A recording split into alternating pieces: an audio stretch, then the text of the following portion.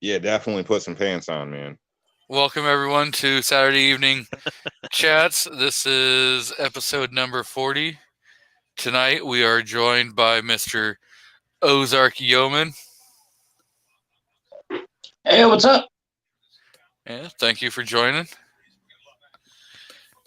And we have the co-host extraordinaire, Mr. DM Foss. Good evening, everybody. We have Mr. Rob D, the New York Outcast. Good evening. Thanks for the invite. Sorry, just Thank- messing around with G there in the beginning. That's right. I had my mic muted and couldn't figure out why nothing was showing up. So I was like, crap. Sure, let's go with that. Yeah, right. Last but not least, we have Mr. Nighthawk Medic. Welcome. Thank you, sir. It's good to be here with such a group of dignified and appropriately behaving human beings. So, first in, we had Mr. G Webbs. And if you guys didn't watch his premiere that he just did on the ATF documents for the oh crap, pistol braces, you should definitely check that out.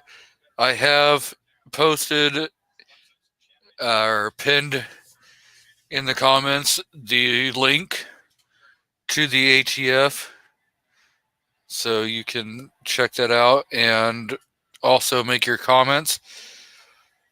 Then we have Mr. Kingpin out in the crowd, barely practical. So Foss is pulling triple duty. Yeah, I was on the wrong account. And we have Mr. Gun Loving Grandpa. And we have Mr. Burnaby Sanchez out there. Poor conservative. So, welcome everyone. And glad you're going to waste a little bit of time. And I wasted some ammo today. Felt great. Especially that dual wielding shorts video. Had to try my hand at doing a shorts, and I had no clue what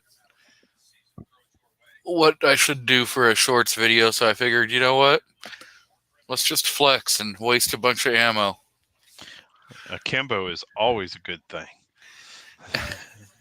And it's not a waste of time. I mean, people may not realize it, but if they read between the lines, the meaning of life is explained in every episode. Maybe somewhere in there. So, what do we got going on that we want to discuss tonight? I mean, we're running the elections pretty dry. I'm not seeing anything positive that way. So, Well, then in that case, let me tell you about my American-made My Pillow. ooh, you know, Yes, El Cheapo purchased one, and I gotta say it's worth the money. Now, I Yeah? think it's a gimmick because you can kind of fluff it however you want, and it stays that way. So you get it and you make it how you like it, and it works. So I don't know, but whatever the case is, it works. So I took a chance, figuring it would be a win-win because be a benefit because even if I didn't like it, it was American made for one. For two, it helped support the guy that helped support Kyle. So I figured at least my money wasn't just straight wasted. But within shock and awe, I actually like the damn thing, and it's nice. I'm liking it, man. And it does breathe and all that. Like I don't even know the commercial, but I sound like the commercial because it does what it says it does. So No, you're not. You're cheap not shouting bastard on the enough. fence, go for it, man. And I Yes. don't get a dime or nothing. I had to pay full price, and the guy doesn't know me and probably wouldn't bail me out of nothing. but I'm just stating. I see. Sorry. I see we're joined out in the crowd by Mr. Nepa Gun Talk. If you guys don't know who he is, he's got a great little YouTube channel. And he's pretty raw, you know. Definitely not afraid to hold back. So they got loot for that. Time holding back. I'm confused. If you're raw, I'd recommend the Gold Bond medicated. By the way, the regular powder. Yeah. Probably they make that stuff out here where I live. Well, we got some more joiners out in the crowd by Mr. Andrew Faulkner and Mr. Walter Davis. So, welcome, guys. Yeah, I've thought about getting one of those My Pillows. You know, again, kind of like what you said. You know, he put his money where his mouth is, and showing how he is 2A friendly to help post Kyle's bail. So it wouldn't hurt for us to just throw him a couple dollars and buy a damn pillow from him.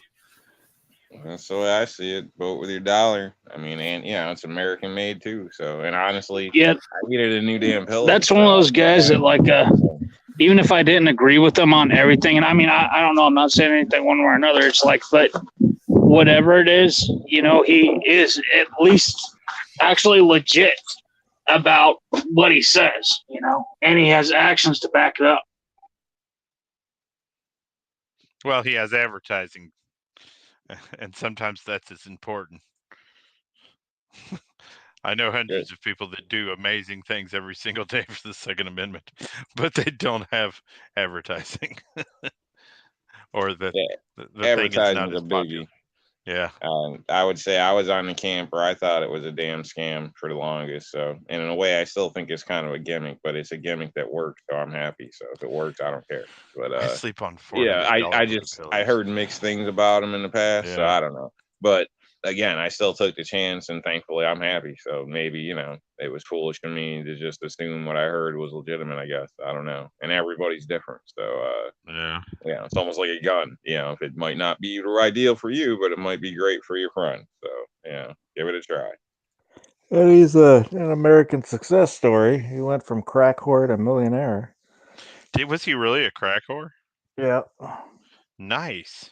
I mean, he's always been kind of an entrepreneur, out there doing stuff, but then selling the booty, selling the pillow. Yeah, I get into the crack. There you go, Bald and Curious. So hopefully it's a win-win-win, but at least it's a win-win. We've got another New Yorker out in the crowd, Mr. Bald and Curious. So he does some pretty great videos out there, living in a unfree state, and he's got a lot of good videos for your drills and stuff. And with him being a competition shooter, you can kind of pick up some good little hints, especially if you're a newer shooter, and everybody can always learn on advancing, because not any of us know every single thing there is to know about firearms, and we can always improve daily. Are you saying he's in New York? Bald and Curious? Yeah. Yeah, he's a Yorker. Okay. And he's actually a real live person that goes out and actually shoots now and then? Yeah. Damn, why do I just know this now? I don't know, but he also does construction. Maybe you guys should talk, since you both do construction. You both are Yorkers. It's Rob's B channel. Damn. No, but I'm just saying, he is definitely good. We've got Mr. M. Gabriel out in the crowd also. So welcome. Yeah, he has some He's a lot of the times you'll see him over on domestic, foreign and domestic with the Crazy Scotsman. Scotsman, yeah. He's pretty much there every Sunday. Yeah, he's a pretty good guy. Yeah, cool. Yeah. Yeah, I'll be honest. I'm planning on leaving New York, but still, connections are great, and who knows, so he's great though. Find somebody else to actually shoot with that actually does, and everybody's like, yeah, and then you call them, and they got something to do or whatever crap's going on. So I know normally I'm usually out by myself, but whatever. I'm just saying, you may want to talk with him. Keep trying to. So, go ahead, Mister. My collaborations keep getting coronavirus. Getting coronavirus? Yeah. Well, stop making out with them. Shit. No, not me. It's like every time I try to do a collab, somebody's like, "I'm getting tested." Stay the hell away from me, then. You have to get one of them full Tyvek suits and mask and everything. You can still do it. Today we're going to talk about shooting while in your protective gear. There you go. See if they can don their gear properly. I brought my assistant, Bud Aids.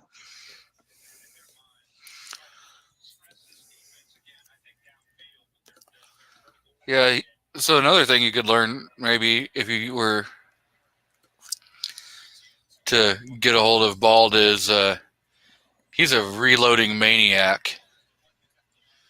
Nice. So he could probably show you some things about reloading. Oh yeah, he'd show me a few 10,000 things about it, I guess, but that's another story. No, I don't get it. Do it again. You'll see him when he's on foreign and domestic, and he'll run through 100, 200 rounds, in like no time at all, just loading them. And he's paying attention to what he's doing and stuff. So yeah, he knows the shit. I'm OCD. I measure my every time. I can't sit there and crank them out like that. I guess it's not probably required, but my brain requires it of me.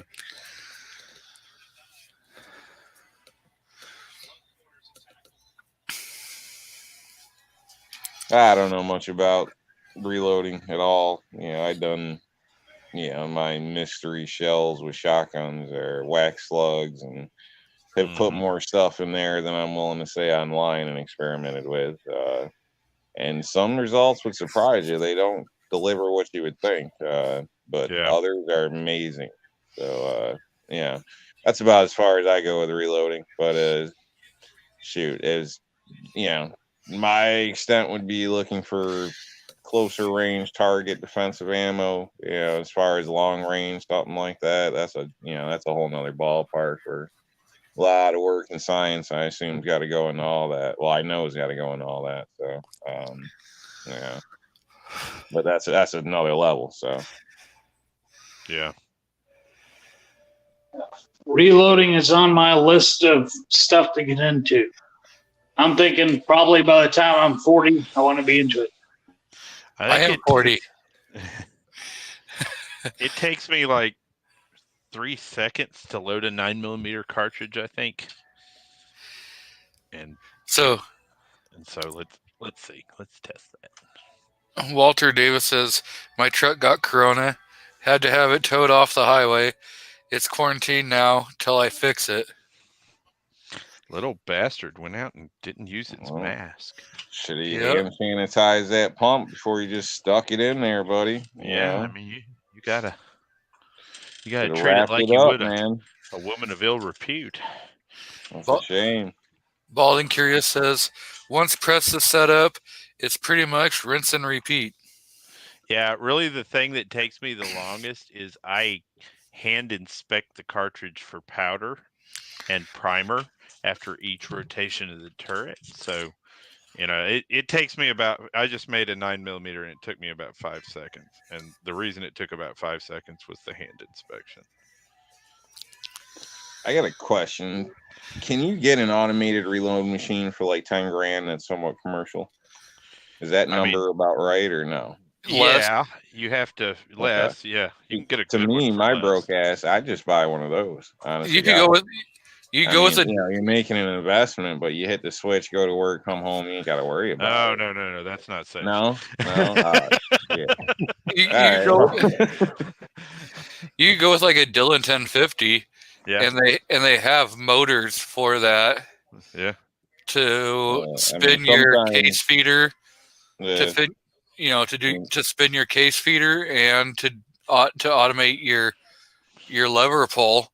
You could easily go through all of that, and yeah, you could probably be into that. Probably in the neighborhood of $3,000 to $3,500. My wife's calling. Like I said, I'm cheap, but when it comes to certain things, you kind of get what you pay for. That convenience, the ease, and not having to watch everything, babysit. If there was a system like that, I'd consider paying that, saving to pay for that, than doing it the other way. Honestly, again, so I wouldn't worry about it. But. Now, Rob, were you talking about for selling ammo or just personal use? For personal use, and then if things change, it could be for sale. I don't know. If I know, like when moonshining, for instance, I know it's a whole different ball game, but like I know some guys that tried to go, let's say, legit, and what always kept them from it was like they had to have something like $200,000 in liability already, set up. It was something insane like that. It was money. Like for liability, it kept them out of it. Yeah, no, I wouldn't do it with the intention of maybe I'll be into selling ammo one day, but let's just say the shit hits the fan, I'm gonna supply whoever's working with me. So that's just what it is. Come arrest me.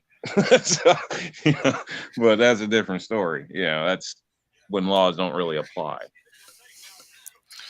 Southpaw RX says, at G23, in your honor, I picked up a 50-round box of Federal Tactical HST 40 cal carry ammo at my LGS.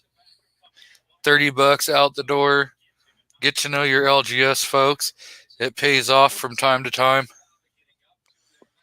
Definitely. I had him give me a box of ammo one time. So, the Blazer Brass that I was shooting today, I spent $13 for 50 rounds.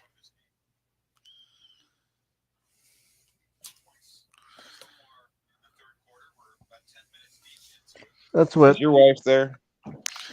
Yeah, my wife's here. You want to talk to her? No. Can you just tell her to smack you for me? That was 40 cal ammo. I don't care. It's all cheaper than what I can see around here. I'm seeing like 29 something for a box of cheap crap for 9mm. So I'd appreciate it if she smacked you. The Fiocchi that I shot today, that was $12 a box. And when I did the dual wielding, I had put in 10 rounds of the Federal 115 grain out of the 100-round box that I picked up. And those were like about $23 a box. Yeah.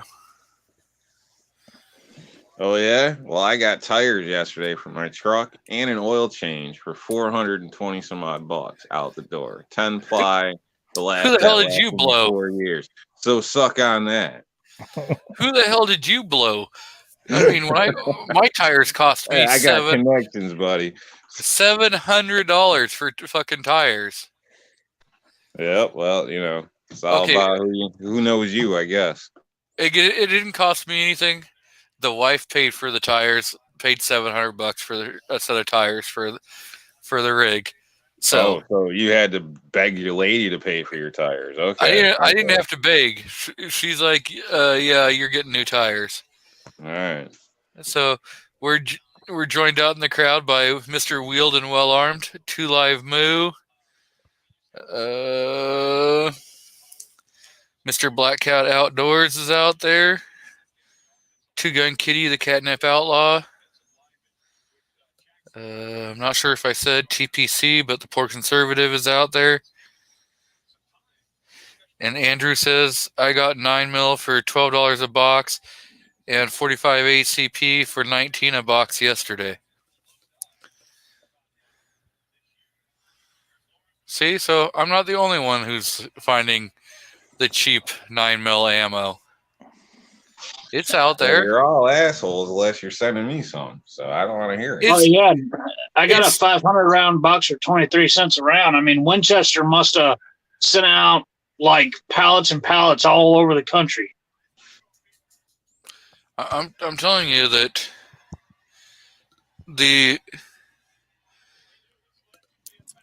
I would send you some ammo if it wasn't $303.40 something cents just to send a fucking box of ammo. It's worth it. Worth it. You're not that damn cute. No, it's not that worth it. Just saying. Oh, trust me, it's worth it.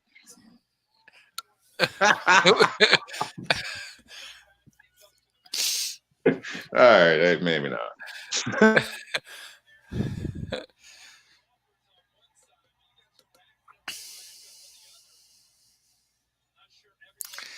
TPC said, I ran 4 boxes of 454 today, and it didn't cost me anything. It's always nice when you're shooting somebody else's ammo.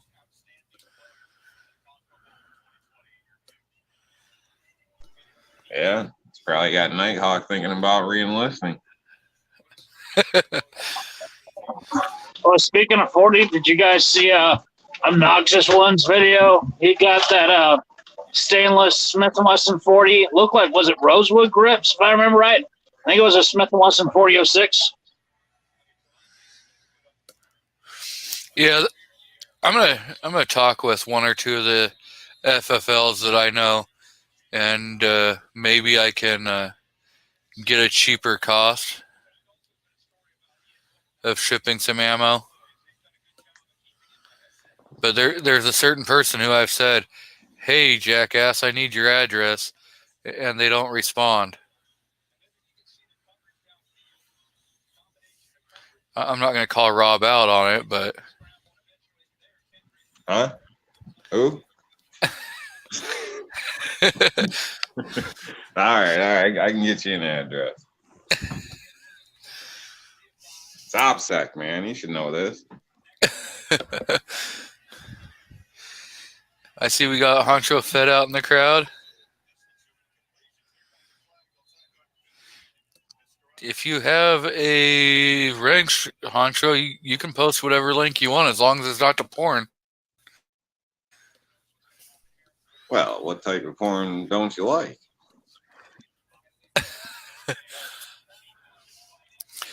That's you email that. You don't post that. I see we are joined out in the crowd by Miss Vanessa Kitty, so we do have to be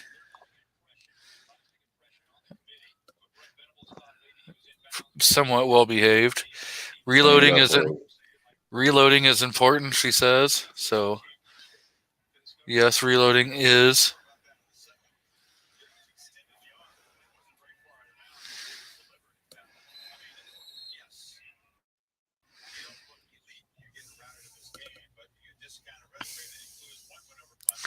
Oh, yes. He says that he posted it and it was ammo porn.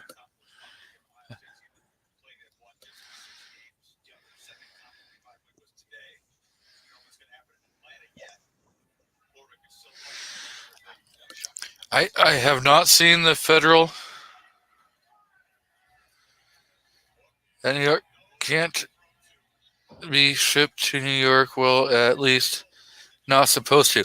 I think it just depends on where in New York that it's being shipped. Yeah, I think that's correct. Where makes a difference. If it's any of the boroughs in New York City or anything like that, then it's a no-no to my knowledge. So I find a lot of companies, for the longest, I didn't even think I can get ammo shipped here. But I was actually told by a gun store one place to look, and they actually shipped ammo here. So and nobody went to prison. So, but there is most of the places just as soon as you say New York, I don't know, they just don't do anything or don't want to send. So, but according to the law, it is legal. It's just, whether it's affordable, I guess. So if it was truly $300 and some odd, I think that's ridiculous. That seems crazy. I don't understand that. I mean, how could they sell anybody's ship a box of ammo for that? You know what I mean? It makes I think the private like $12-14 I could understand. Shit, I'll pay that, but $300. I mean, come on. I think more that it's the fact that it's a private person, and so I know a couple of people are saying double check with FFL. So I have a. Well, the FFL is the one that gave me the site that actually shipped it to me. So and got me looking to it. Yeah, which I was shocked, but they can't get anything. They got stuff there that people brought in on consignment for just like ridiculous prices. I mean, ridiculous. You're talking $1, $1.02 a round or something. I mean, just off the wall. So, and he doesn't expect to sell it. But if he does, he's getting 20%. So he's more than happy to sell it there. But he's telling me to go online to buy ammo. So. Well, I've got one of the local shops here I do business with. They bought ammunition at price online, right? And they're selling it in the store just so that people have some ammunition to go with the gun they buy. I mean, it's living in kind of a mad world. Yeah, here it's more. Ammo has been more of a sale in long guns. Like when it comes to like handguns, they have sales are up, but all in all, if you didn't already have a permit, you're waiting in a long line now for sure. It was already a long line prior, so but now the pistol department, you gotta call to schedule an appointment and everything. So they're, from what I heard, is quite backlogged. So if I went to purchase a new handgun myself, I might be waiting a month or more before I'll pay for it today, but it'll be a month or more before I can go back and pick it up after I deal with the sheriff's department, because that's the way New York State works. It's every pistol in my county has to be put onto your permit. So before you can even don't pick it up, possess it from the gun store. So due to that log and backlog, nobody wants to buy pistols because nobody wants to sit around for 2-3 months waiting on it, and everybody's running the long guns. Even if you have a permit, in my area anyway. So Warsaw says, if you had the opportunity to own a Barrett 50 107 for free for Christmas, and all you had to do was hug a cactus naked for it, would you do it? Hell yes. Yeah. No pain, no gain. Hug what size cactus? Does it matter? You're getting a Barrett 50 for free. Well, shit heals, man.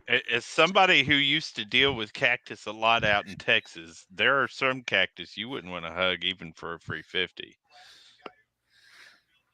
I don't know if we have other people here who've lived in Texas, but I used to horseback ride and hunt in Texas a lot, and there were some gnarly cactus out there. Heck yeah, you do it. They didn't say how hard you got to hug it. And it'd be like acupuncture. Get poked a little bit. Yeah, some of them got 6-inch needles, but I just want to know what cactus it was. I'm not going to snuggle up with a sombrero, but you're right. I mean, there are some that you could very comfortably do. Some might poke your eyeball out. Keep in mind, this is coming from the guy that drives a BMW and owns multiple homes. He could just buy his own damn 50. So I actually do not own one. They're a lot heavier than anything I'd want to deal with. You can get the same performance out of a 338 Lapua if you're not just looking for, raw, raw force. If you're looking for long range capability, which is basically the only reason I would buy one, 338 Lapua will basically do the same thing for most people. Clover Texas Cactus got nothing on a bull nettle. Oh yeah, bull nettle is terrible. And he says the cactus is in Arizona, whatever. It's on the screen. Yeah.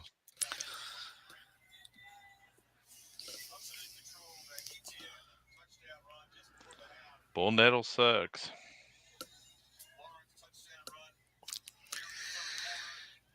So again, I do believe Bald and Curious still has his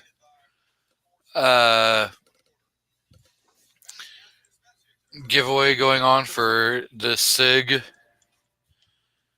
1911 Moulin Lab edition, $50 entry. So if anyone's interested in attempting to win a free, well, it would cost you $50 for the price of the entry, but you get the pistol, I believe 1 or 2 holsters, and like 500 or 1,000 rounds of ammo. And Bald and Curious says, "Don't be hating on BMWs, LOL." If you watch his latest video, he has his daughter's BMW something X Drive. I know it's one high-end club, and I just ain't got the money to be in it. What do you expect? Of course, I'm gonna be pissed.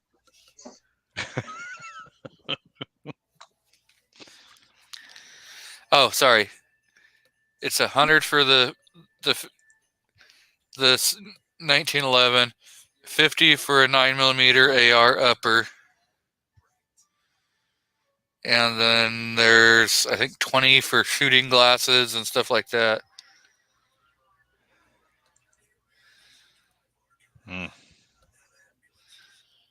So there's a few different things that are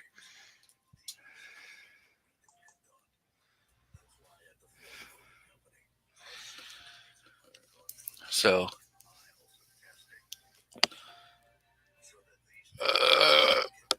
I'm gonna open up the YouTube chat because I'm gonna do a couple things. So, come on.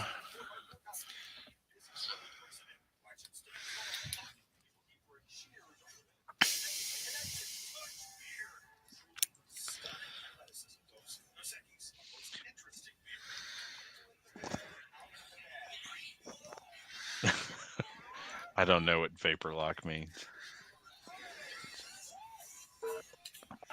So BMW was originally British-made war surplus, wasn't it? No, it's a Bavarian auto. But they started with planes. Yep. I like mine because I grew up on muscle cars, and then the American auto industry turned into a bunch of pansies. They stopped building fast things. And they basically vectored all that into trucks, and I really don't like trucks that much. And so I went ahead and started looking around for who was making high performance mid-size vehicles, and in America, really one of the best ones at that time was BMW. That's kind of how I got stuck in them. They got some nice armored ones too, if you got the money. The used market is pretty pretty available. I think people would be shocked at the cost you can find some armored vehicles for. So, yeah. Gun websites. I mean, vapor lock when it comes to a human. Yeah, I know vapor lock for fuel, but I didn't know for a human. I've fired a 107 and an 82. They were okay. I mean, I have no use for a 50 BMG cartridge. 338 Lapua does most of the long range stuff I need to do. So, you never know when an MRAB's coming to your door. Yeah.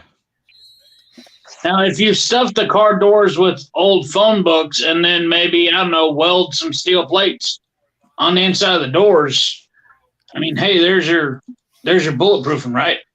Oh God, no. No. You turn one projectile into many. Bad things. Four-man routed, you just steal all the manhole covers and then set them inside and try not to get shot at. Yeah. So stuff the doors with Kevlar. Yeah, that would help, but it wouldn't be bulletproof. Bullet resistant.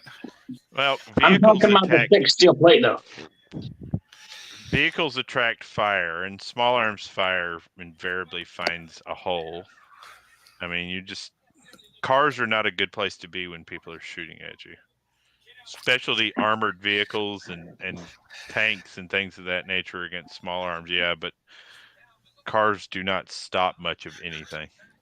No. Yeah, I can actually speak from experience on that one. Yeah. The armored tank was our weapon. Yeah. So, Balding Curious has a wrench out there if he wants to post a link to that video or to his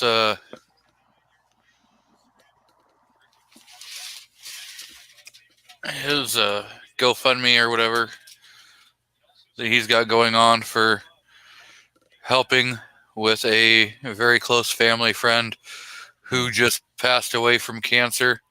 He was doing this to help with raising money for her treatment, and then it switched to funeral cost and the daughter that now has no parents left from cancer. So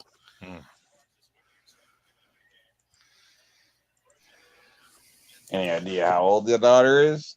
I mean, not that it obviously makes a huge difference or something, but hopefully she's not, 19 or something. Yeah, she's kind of young. I don't remember exactly how old she is, but I know she is, still, I think somewhere like 17 to 20, somewhere around in there. Damn. So yeah. That's a tough one then, yeah. I hope she's got somebody else in her life, family or something like that. So she's got Bald and his wife and stuff. Yeah. So she's 19. Damn. I had to be the number 2. Sorry, man. Yeah, I really wish them the best. Hopefully, people do what's right with guidance and try to, help them out the best way they can. So obviously not becoming a crutch for them, but help them help themselves with proper intentions. So I do wish the family luck, or her luck. Yeah, she's a college freshman, so she's going to try bettering her life.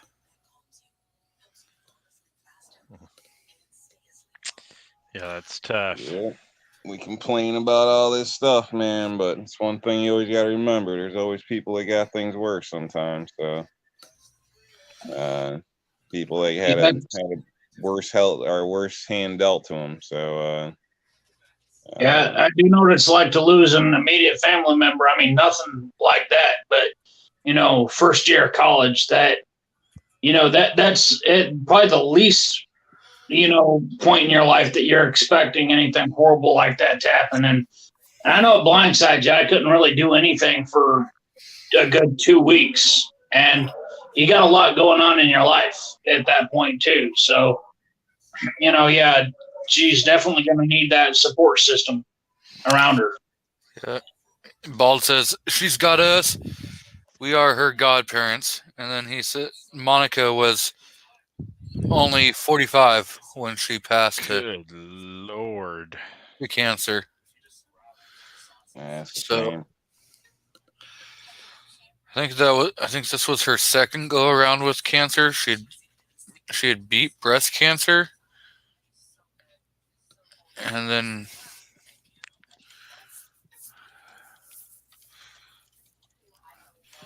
I don't remember all of that, but yeah, this was. Yeah, it's sad stuff, man. Yeah, it seems like 2021 just sticks it in and breaks it off, doesn't it? Or 2020. Yeah, well, foreshadowing. Well, just remember, everyone, Mad Max was 2021. Yep. This wasn't 2020 or whatever. This happened a while ago, but I grew up with a kid whose father tried to commit suicide. Basically, tried to kill himself with my dad in a vehicle at one point. Oh, and later, he ended up killing himself. The mom prior died earlier due to a medical issue. A friend of mine, years later, after losing both parents, he ended up stealing a carton of cigarettes from a store and was running and just dropped dead to a heart attack or something. Problem with his heart. So basically, you know what I mean? Like they all, I didn't know them much. This sister, something happened with her that died too. I didn't, but it was just the fact that, yeah, man, some people, some families, man, they just got some shit luck. It's just. I don't understand why you got would to be steal blessed for cigarettes the and time run. we got. People who smoke ought not to run hard anyway. Yeah. Yeah, it was just shocking because I think he was 16 or 17 and in perfect health, but just dropped He dead. wasn't in perfect health, I can tell you that right now. No, it was one of them rare things, I guess. There was something similar way back with a kid on a basketball court, same thing, just dropped dead. Yeah, it probably had like a heart murmur. It was something weird. I mean, nobody's seen it coming or nothing, but it's just it's strange, like I said, one day they're there, one day they're not. So don't take things for granted, people. Yep. Bald says cancer sucks. I'll take COVID over it. So yeah,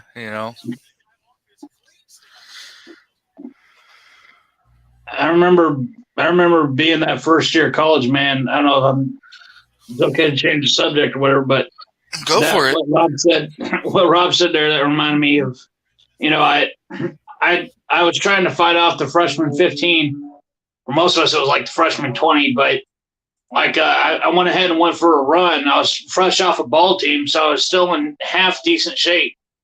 And for me, being in good shape was having a 36 waist and weighing 220, and that was, really low body fat. I'm just a broad-shouldered guy, even though I'm only like 5'10". But I went for a 1.5 mile run, and that was when I learned that just because guys were like 19 years old and thin did not mean they were in shape. We made it like 500 yards, and the first guy starts grabbing his side. I made him stretch and everything first, and we didn't. I got to the end of a 1.5 miles. I turned around and I see the very last one is already turning around and walking back. He was like a quarter. I went to school in a place with flat prairie you could see a grain silo 12 miles away. I'm not kidding. And back there, I could just see the trail of guys one by one. They fell off. And every single one of these guys were the skinny and shaped guys too. Well, it's crazy. I can pass the current version of it's not the APFT, it's something else now. The new Army physical fitness test for my age group. No, the SFAB's a educational, the new fitness test. What is that called? New APFT. Let's see. Anyway, whatever that new APFT test is, I can pass that for the Army combat fitness test for my age group. And so, I don't know, does that mean I've kept myself in pretty good shape? Well, I'm more active than most people my age, or have the requirements to, be considered to be in combat shape dropped a lot. You know what I mean? So I don't know.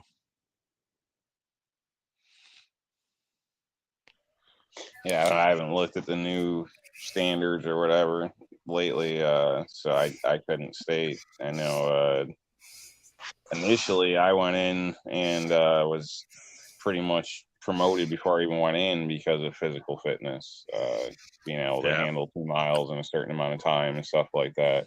And I didn't do a damn thing, but leave from work and go take their test or whatever and go back to it. So, but I think lifestyle is a difference because some people sit all day, some don't. You know what I mean? So. And like a gym to me is a joke. I make that joke all the time. Go to work with me in a day, and you won't need a gym. You know what I mean? So, that's for the guys looking to get laid on the side or something. No, real men can get it done. We didn't need a damn gym in the service. You don't have a gym everywhere you go. You might get some mats and some equipment somewhere, but shit gets done by hand. You just make it get done. There's this dedication. You don't need pretty shit, but that's a whole nother side of things or whatever. But but yeah, so I couldn't state, but unfortunately I wouldn't be surprised if standards dropped a little, and I don't mean this in a wrong way, but for a while I know recruitment was becoming an issue, and a lot of people debate that's why they chose to let women in certain roles. So now I'm not going to argue that I gotta say something now if I bring it up. My opinion, if you can do the same thing I can do, I'm more than happy for you. Whatever. I don't care. If you can drag my ass out, I'm fine with that. There's a good chance you're going to shoot better than the other guy anyway, just statistically. So if you can do your job, whatever, it's your ass on the line, like literally, but it's your ass. So I don't want my daughter doing it, but if you want to, that's on you. So I had female medics that could do it. You got to be able to hold the standard, or else everybody suffers. You know what I mean? And that goes all across the board for men too. Because there's some sloppy ass people that are barely making it. Like I don't know how the hell they're getting by, and they look like they're gonna freaking die. You know what I mean? And and that makes you wonder. You want that guy running supplies to you or something? Like I don't know, man. They gonna be able to get you out? I heard they had trouble despite all concerns me. Despite having the same actual number or close to enlisted that we had, what was it, World War II? Despite the fact we have, I don't know how many times more in our population, there's still the last several years, at least it was true earlier this last decade, I think, they were having trouble just finding enough younger guys and women that were in good enough physical shape because, the American diet.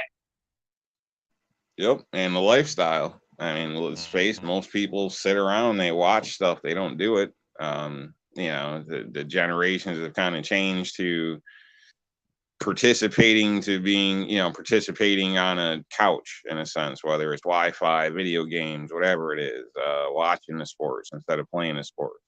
Everything's more hands off, more kids' gloves. You can't let your kid cut the grass; they might hurt themselves. There's no, I don't know. This can go on and on, but you know what I mean. There definitely seems like it's softening up, which puts everybody in a worse spot, in my opinion. Mm-hmm. So I want to welcome Mystic Guns out in the crowd. Welcome, and Defense Dad, who says, "Yo and stuff, entertain me. I'm at work still." Entertain me. Okay. Are you not entertained? Who's singing? Let's do it. Are you not entertained? If I had a will, I'd kick somebody in it. Sparta. Yes. In that scene when Russell Crowe yells that, I never noticed this when I watched the movie when I was younger. I went back and watched it again. What was that, last year? I used it for a clip in a video. And the guy who technically, quote unquote, owns him, seeing the eye roll on the guy, he rolled his eyes. Yeah, I thought that was awesome. I'm sorry, but I'm just saying, people should respect women. I'm sorry, but their partner or whatever. I don't know. So the way I see it, I'm glad he kicked his ass in the well, just for that alone.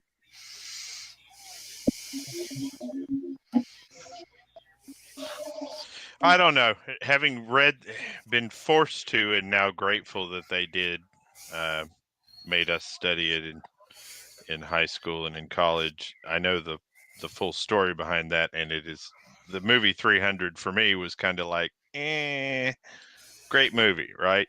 The effects are interesting, but let's do the actual historical battle where you guys would have been toast if it hadn't have been for the volunteers that you so talk about with disdain. I don't know about all that reality, but the movie kicked ass. Right. So, Defense Dad said, I said entertain me, not cripple my eardrums by you singing. I'd like to make mortar out of my enemies as well. And now in his name. I've been listening to the song "I'm Just a Gigolo" because that new movie Nobody is coming out, and of course they played that song all through the Red Hat trailer for it, and I was like, oh, I love that song. I haven't listened to it in years. I'm not sure how he knows, but Black Cat says Rob D's wife is in the room. No. Every time I say something about a girl, I'm not just a lover of women, but I'm a father to women. Okay. Yeah. Right. There you go. That's exactly right. My daughter will beat you up faster than I will. One of the proudest moments. Wait, that's probably not what you want to say on the internet. What do you mean? My daughter will beat you half to death if you cross her. She is terrifying. Well, one of my proudest moments is when I was sparring with my daughter, and I screwed around and got all Karate Kid on her, and she booted me right through her door, like busted my lip and booted me through the door. It was awesome. Like, yeah, awesome. No. When you said my daughter will beat you up, you know, dude, it's my daughter. Come on. I was like, wait, you don't want to put that on the internet. Somebody's gonna take that wrong. Nah, somebody's always gonna take that. Sorry for the fool. Yeah, there's definitely comments that get taken out of context. Yeah, well, she's received every bit of training that I'm capable of giving her on self-defense, and paid for lots of others. So Two Gun Kitty says it's time to carol. Is it? Do we need to carol? I don't know, but I'm not sure if I sent him a link or not. If I did, he should come in and lead us on how to do the caroling. Who's Carol? I don't know.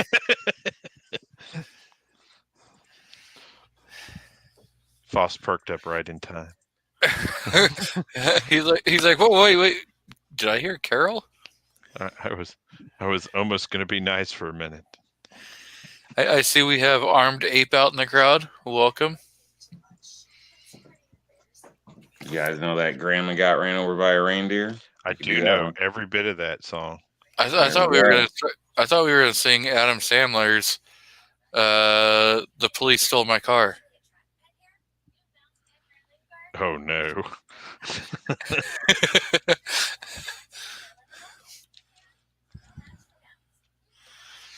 Come on, that's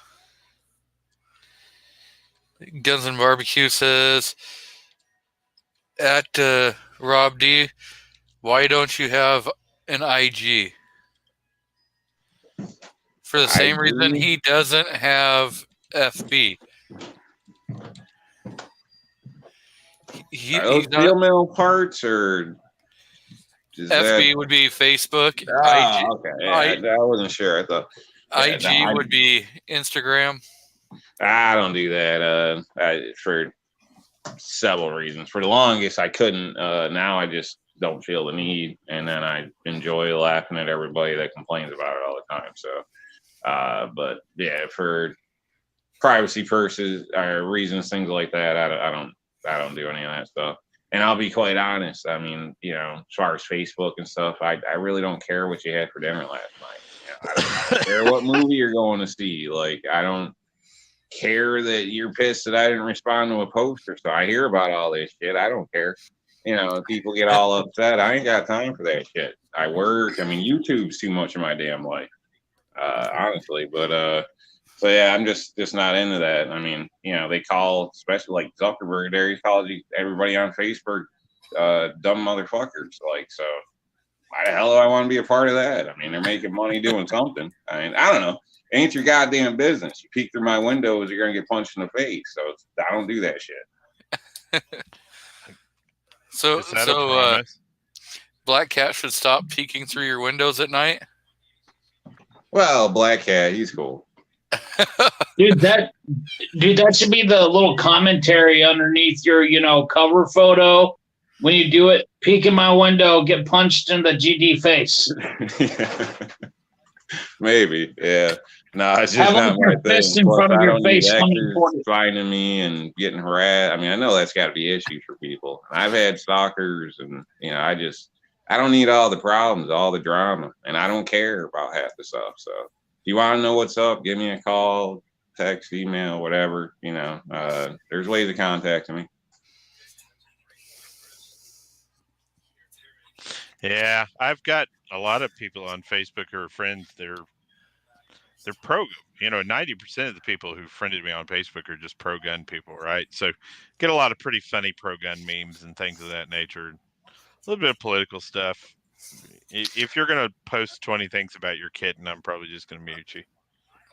Well, see, the thing is, I just put out a bunch of funny memes. I really don't post anything. And all the memes. What are we, freaking in high school again? Come on, people. Come on. Dude, I like Once in a while, one's nice, but some of you people just get crazy with this stuff. Mm. I post... Don't you sleep with your wife or do something? It's Friday night and we're all or Saturday night and we're all here, dude. Let's all be because there's an ammo shortage, man. It's not our fault. Ammo shortage. I see 450 rounds just sitting out. Oh wait, 550 rounds of 9 just sitting out. I've got 3 ammo cans full of 9. I've got 150, 40 rounds just sitting out. That's just what's right here next to me. That's saying I got plenty sitting there, and I won't go into detail about how much, but it's at the point where, like, I'm not going to cut into it because of the lack of availability. Mm. And then my OCD, anytime I do see a rare one on the shelf, I'm like, ooh, and I grab it, but then I just put it in the stockpile and I don't shoot it. See, I have stuff that's kept for stockpile, and I have stuff that's kept for, making hashtag shorts. Yeah, you run through, you're like, oh, what's that? Steel case steel? Yep, you're getting used. I don't have a single steel case ammo. I have steel case AK ammo. I'm surprised that a man who shoots AK doesn't have any steel case AK. Okay, I don't have any for an AR-15. I don't have any steel case pistol ammo. I've got some steel case Grendel. I think I've got 13 rounds of steel case. And the variety of calibers, just because it was in a mixed box I bought. But as cheap as I am, I don't buy a steel case. Unless I get a new gun, I do buy it. I'll buy a box and run it just to see if it does work. Because I think it's good to know. I don't ever plan on buying steel case, even though I'm cheap. Because, I'm not an AK guy. If I had a damn AK, I'd give it steel case. I mean, because who cares? But,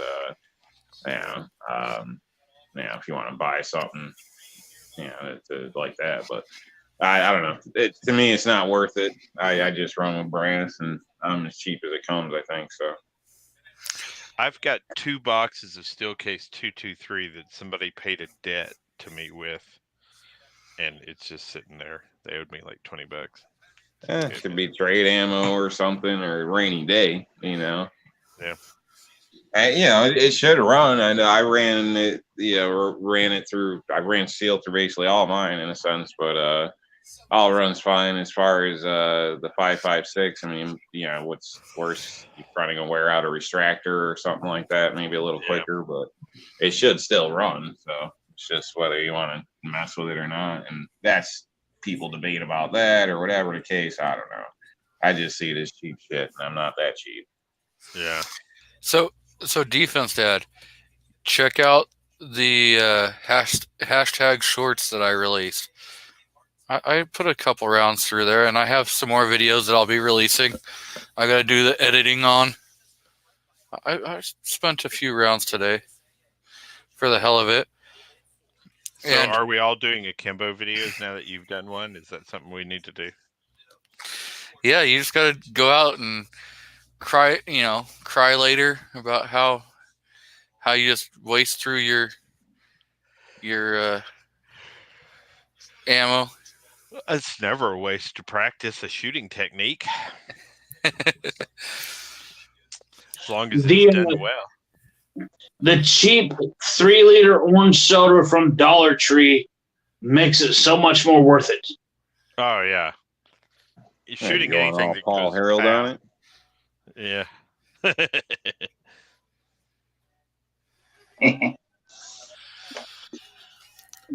Also, I did learn that old moldy cheese and sliced ham, 20 feet is not far enough away if you shoot it with 45 Super, especially hollow point. Man. Oh, I watched what was it? Autumn's Armory. She was doing her 22 video that on a new 22 rifle that she got, and she shot some pomegranates. That was pretty funny. Nice. Well, that's a damn waste.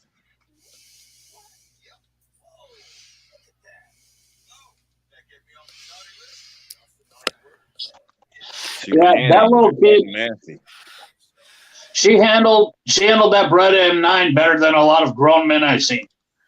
Dude, she's handled a lot of firearms better than some grown men I've seen. Like anyone in the NFAC. Yeah. And the 2-fingered pistol trigger pull technique. I mean, that's... Yeah, dude, that is so awesome. Yeah, she came up with that. She came up with that on her own. Her parents say they didn't teach her that. Have we seen her shoot at an actual target there with a pistol or just mag dump? I don't know if I've seen her shoot actual steel targets and paper targets. Gotcha. She has and balloons. Her Beretta 92, I think it was called 92 and 9, I think. Her Beretta 92 vid, she was actually shooting steel, I believe. Okay, cool. I may have to check that out. I've only ever seen her just doing 2-handed mag dumps. I was like, wow, but, are they teaching her accuracy? Yeah, no, she was doing one where she was shooting balloons and stuff like that. So, yeah. Nice.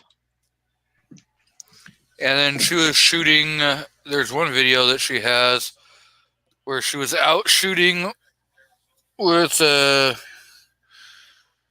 the actress from what movie was that?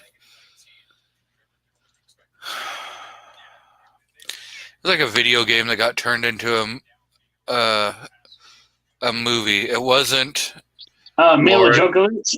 Yeah. Super Mario Brothers? No, it was like might have been Resident Evil. Yeah. Is that what she was in? I think so. I think she was in Resident Evil or something like that. I've always liked Resident Evil. It got a little hokey towards the end, but it was good. It was fun. It was good fun. It was a good bang for your buck. You didn't beat it and one night of sitting down playing or whatever. It took a little time. I mean, now if you run back through, of course you could, but usually it took a little time. So I used to hate getting those games that you beat in like 4 hours and you were done. I was like, God, that was such a waste of money. As the Fallout series was always great because, you play that for weeks. So am I the only guy here that has never played any game newer than, what is it, Nintendo Wii Mario Kart, I think, in the late 2000s? I was a gamer in the 80s, man. I like anything. I was straight up savage on Super Mario 3 in the early 90s. Pretty much anything after PS2.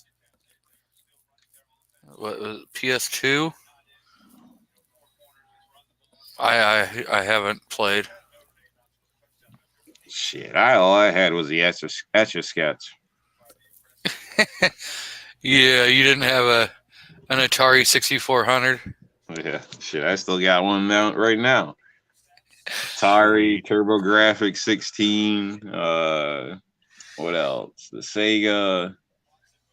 I don't even remember now. Obviously, older. Got Commodore with the tape decks, the printers, all the aftermarket crap that came with it, all the books.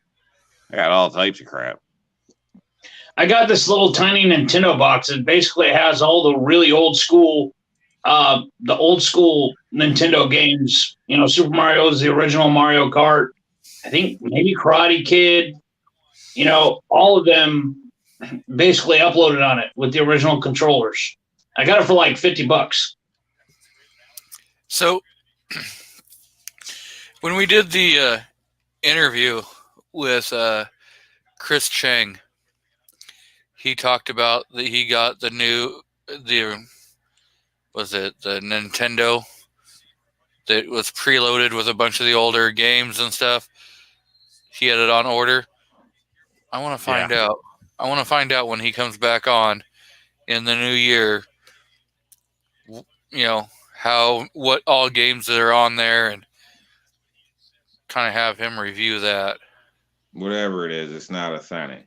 I mean, if you don't have to open the door, pull the thing out, and blow in there once in a while, it's not the same thing, man. Right? No, it's not the same, but it's still the same game with the same controller, basically. It is. But yeah, I miss the old, the frustration and the long loading is part of the process. Yeah, I know. Yes, it is. Kids these days will never know. Just plug it in ones and zeros.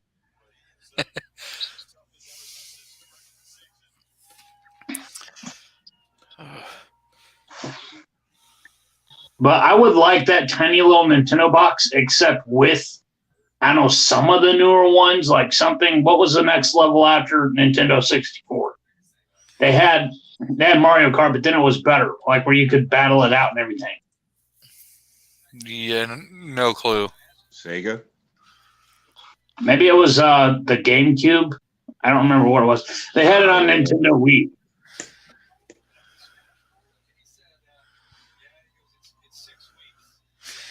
So Defense Dad says the best game I have is on my phone, Turbo Granny. Old lady on and off road electric cart that jumps and spins. She breaks her neck all the time when she wrecks. It's hilarious. I'm kind of game for Turbo Granny. I might have to find that. That sounds interesting.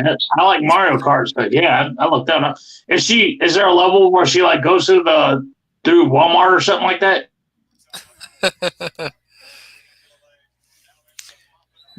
Oh. Turbo Granny. Balding Curious said I had Atari in high school in early 90s. I had a 2600. I had a Commodore 64, an 8088. I had some old school crap. On the Atari 2600, when you play that one game, Pong? Which game? Space Invaders. Yes. If you turn it off, turn it on, and hit reset at the same time, then it'll double fire. Oh, really? No kidding. Yep. Do you know the game Defender? Yep. I stayed up all night playing that one time. When it gets to level 99, I thought, like after level 100, you would win. No, it just starts over at 1. I've never been so pissed at a game in my entire life. That's funny. You know who would be extremely wealthy? The dude that invents a version of Duck Hunt where you can shoot that dog when it laughs at you. There is one online. Google it. There's like an online version of Duck Hunt where you're just shooting the dog the whole time. Oh, I will. And in real life, of course, I love dogs, all that. For any of the sensitive people out there, and I mean, yeah, I get it when the ATF and all that makes me just as mad too, But I will download that and do that. Why would you deploy your dog against an ATF officer? I see we are joined out in the crowd by J Monty 1738. Welcome. And you don't even have to deploy your dog against the ATF. Your dog could be in a friggin' crate asleep, and the ATF's going to shoot it. My dogs don't attack people or go up to people that they don't know. They've been trained not to do that. Yeah, if the ATF just sees them, they're going to shoot them. They could be 100 yards away. They're still going to shoot them. I struggle to believe that every time the ATF comes to someone's house, they execute a dog. I'm pretty sure they do. Yeah, if you don't have a dog, they'll bring their own. Exactly. just to kill it. You don't get past Hogan's Alley in Quantico unless you whack the dog right off the bat. I mean, that's like par for the course. It saves them money on a psyche valve. I've known people to train their dogs to allow people in, but not to leave. And there's some good advantages to that. There's kind of the story with that, but that may be something the case with Nighthawk's dogs or something like that. But they're more than willing to let you come in, but good luck getting out without permission. Basically, you might be. I had a dog that was the most. I think he was a border collie. He was the most non-aggressive attack dog ever because if people did try to escape the house or whatever, he would just walk right up behind him, and he wagged his tail so hard that his entire butt was wagging. And he positioned himself the height of his back was right below the knees. So he would wag the butt so hard it would almost knock people off their feet, especially if they were trying to turn around and leave or anything. He was like, "Hey, wait a minute, my human is not excused you." My Jack Russell gets excited. So when you're walking, he'll come flying up from behind you and hit you in the calves. Holy crap. Yeah, he'll do that on the stairs sometimes too. Holy crap. Takedown maneuver. So I used to have a 120-pound brindle pit and rot mix. And I would bet my friends that were really, really fast that ran track that they couldn't make it to my back fence before. And I was like, I'll give you a 20-second head start. You can't outrun my dog. And his favorite thing would be, as they're running, he would run and go right between their legs and grab their pant leg and keep running. So he would then drag them to the fence. He was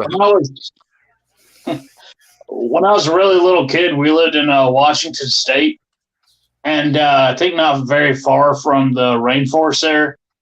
And I remember I was 3 years old, and I remember going camping. We had this dog called Cody. It was a husky, and I swear to this day, it is the only non-intelligent husky I have ever seen in my entire life.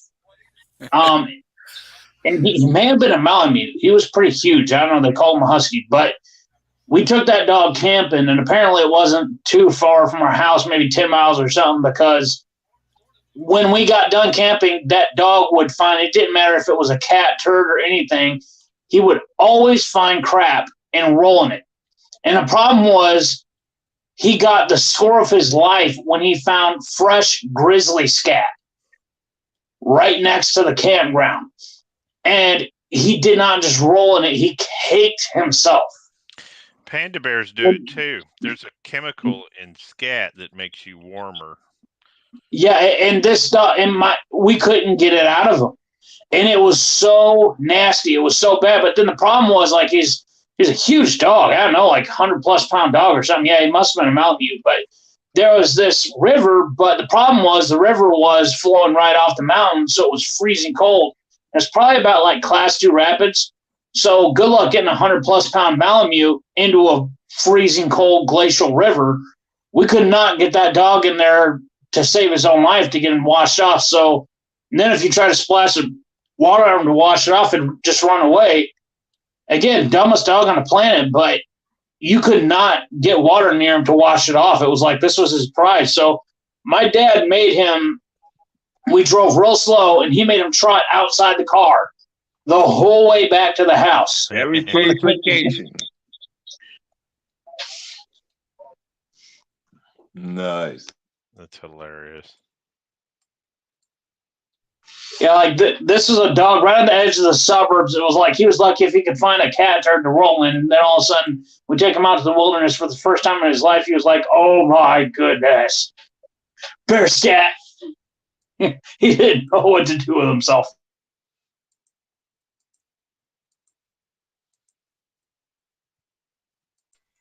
Yeah, I'm shocked by people with their pets in cars. Blows my mind. I've seen, leather seat. Now, if your kid can't run around in the front seat, your damn dog or whatever you got up there shouldn't be, in my opinion. That's like if I got hit by somebody like that and one of my family members were injured, I would take it very personal that, I don't know. You know what I mean? That their pet was worth more than my family's life. So let's just hope that don't happen. I've seen a lot of dog projectiles over the years in EMS. I don't think people quite understand how dangerous animals and vehicles can be. When I would take my pet with me, and he would be barking if you didn't buckle him up. He always wanted to wear his seatbelt. He saw everybody else put seatbelts on, so he figured it had to be something he needed also. I have a cat that likes potato chips. I think he's a human that's been what's the word? Not resurrected, but incarcerated. Reincarnated. Incarcerated. Yeah. Reincarnated. Yeah.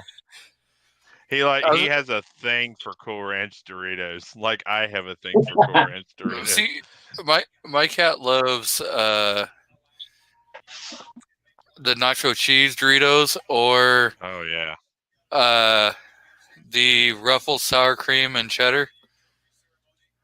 Does it wind up having to lick all the sticky crap off its mouth? No, she will eat the potato chips, and yeah, she just loves those potato chips. Mm-hmm. She'll just mow on them, and she loves plain cheesecake, like New York cheesecake.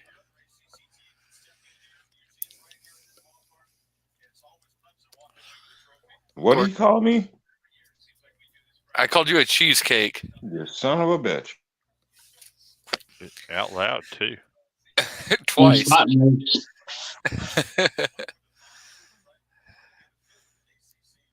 I said plain Jane New York cheesecake. Ooh, that's fighting right there. Fighting word. Mm-hmm. I had a recipe for New York style cheesecake one time. It had a lot of things you would not expect to be in a cheesecake, but it was good. Moo says New York Outcast has the best cakes. Do his milkshakes bring all the boys to the yard? Damn right. It's better than yours. Damn. I was saying, according to Moo, they do. Apparently, that's Moo's speed right there. Yeah, we can all dream, right? Right. You never know what appeals to your brothers until you get down to the nitty gritty. Man, I know that song so well due to Fort Knox and Drill Sergeant. Let me tell you something. They had fun with that song. I bet. When I went to Fort Sill, the cycle prior to mine had females. And Fort Sill had universally been a male only basic combat training. So everything was the females did it better than you guys. Everything. Just everything that, you did something and they were like, yeah, the females did that better too. I was like, boy, I'm glad I wasn't here. I feel bad for people that had a multi-gender basic training, because I bet, if it was the females, they probably put the males against them. The males, they probably put the females against them. It was probably constant. Yeah, so, it was all male for me there. G-Web says, you were in Fort Sill? When? Yeah. I was at Fort Sill in 98.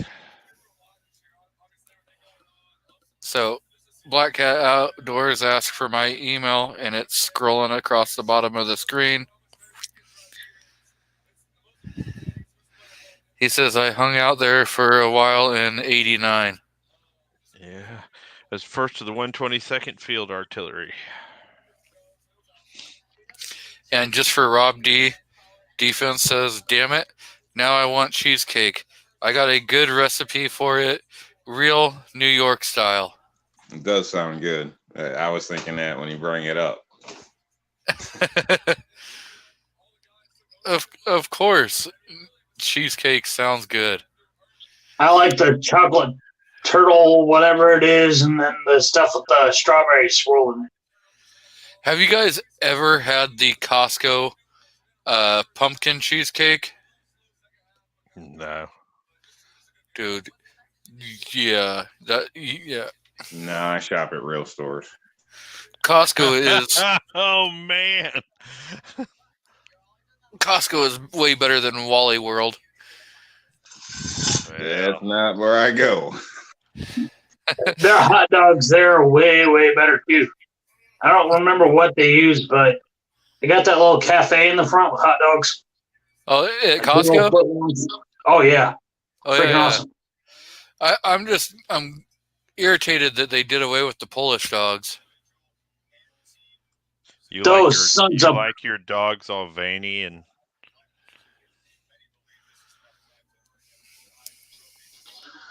I like Chris Rock's arms after a workout, man. No, not Chris Rock. Dwayne Johnson, The Rock. Yeah.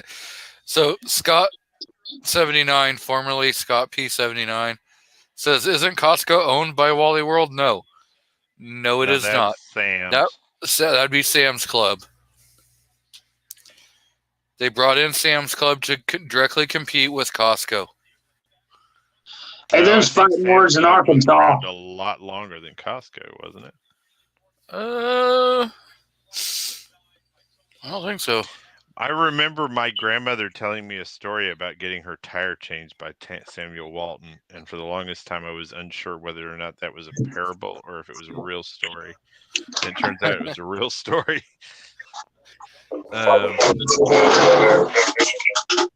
What? You're really good here.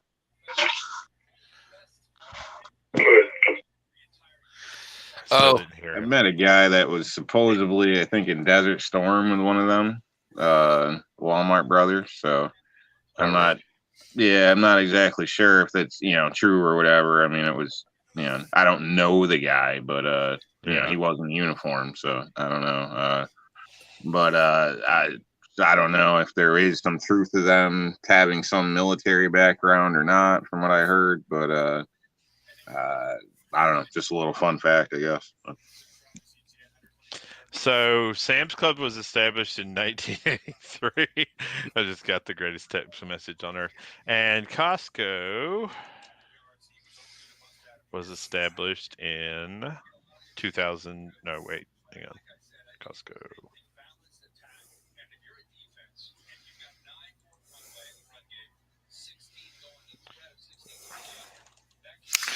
That's 1976. Costco. You're right, 1976. So I guess you're right. Whoever said that it was. G Web's put out Sam's Club 83, Costco 76. Wait a minute. Time out. So Costco traces its history back to 76 when Sol Price opened the Price Club in San Diego.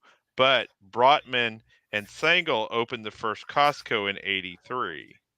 So we would literally be talking about months then, right?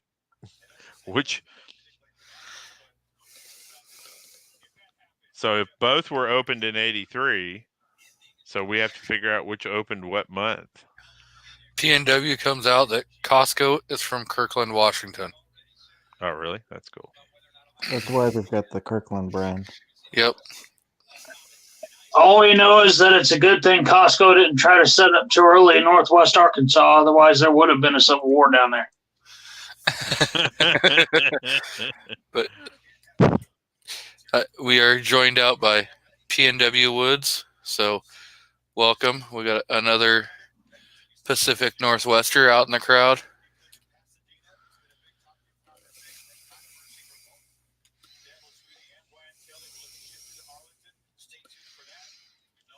Cool. And Defense Dad talks about he misses Kmart Blue Light Special. See, we had a Kmart here all the way up to like a year and a half ago. I think a year and a half, 2 years ago when they finally.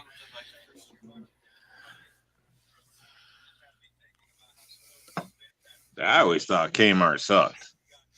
Personally, to be honest, I worked there for a small period of time, garden center, and it was an experience. Let me tell you, you go in there knowing nothing, those old ladies will teach you real damn quick, boy. So, but anyway, I never cared for Kmart, but nothing to do with the work experience or anything like that, but just the I don't know, the ones around here are always just a dump, I guess you could say. All built on old landfills, so the parking lots are a damn mess, the floors are a mess, like, you know, and you're trying to wheel anything around, good luck. It's I don't know. I never had, never cared for them.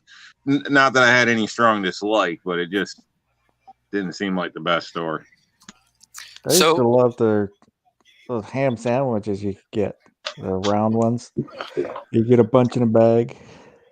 Oh, yeah. Boy, I hadn't thought about that one in a while.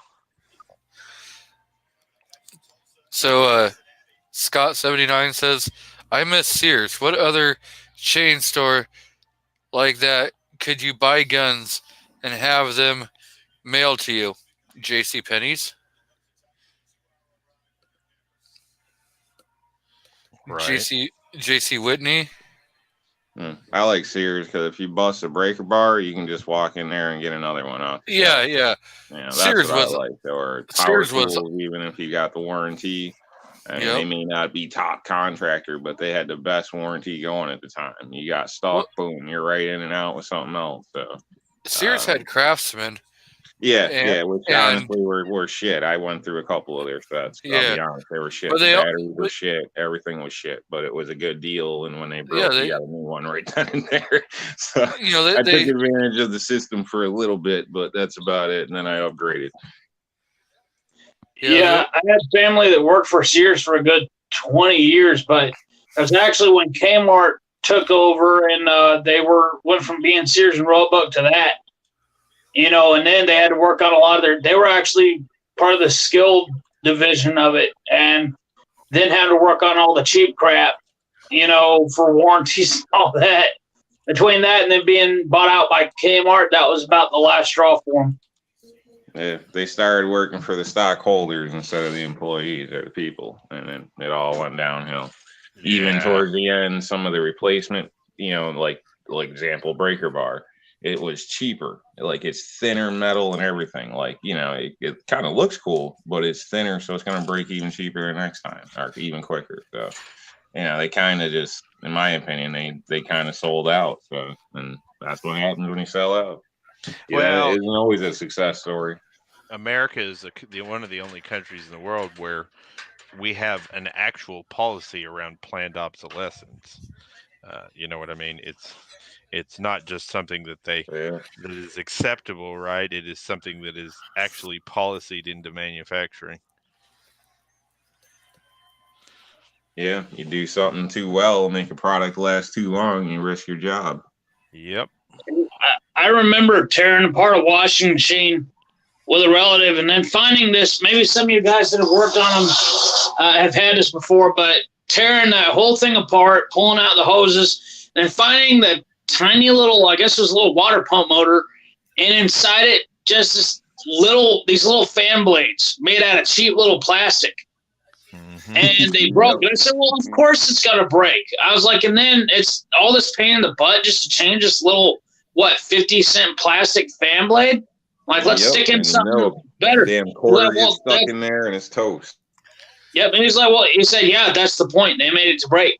And then you usually need a tech to come out and charge an obscene amount of money for a 50-cent fan blade. One of my funniest and chronically achieving moments in being a man in my own home was changing out it actually had a clutch. The clutch in my washing machine. I got it apart thinking, oh, I know what's going on here. I bet you anything it slipped its belt or its belt broke. Turns out that the washing machine had a transmission. Had a clutch in the whole 9 yards. And I was like, ugh. What you get for buying that fancy shit? Yeah, well, I fixed it. So the worst thing I ever had to work on in my entire life was a heater core in, I think it was a 97 F-150. You had to tear out, the whole front end. You had to drop I think we counted something like over 300 bolts. That's about an 8-hour job. And you had to drop the whole steering wheel, everything, radio, you name it. So we're joined out in the crowd by Uplift Mofo Party Plan and Mr. JMA, Jefferson Martial Arts. So welcome, guys.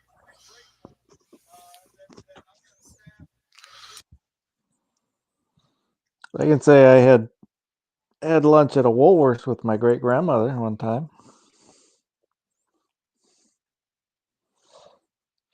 That's nice. Rode the bus down there, and she bought me one of those fiberglass bow and arrow sets with the suction cup. Heck yeah, that's high-end stuff. And you got the slivers from the fiberglass. In your hand, right in the palm of your hand, man. Yep. Yeah. Hang on, my wife's calling me. I'll be right back. Coming, babe.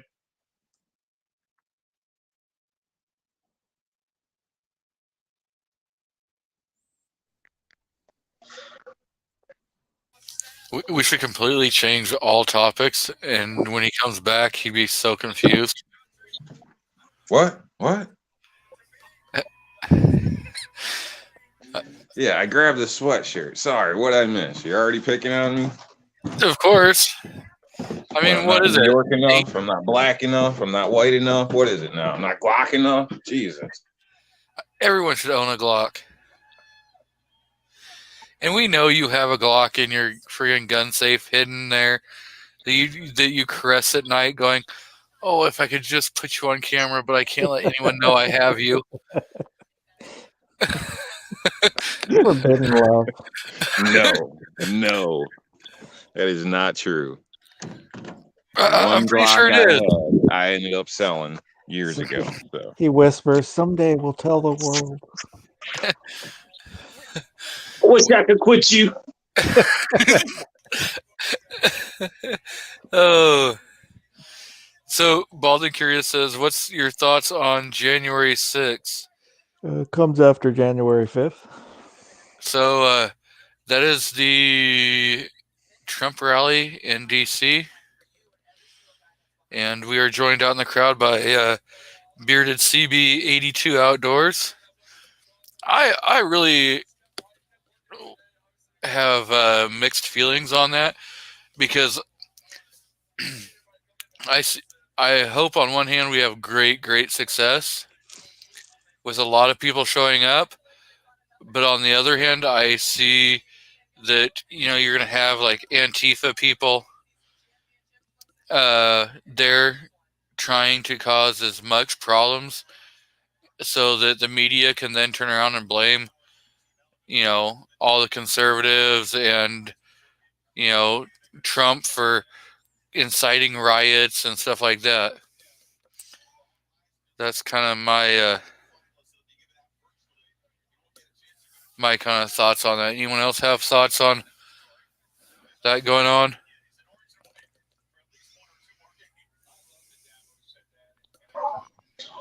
I think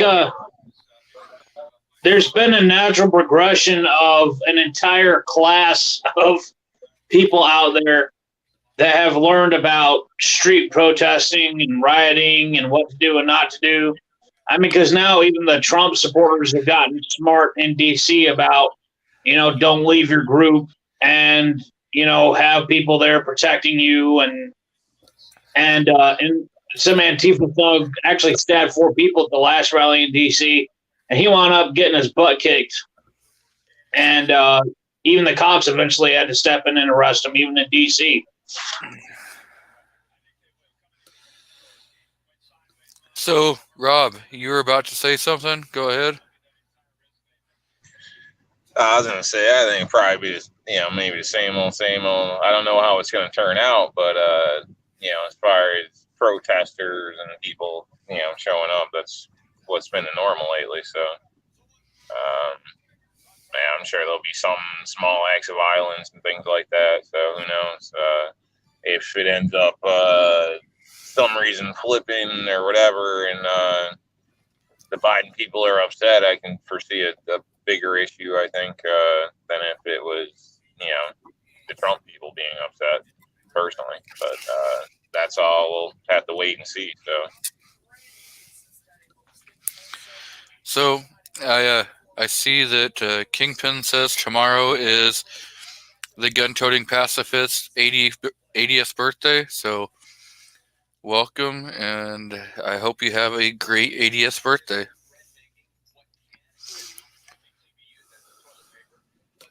So you guys gonna come over and help me unbury my car? No. Yeah, wait outside for me. I'll be right there. That's pretty much the view from sitting within it. You go ahead and... Wait a minute. Didn't Pet Cemetery happen in upstate New York? That's all snow. All snow. You go ahead. This movie before. You go ahead and pay for my plane ticket, and I'll be right over there to help you unbury that car. All right, hold my beer. I'll show you the Washington way of doing it, where we dump gasoline all around it and then just hit it with a max and keep pouring gas.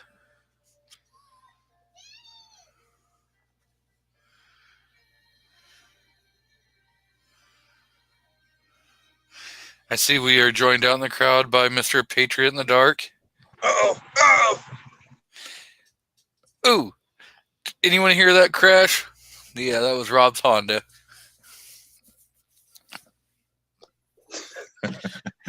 Nah, I'm messing with it. Figure out, fire it up, make sure it's still running. Had to unbury it literally. The fenders were sitting on the tires earlier, so I don't know. I'm outside of it now, standing next to it, and this snow pile is like, I don't know, almost up to my nipples. So I almost feel sorry for you. Hey, whatever floats your boat, man. I mean, pretty crazy, man. Pretty crazy. Should I tell you it is just a second? Get the right profile here, but yeah, it's a lot of damn snow. It's 55 degrees outside right now. It's kind of cold. Yeah, it's like literally dipped down to 49 degrees now outside the window here.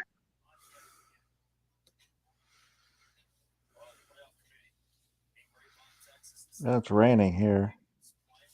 Oh, poor babies. I actually had to put a jacket on today.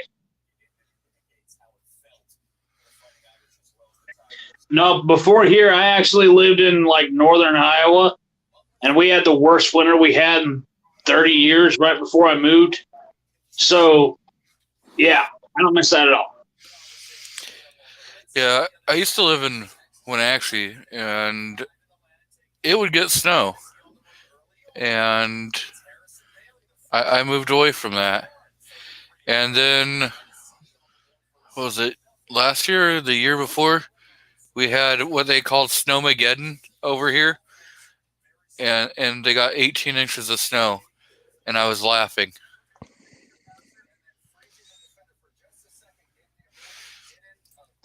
Yeah, the bad thing about Missouri is we've got so many like windy roads here with no shoulders at all. They don't get any amount of snow. At first I laughed. They'll get like 2 inches and they'll completely freak out. But the bad thing is that it almost always melts during the day and then freezes at night. So you got, black ice galore. It's like ice skating, ice capade with Chevys and Fords out there.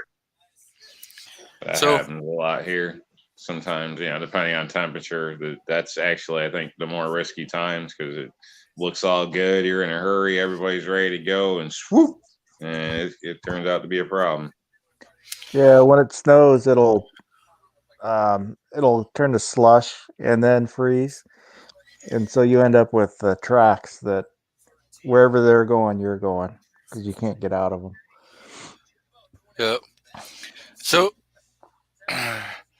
I've decided that my IG post, because everyone's saying that you can't see anything on the IG side. You can only hear what's going on. That was a dedicated video to Patriot in the Dark and Guns and Barbecue. Yep. It's an afterthought, but yeah, I didn't know if you did that on purpose or if Instagram did that to you. IG did that to me. I uploaded the same video that I uploaded for #shorts, and I guess they decided that they weren't going to show any of the shooting on camera, and they just blocked it all out. But you could still hear the audio. That's all you need to know. All you got to be able to do is hear that audio.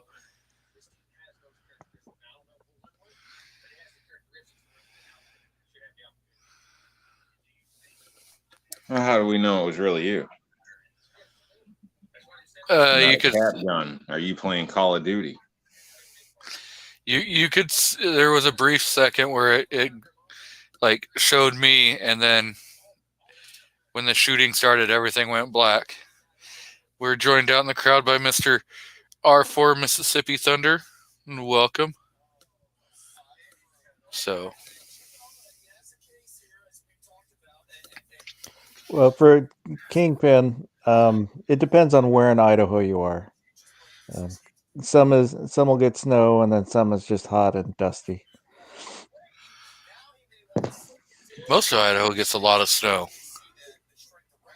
In the wintertime. So how are your guys' short videos working out for you? Oh, it was my first one I ever did. Has it been picked up on a short stream or whatever they call that? I don't know. I mean, just curious. I tried a couple the other day just after the conversation on somebody's show, but didn't seem to do anything for me. I still suck, apparently. Well, see, the thing is your governor is blocking all that.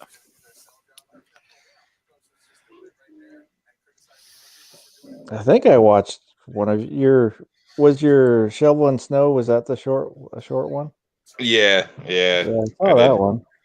Yeah, thank you. Yeah, I saw there was obviously a few people watched it, but nothing like what I've heard going on for other people. So where it was, kind of blowing up or whatever. So I also did one of kids shooting a tactical airsoft course, and I saw that one. I really liked that one. That was cool. Yeah, I thought that stuff's cool, and there was one other one, but yeah, I figured I'd just throw a few out, see what happened, but I mean, nothing abnormal than what normally happens with a video.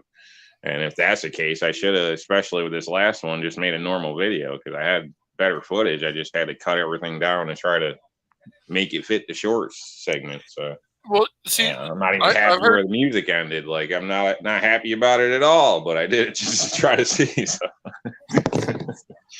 I heard some people say that they're they use like the shorts kind of like as a trailer for the video that they're releasing also, so you could like cut a minute or 30 seconds out of a video and throw it up as a shorts to kind of promote it.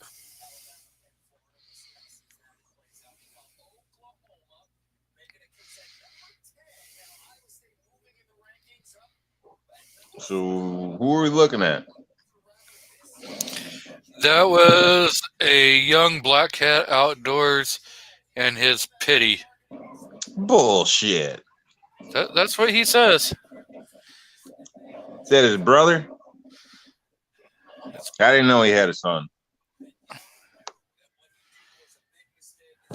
You see what beer does to you, folks? You see what beer does to you? See, this is what Black Cat looked like back in 1958. This was a...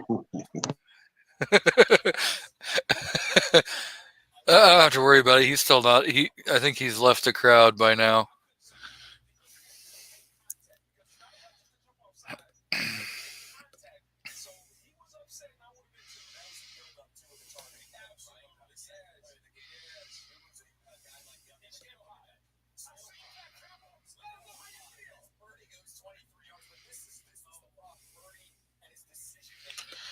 So yeah, he sent that to me, and I spaced off that he sent that to me.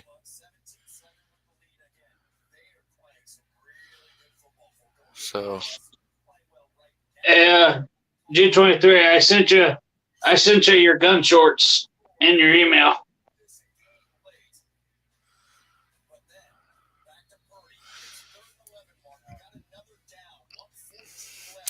Is that the one from... Different kind of gun shorts.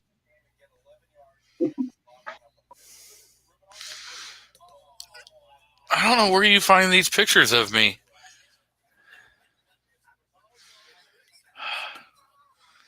I'm telling you.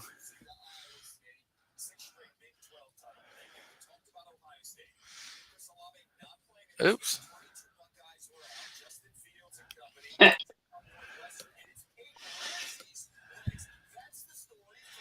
So let's see what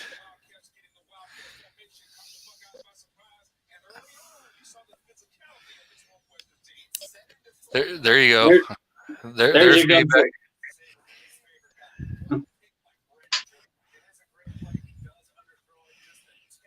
Oh crap.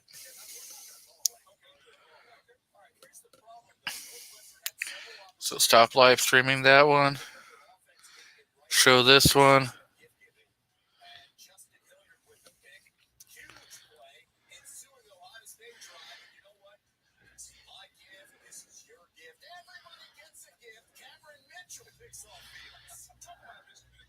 That's from somebody on the panel. Yeah, it's my doggy. I was gonna say I haven't seen a beer do that to somebody.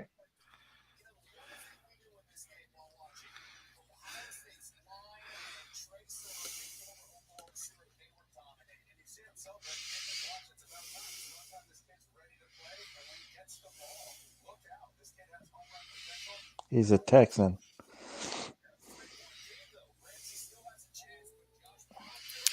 He's a Texan. Yeah, it's from went up to Puyallup. There was a a bunch of shelters that got together, and he was sent up from Texas. Yeah, rescued from one of the, like Hurricane Katrina or something like that. I'm not sure exactly, but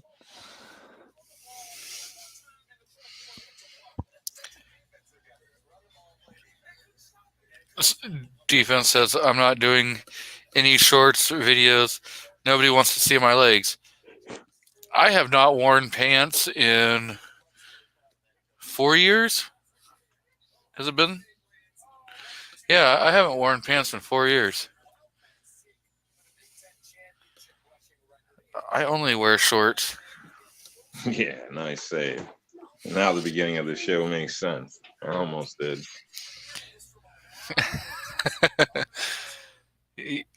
I seen some guy walking the other day on the side of the highway when I was driving to work in the morning.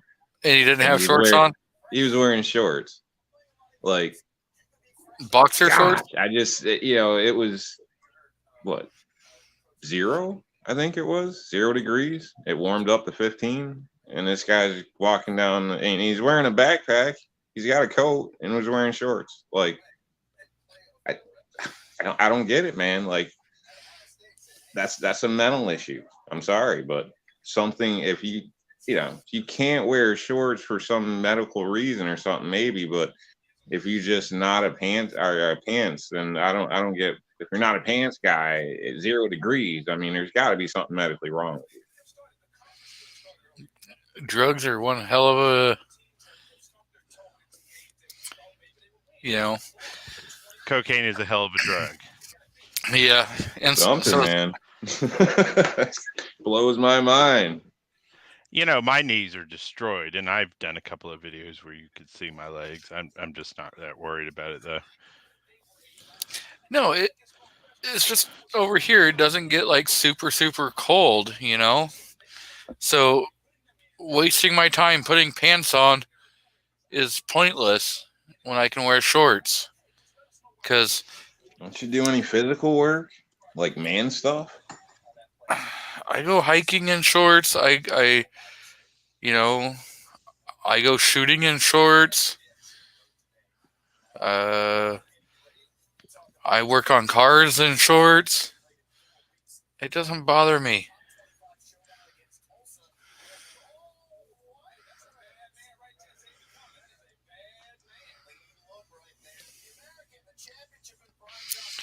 You'll realize it when you move out of the cold, out of like New York, and you get to a place like in South Carolina where it's 75 degrees on Christmas.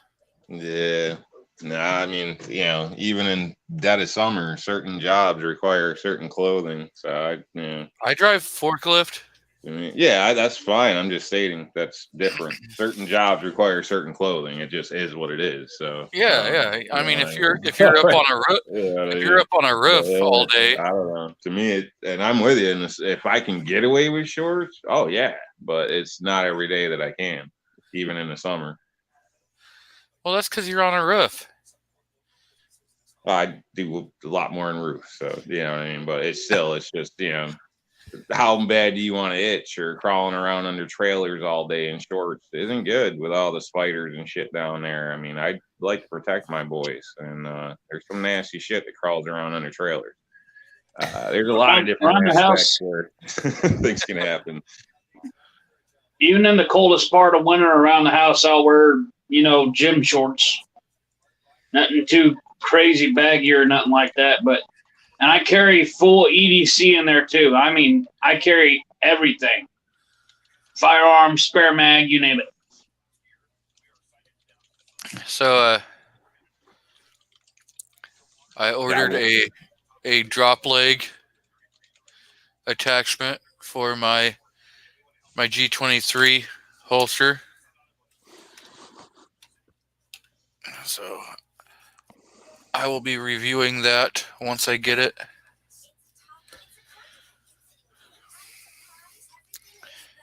And no, I did not pay full price for it. Are you going to start wearing t-shirts that are too small? No. So does that mean it's just a good product? Should we just say that now? Is that what you're telling us?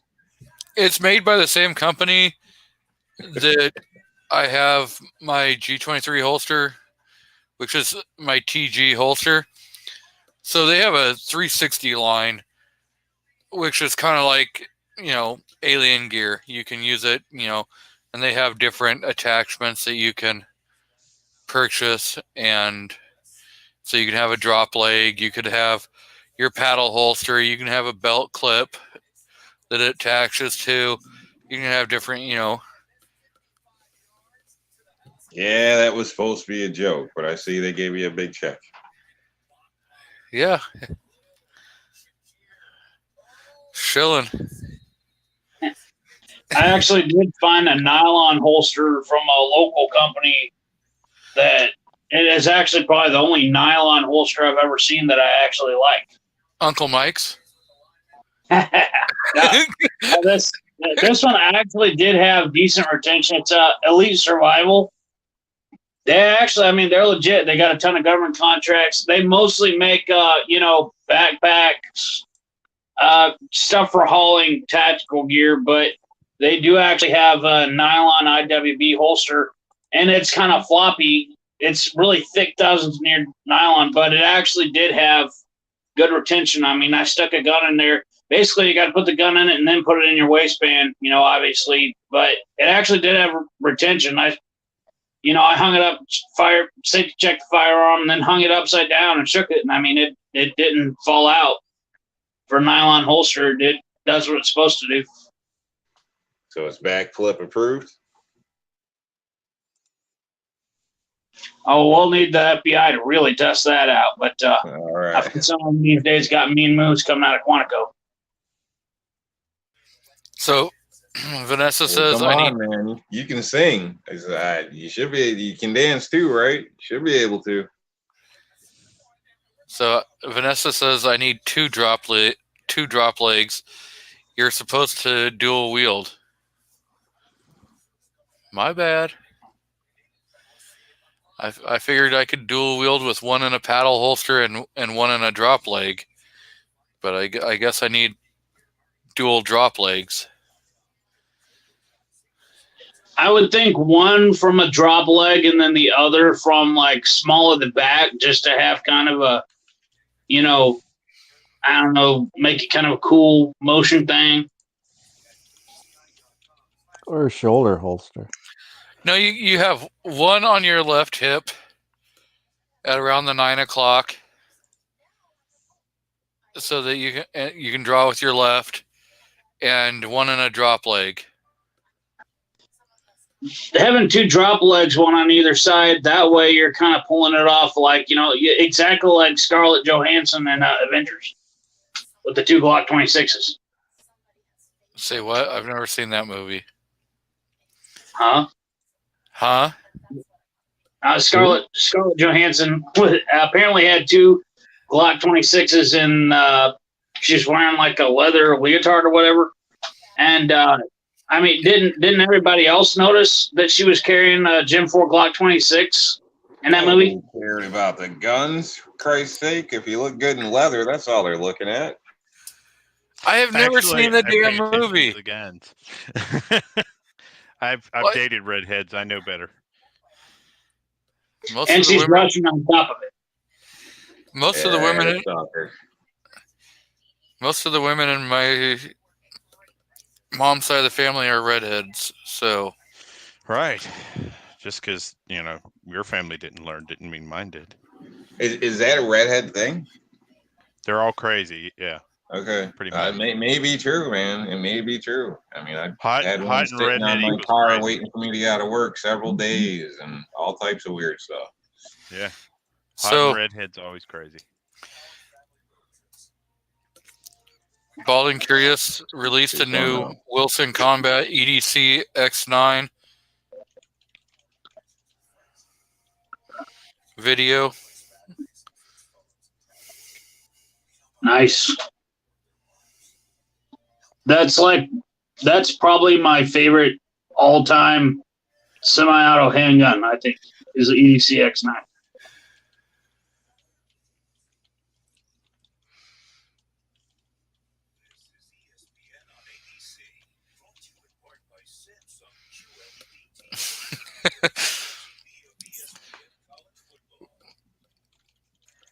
So I guess we're being offensive by calling them drop legs.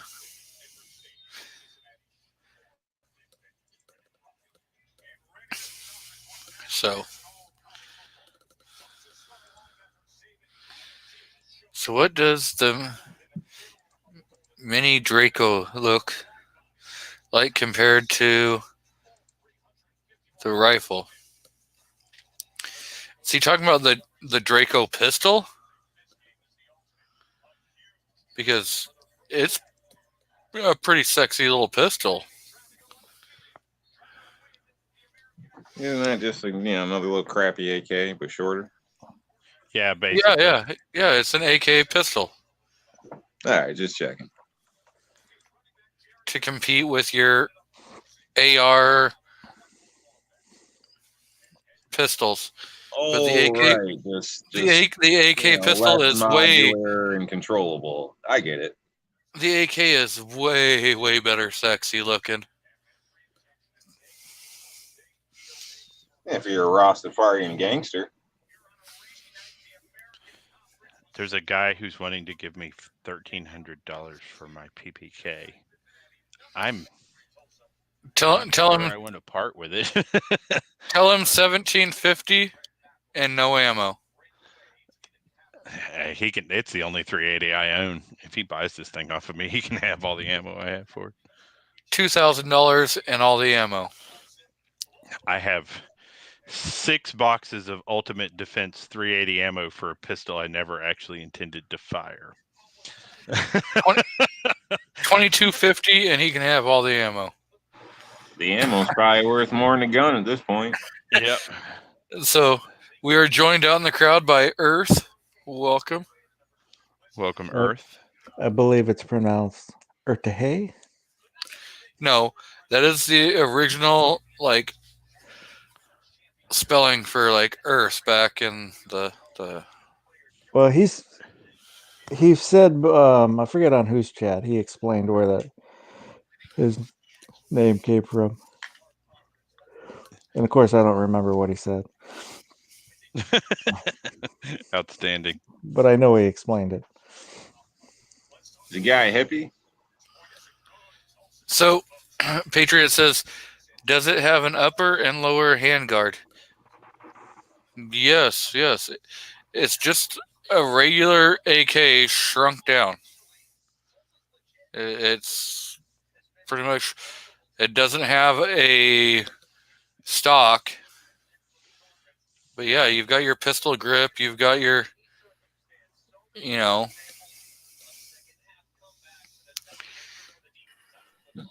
think the hippies spell Earth differently. To a friend I used to know, unless he was just retarded, which is possible. But there was a meaning to it. I can't recall what it was. But in general, people that I've known for a long period of time, I classify them somewhere on the retarded scale. So he says, yep, it's your planet.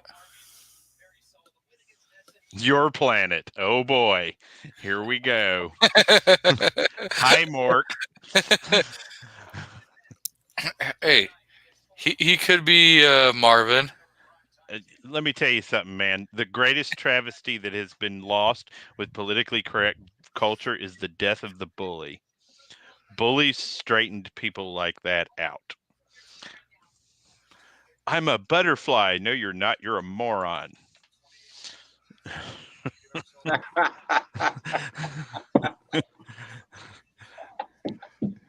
The death of the bully is effectively the death of our culture. You're a bad man. Bad man. I know, but let's be real for a minute. Teacher ain't going to check him. Parent ain't going to check him. I'll be honest, an embarrassing bullied moment is what made me lose all my damn weight. So, you can put it how you like it. It's not nice, but it does get results. Yep. My last name turned me into a fighter. I was as big as all the bullies, so they didn't right. on me. I was a little bitty skinny kid when I was young, and because I got tall real fast, and then I started to thicken up by the end of elementary school, early high school, playing football. But my last name, somebody'd get smart about it and I'd just knock them out.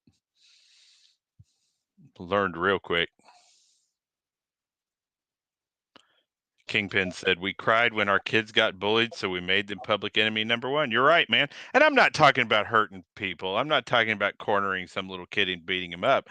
I'm talking about the kid who, picked out the weirdo and helped them see the light. You know what I mean? That person who thought they were a rhinoceros, that's a dangerous part of our culture that is beginning to really stick its head up. No, the asshole bullies, I was the one that would stand up against them. Me too. Because I had it coming either way, but yeah. It was coming, right? You might as well dish it out. Yep. Yeah, some of that stuff, like, to pull my finger on a little geeky kid just to punch him in the arm, like, yeah, I took pride in slamming that kid around, but the stupid stuff I didn't like, because I dealt with a lot of it myself in some cases, but some of it I do understand, and and words are a little different in some cases too. Could be used as motivation. So right, rather than reality, the truth hurts sometimes, and kids are cruel as hell, and they'll tell it like it is. You know what I mean? I'm sure you guys have seen a kid, react to somebody with no nose in the store or something. You know what I mean? Or this or that. I mean, the things kids say shock you, but that's no filter in a sense. So, but it's all what you do with it in a sense. But none of us are perfect. None of us are special or God's gift to humanity. And people got to get over them damn selves. And the reality of it is, you and I were raised to be resilient enough that when somebody said something smart to us, it wasn't the end of our world, right? It didn't destroy us as a human being. Exactly. So, mental choice. Right. If there was some kind of useful feedback coming out of that, however, it was easily applied. If you're socially unacceptable, Okay, Gun Website says that is forced conformity. F that. We are the result of resisting tyranny and exploring other options and the dreams of weirdos. So if you think even for a minute those guys didn't catch heck and it did not make them more resilient and result in the advent of the United States by resisting a bully culture, you're crazy. Evolution happens when you apply stress to an organism. That is how miracles happen.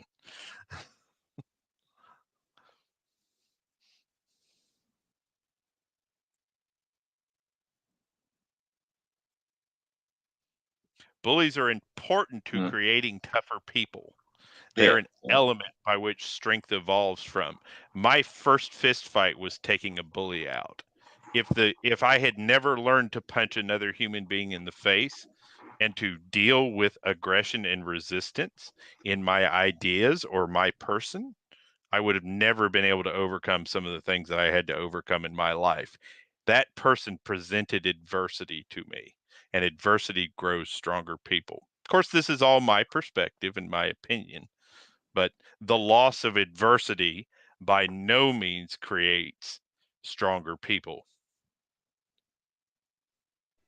Yeah, I basically agree. And, I think it affects a lot of things across the board, and how people act to other people and what they expect. And, when you've been punched in the face, then you realize that that's an option and it could happen. So you might address things differently. Yep. Well, let's face it. What is it? One of my favorite, and really the only line that Tyson ever said that I loved, everybody's got a plan until they get punched in the mouth. Patriot in the Dark, I know no facts about rhinoceros. Thank you for teaching me. Yeah, I was going to say I have zero clue about rhinoceroses. I see we are joined out in the crowd by Mario. What up, Mario, and Midnight Range. So welcome, guys. I watched the movie The Gods Must Be Crazy, but I don't think that's an actual fact, is it? I'm Googling. Hang on. Crazy is a matter of opinion, so just depends whose opinion it is. All because of a Coke bottle. That movie was amazing, wasn't it?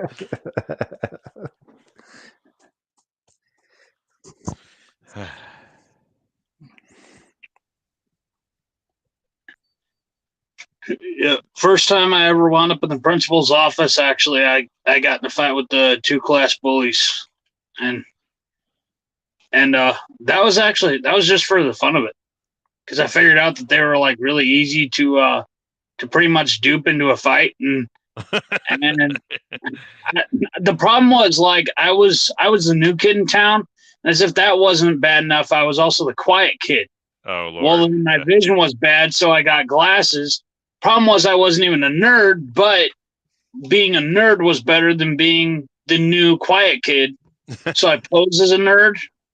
Right. The problem was, when I hung around with the real nerds, then they get started talking about Star Trek and stuff like that, and then they'd start to find out that I wasn't one of them, and so I know that was a little awkward. So one day I just decided, I'm like, all right, let's just get this over with. So we were playing dodgeball. I figured out the 2 class, bullies, Tyler and Colby. I figured out, I'm like, man, these would be really easy to manipulate. So we started playing dodgeball. First thing I did was I just nailed them, square in the nards with the dodgeball. Knocked them both out of the game. Well, of course, that pissed them off. So I just went and we had a substitute teacher that day too, which that's hilarious because they have no idea what the hell's going on or who's who. So I knocked them both out of the game, and then I just went and sat on the bleachers, and I just waited. And of course, they show up. They come storming up. They're mad. So, one of my uppercut, the other one, he got scared and tripped back over the bleachers. Well, a substitute teacher who doesn't know who's who, she turns around and looks at us, and all she sees is me standing over one of them with my fist up in the air and both of them laying on the ground. So, of course, she blames me. And technically, I did kind of bait them into starting the fight, because it was just a constant back and forth all year. And finally, I'm like, all right, I'm tired of this. I just want to get this over with. So, but my parents had a hard and fast rule. You're not allowed to start a fight. So I'm like, screw it. So technically they started the fight, and they were the ones who had the permanent records. One that I didn't get in trouble. I just wasn't as dumb about it as they were. They were the ones that had a permanent records, like as thick as an algebra book. So our principal, I got sent to the vice principal's office. He was also the football coach, and he was extra PO'd because he was the high school because he had to get pulled off of football practice to come and deal with us. And he had been something like a wide receiver for the Michigan Wolverines. So he always had a big blue and yellow Michigan jacket everywhere he went. He comes walking in, and you can tell he's mad. He takes one look at them and one look at me, and he said, okay, what happened? They both start pointing at me and start yelling. And I just kind of shrugged. I'm like, I don't know what happened. So he looks at their record and my record, and he looks at me like, I know exactly what you did.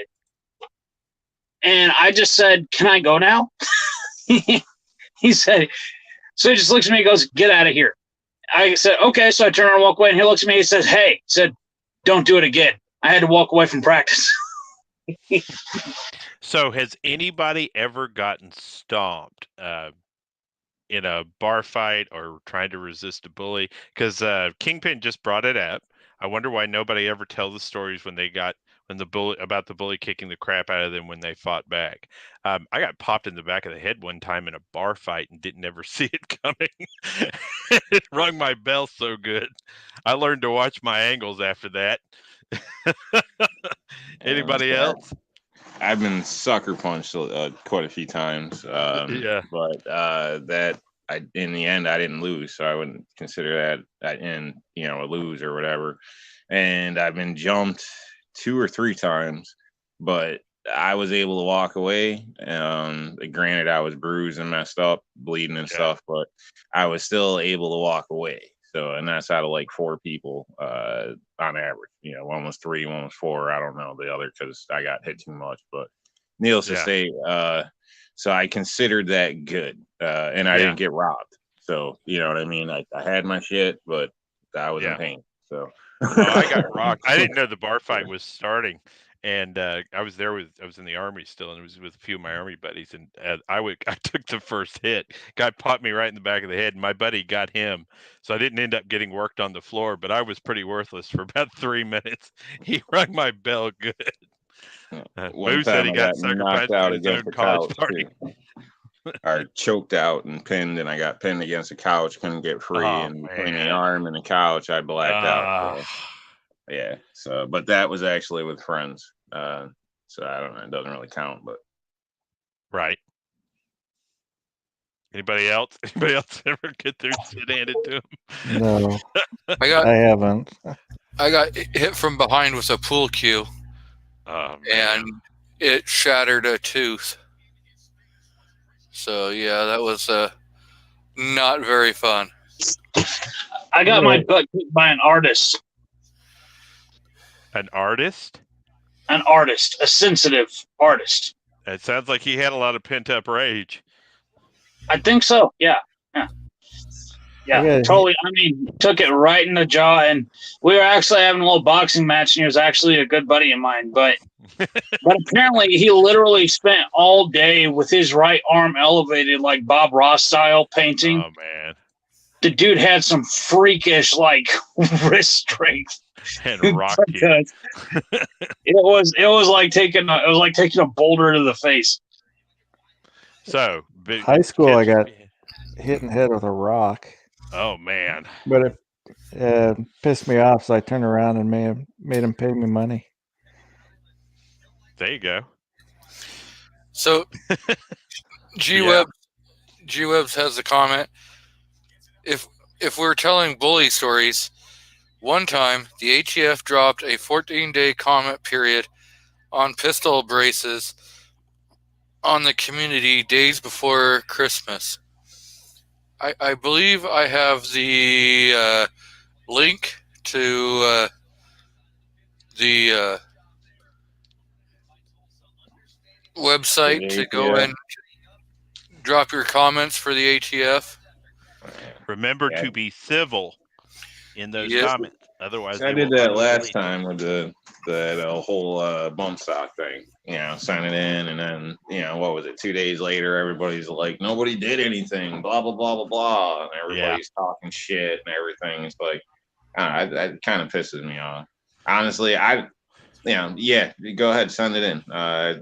We all should, but honestly, I don't think it's gonna do a damn thing. I personally think they already made their mind up. This is just PR bullshit. Maybe some way to see if they're going to get sued in the back end or something. So, they're definitely going to get sued. Of an option. We already started doing something, but wait, do you guys have a problem with it? Like, give me a break. G23 pinned a link for the website. And look at the election. Do you think they give a shit what we think? Like, mouthing off to them, they probably wouldn't pay attention to it. If you said, you're not the FBI and you never will be, that would probably kill their soul. I think your voice should be heard no matter what. That's just me, though. Yeah, shall do it just so that way morally and consciously we do. But in the end, like I said, I just don't think it's going to do much. Well, I'm waiting on the lawsuit for anything else big, because the moment that happens, whoever's got the best case up there, I'll be pouring money into, because that's where this really is. The win happens eventually, right? Is if we pour money into that lawsuit and we win that lawsuit, in my opinion. I still write the letters. I still call everything from my local state rep. I still do, because if it gets to the absolute last of it, I'm at least going to be able to say that, I did every diplomatic thing on the face of the planet that we're supposed to do, In good conscience. You did your part. So if you got to answer to God, so be it. Yep. So, I know Guns and Barbecue did the State 2A challenge. And so far, he's had 2 responses. Well, my state's pretty on good there. talking about what the state 2A stance is. Do you have a state 2A, or does your state not have a 2A? Yeah, he named specific states in that, though. That's why I haven't done one. Well, he challenged a few people, and then the next people started off challenging other people, and we were hoping that it would, catch on and yeah, work got to me. Working in a storm. Yeah, but he said there's a small channel in Texas. I think he said it was called Cobalt Flame. The guy has like 37 subscribers. Cobalt Flame. Is that a code? Sounds like it. For some reason, YouTube cycled Chris Mattson's fully automatic 9mm AR-15 back around. And so the first one that comes up is explanation of his negligent discharge with his Beretta 92X. So, I like this guy. He's not full of crap. Subscribing now. Yeah, it's Cobalt Flame, and he had 37 subscribers. He now has 41. So he likes Paul Harrell, Tauflader Mouse, InRange TV, Midway USA, Primitive Technology, and Vsauce. Yeah. So better than my list.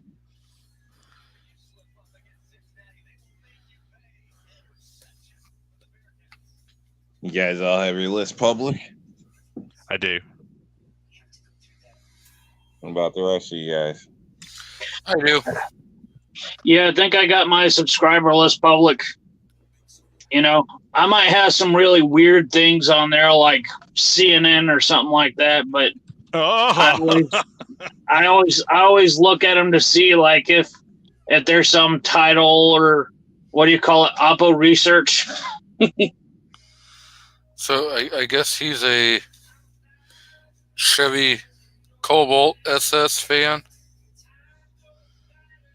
because I see a bunch of videos on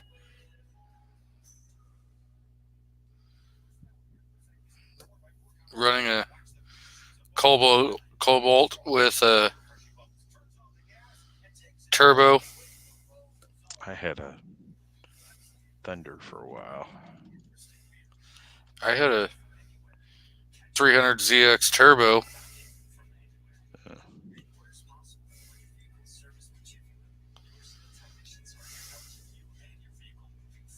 Good stuff, man. Yeah, what kinds of guns does he have? Is he a Glock guy? He's got a Beretta. It looks like an AK shotgun. Okay, that's cool. I can respect see that. What else is up here? I'm a gun owner. Let's see. Let's grow the YouTube community 2A. We need to bring this guy in so he can see how big we are and how much bigger we can get. I know. He's a Chevy guy. That's 1 point. Yeah. I mean, I don't see a Glock on the list. That's 2 points. 2 additional points. So that's 3. He's got a Taylor. It looks like a black powder revolver. There's an AR. So I like him already. A Savage Axis. Extra point. Nah, screw it. He's up to 5. Yeah, I mean he's there. We can bring him right in. Marlin, H&R Prompt Protector, dude. Those partners are bulletproof. I got one. Yeah, those things are bulletproof.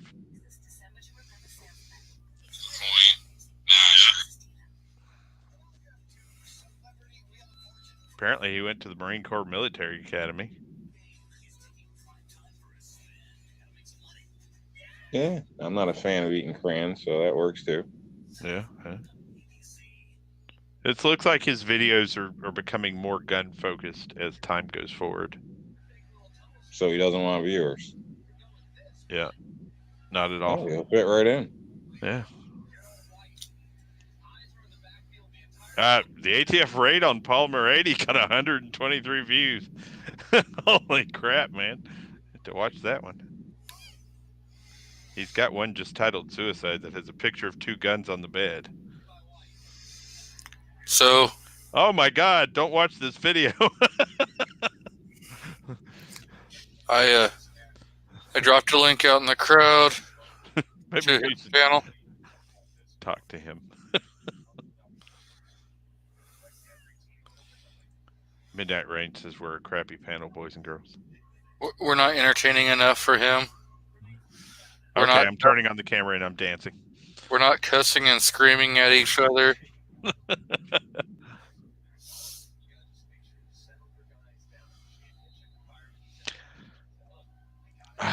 I have dropped 10 pounds. Well, month. G23, why is Nighthawk's wife asking me why Nighthawk's not calling him back? Like he's getting covered at my place, but yet, from what I hear, you've been hanging out with somebody. So, what's going on? Whatever you guys got going on, keep me out of the mix. All right. Girl fight. Okay, you want to re-say that because I didn't understand a damn thing you said. Yeah, I didn't understand it either. I'm just trying to start shit. So. Well, to start shit, you actually have to make it. it. With Nighthawk's wife, man. Why you send me those photos? Well, somebody's got to figure out. You're about to get cut. I don't know why people are bringing his wife. Gonna get real quick. This will go from let's have fun to just because I took Nighthawk out to dinner last night doesn't mean anything. That was too far. That was too far. I'm a good-natured fella to some points, right? You're right. All right, let me try it. What? Why does my lady have a picture of you, G23? Because she's stalking me on Facebook. This isn't very fun. You have to dig deeper than that. I don't know. There's fine lines here. I don't know. I know, but wives aren't what's like okay. What's not? We have to argue. So here, I'll get you started. G23, can you do me a favor? Can I kick Rob off the panel? Of course. No, don't kick Rob off the panel. I just want to know why somebody who claims to be as educated and smart as you insists upon buying Russian crap and putting it on the same level as the cheapest Turkish weapon ever exported to the armpit of Pakistan. Because they build AKs in the Khyber Pass, which is your first indication that it is absolute wipe your butt with filth. Why do you want to kick me off? Right? AKs are built all over the United States, and not every single AK on the market is a good AK. I'm just like not every single AR on the market is a good AR. Dude, yeah, I know. They absolutely build high points all over the United States, too. It doesn't mean they're truly worth any investment. I mean, if that's all someone who can afford, then, go for it. But you're intentionally buying an AK. And I've seen your Glocks. They're good weapons. But, dude, come on. Why is my... Is Midnight happy yet? Probably not. I don't think so. You're intentionally buying an AK. No, he's not happy. Well, if all else fails, we can talk about shitty cooks. We can talk about shitty cooks. Okay, why did my comment not... Has anybody ever eaten where Midnight works? I have. No. But he didn't cook it, so it doesn't count. Oh, okay. And it wasn't bad, so it was pretty good. So I state that like there was a problem. There wasn't a problem. It was good. Right. But I would have liked to have eaten something he made, but the timing didn't work out. So, and I still didn't get a damn coconut bar. He makes. Did you deserve a coconut bar? Well, it depends who you ask, I guess. Okay, so I reposted it. Hopefully it will show up. Here's a weapon with a thumb trigger for sale.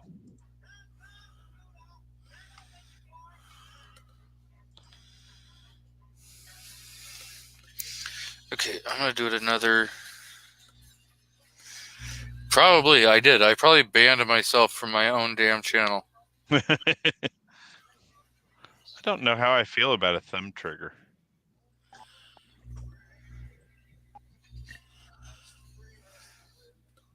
Thumb trigger? Yeah. Yeah, I don't know. That sounds weird. Yeah, I mean, maybe it's ideal for somebody, especially if you're missing digits or something. But yeah, I don't know. I've just never seen seen that like before. it'd be counterproductive on a training aspect. You know what I mean? That's like completely different battery of arms in a sense that where you're reaching for things and how you're functioning. So apparently, it's for hyper precision because you push it down rather than pulling back on the pull weapon. left or right on the trigger. Yeah. Yeah. I mean, yeah, maybe. I don't know. It'd be awesome that way you can, use let's just say a rigged up homemade robot to push a button too. So, I mean, I can see all types of advantages, but that's just one step closer to the Claymore Roomba. You had me at Claymore. Okay, so I tried it again. Hopefully, yeah, it's out there now. Just took the third time. So, how do we know this guy? Guns and Barbecue. Guns and Barbecue issued his State 2A challenge, and myself and Cobalt Flame are the only two that have issued a response video. Wow. Kingpin's already commented. I have to catch up. So, Kingpin can't be the only ambassador. Thumb down. Everybody get in there and get this man a thumb down so that YouTube's algorithm picks him up and cycles him more. No, don't do that. I can remember panicking the first time I got a thumbs down on a video. I had no idea how any of that worked. I was like, man. I think I've had a few thumbs down, and I celebrate them more than I celebrate the thumbs up. Yeah, somebody who hated my crap just increased the amount of traffic it's getting. I knew it was coming because I made fun of 9mm. Oh, did you? Yep. You're gonna get it there, aren't you? Yep. Yeah, if you strike me down, I will become more powerful than you can possibly imagine. I don't know. The one video where I kind of razzed on a gun, it just got no views. I think it's still at like 25 views. And I was like, wow, I told people the truth and they didn't even watch it. I wish I could get 25 views. That's a lot. I guess everybody else had a good experience with that firearm. I sent it back to the manufacturer. They sent it back and it still wouldn't run. I was like, yeah, you're getting the full wrath. Oh, what was that again? The MC1, Mossberg MC1. Is it? It was a bolt action pistol till 650 rounds and a trip through my sanding machine. I had thought about getting one of those because they just, but then I thought like 3 times again, and I was like, maybe I just won't. Yeah, Glock 43 over that every time, in my opinion. Are bolt action pistols supposed to work? I thought those were just wall hangers. Well, that's basically every time you shot this thing, New York, you had to slam it into battery. If you watch that video, it's bang, slam, bang, slam, bang, slam. And we're talking, so the pistol comes with this, in the manual, there's this little bitty line that says, 500 round break-in required, right? So I shot this thing through its 500 round break-in, and it was a nightmare. It was a nightmare. It would not run for anything. And so I finally just did the evaluation, right? I finally evaluated it to be fair to the public, and just people didn't watch the video. They were like, ooh. Sounds like work, man. And I wouldn't think that many people would really want to sit through to run through 500 rounds on a bolt action. No, I didn't do 500 rounds on a video. I did 500 that's a rounds lot. on a test. Like, yeah, it's a lot. I mean, for, especially a bolt action, I mean, you're talking, you better schedule some time off from work. I mean, shit. No, it's not. It's a semi-auto.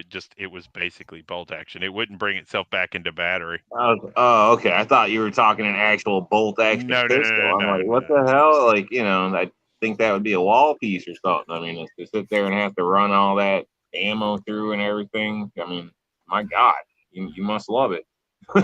No, God, no. So, Patriot in the Dark says, yeah, but how many have entered the hashtag Patriot 1776 project? I'll wait.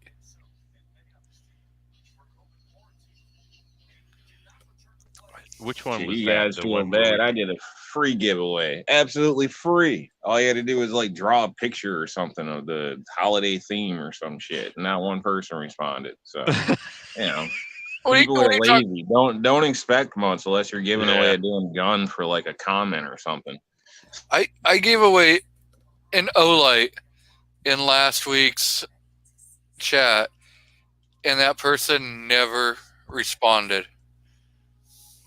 Ooh. Well, that was a pink Olight, wasn't it? So you give it to your wife or your kid. It was the, I bought it supporting breast cancer awareness because they were donating the full cost of every one of the flashlights that were bought to 2 different breast cancer awareness foundations.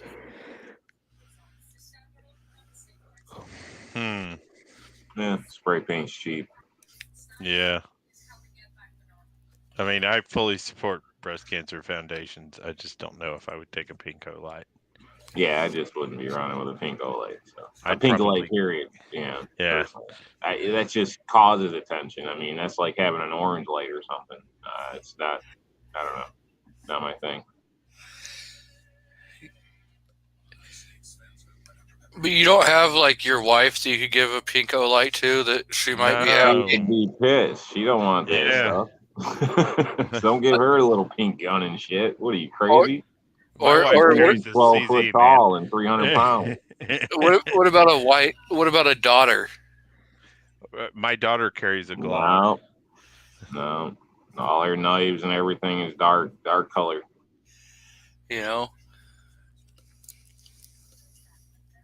A belt-fed airsoft machine gun. So, Guns and Barbecue says, G22, that too. I made a video today on the hashtag Patriot 1776 project. It was a great project. Well, if we're just going to do anybody in that, I'll go ahead and do one for Tennessee. It's not hard. Tennessee is free. Suck it, communist states.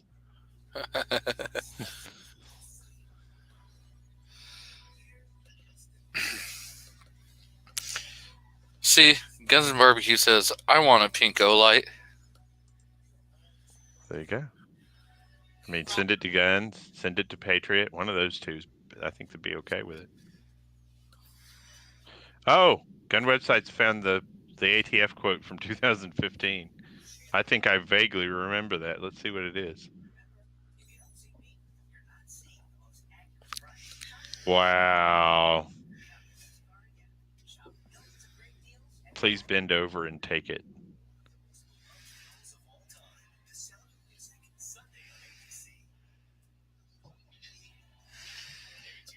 soon as practicable. Okay, deal. That is a definite. That's a deal. He says, "I will trade you an orange and black E2M pack for a pink Olight."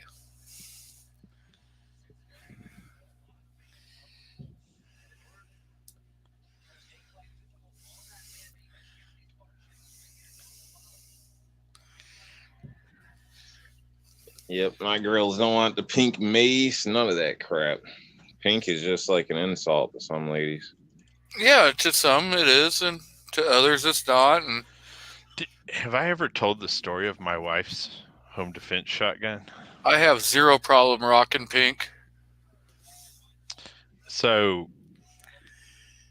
my wife wanted a 20 gauge for her home defense shotgun. We have a wall mount that is concealed into the wall. It's set into the wall, and we punch a hydraulic button and it pops open, and our shotguns and a couple of extra ARs are there. And then our self-defense sidearms are on the bedside table. So she wanted a 20 gauge with a specific length of pull and a tactical build. So I was looking for the right 20 gauge, and I could not at that period of time find a Mossberg 500 tactical in 20 gauge anywhere. Gosh, I looked forever. I don't even know if they make them. And I was in one of the gun stores there, and they had one of the pink camo youth ones, and the barrel length was right. Everything on it was right. The length of pull was right. And so I bought that thing for her, and I was going to leave it as is. She was like, that gun has pink on it. I was like, but it's exactly what you're looking for. She said, that gun has pink on it. So I ended up buying a new stock for it, and the stock was baby crap FDE. So I Cerakoted the front pump, the action on it, baby crap FDE. That's funny. Yeah, it sounds like my lady. No claim to something like that. That's funny. Gun Websites is making some extremely astute comments out here. You know, the ATF, every time we push hard, they get caught off guard by it. And the reality of it is, if we get active, we're in the best time for the Second Amendment in the history of this country. I know in my lifetime, the Second Amendment has never been stronger than it is now. And really, to have as many supporters we have and everything else, if we act and we are proactive with this, he's on point. As long as we're pushing back, we're going to make progress here.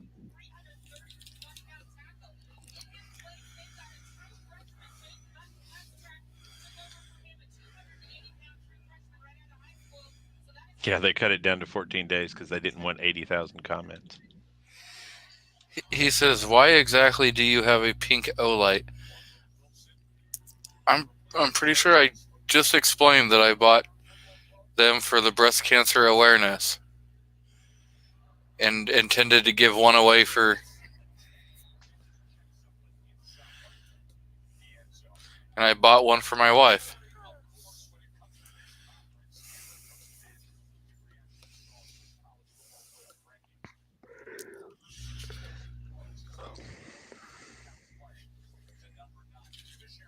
Well, breast cancer sucks, and I'll just say, I inspect my lady's breasts quite often just to make sure, because I do respect women. Exactly. So everybody should do, help with the normal, monthly.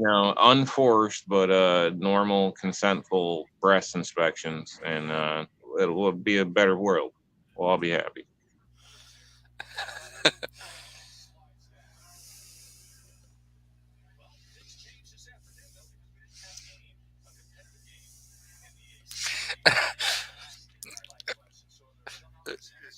Kingpin says, G23, Genzing Barbecue is blind. Cut him a break. He has a hard time paying attention. Oh no!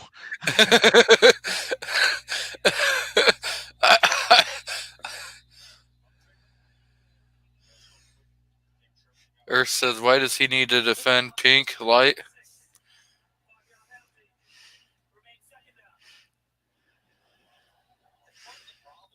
I don't know. I don't understand the point of colorfully decorated self-defense items. Maybe that's just me. It's one of the little ones that goes on your keychain. It's a light. It's not a tactical light. Oh, it's not. Oh no, it's a little flashlight. Okay. I got you. The high beam is 150 lumens. The low beam is 5 lumens. It's a rechargeable battery, like keychain flashlight, and it comes with the micro USB charger to recharge it. That's cool. I was thinking pistol. I was like, what? As you pull out your customized elite level self-defense firearm, and I mean, at the same time, if you're the guy who gets popped by the pink furniture 500 or the lavender Glock. So Patriot in the Dark says, yes, he is blind. Please speak up.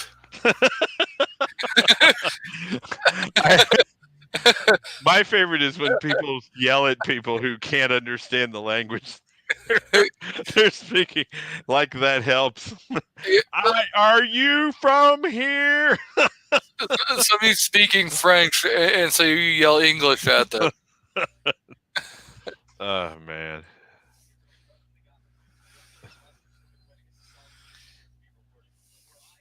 Sometimes ignorance is funny. He says, my daughter will like it. There you go.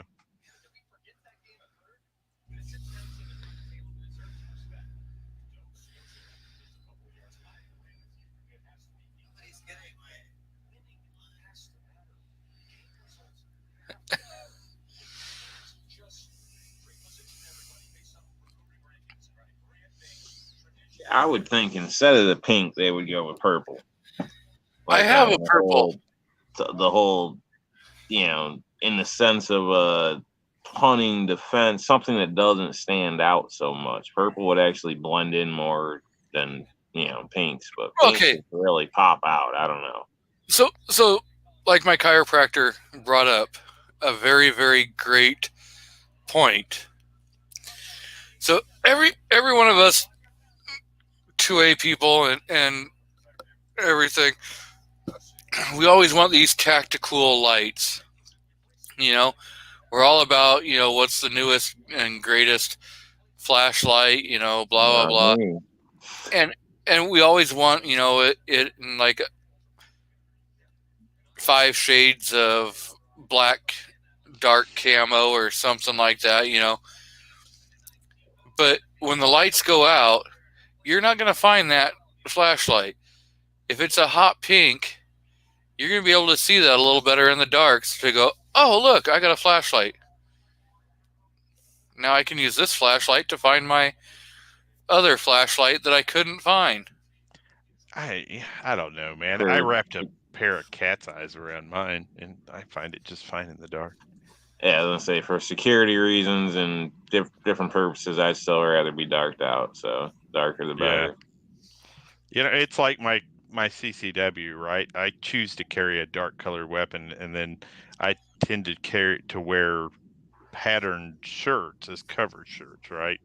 511 tactical patterned shirts. And so even if my weapon is visible for some reason, it's not something that immediately grabs your eye, right? Yeah. Against that background. I think I'm going to get a Robin's Egg Blue Kimber and carry that. There is a 1911 with a gorgeous emerald set of handguards on it at one of the local gun shops, and I look at it all the time going, yes, but no. Yeah, and like a barbecue gun, or if you're a collector or something, that's different. You know what I mean? In a sense, but like a defensive thing or something that's going to be on your keychain all day or something like that. Yeah. Yeah, Murphy's Law has got a way of catching up to you. So I just any advantage you can get, I'd prefer to have. So, and yeah, that could be a disadvantage if you drop it, but I'm just saying. That's a choice you got to make. Whatever's right for you. So, I'm just saying, if by chance you ever had to pull your self-defense weapon and use it, glowing in the dark with my cool ass fiber optic tritium sights. You cannot miss this gun in the dark. That's almost a downfall, except for when it's pointed straight at you. Then you don't see it. But when it's on the side, from the rear, it glows in the dark, man. You're not gonna not see it. I know. I have those same sights, except mine are suppressor height. Yeah, they really stand out. Well, I think by the time my weapon comes out, I'm not worried about whether they can see it or not. I know, that's what I'm saying. If I have a hot pink gun and it's concealed, and I have to pull it, the likelihood is, hey, it's not going to matter what color my gun is if I have to use it in that situation. From concealability, sometimes that matters, right? And everybody's from a different place. I conceal because I'd prefer the bad guy not to know who to shoot first, and he always gets the initiative, right? But then again, some people conceal because there's printing laws in their states, right? But then again, also, if you're open carrying, say there's 20 people open carrying, and a bad guy comes into a bank or into a convenience store or whatever with the intent of committing a crime, and he sees 20 people in there that have guns, he's going to think twice about if that's the right place to be robbing or committing any kind of a crime, because he may get one of you, but the other 19 people are going to be able to draw and fire on him. I definitely, after an experience in a gun store one time where a guy came in and started to act crazy, I definitely do not want everybody open carrying, because I was rapidly trying to get a clear angle between me and everybody else who had suddenly placed their hands on their holster because this guy was acting nuts. And I was like, oh God, crossfire with everybody in the room. I was trying desperately to get an angle that I would not have gotten shot from by a missed shot, because I'd seen some of these people on the range. I just like every advantage possible, personally. Yeah, and surprise is the advantage I like the most. So we got Ozark back. Is he going to drop internet again?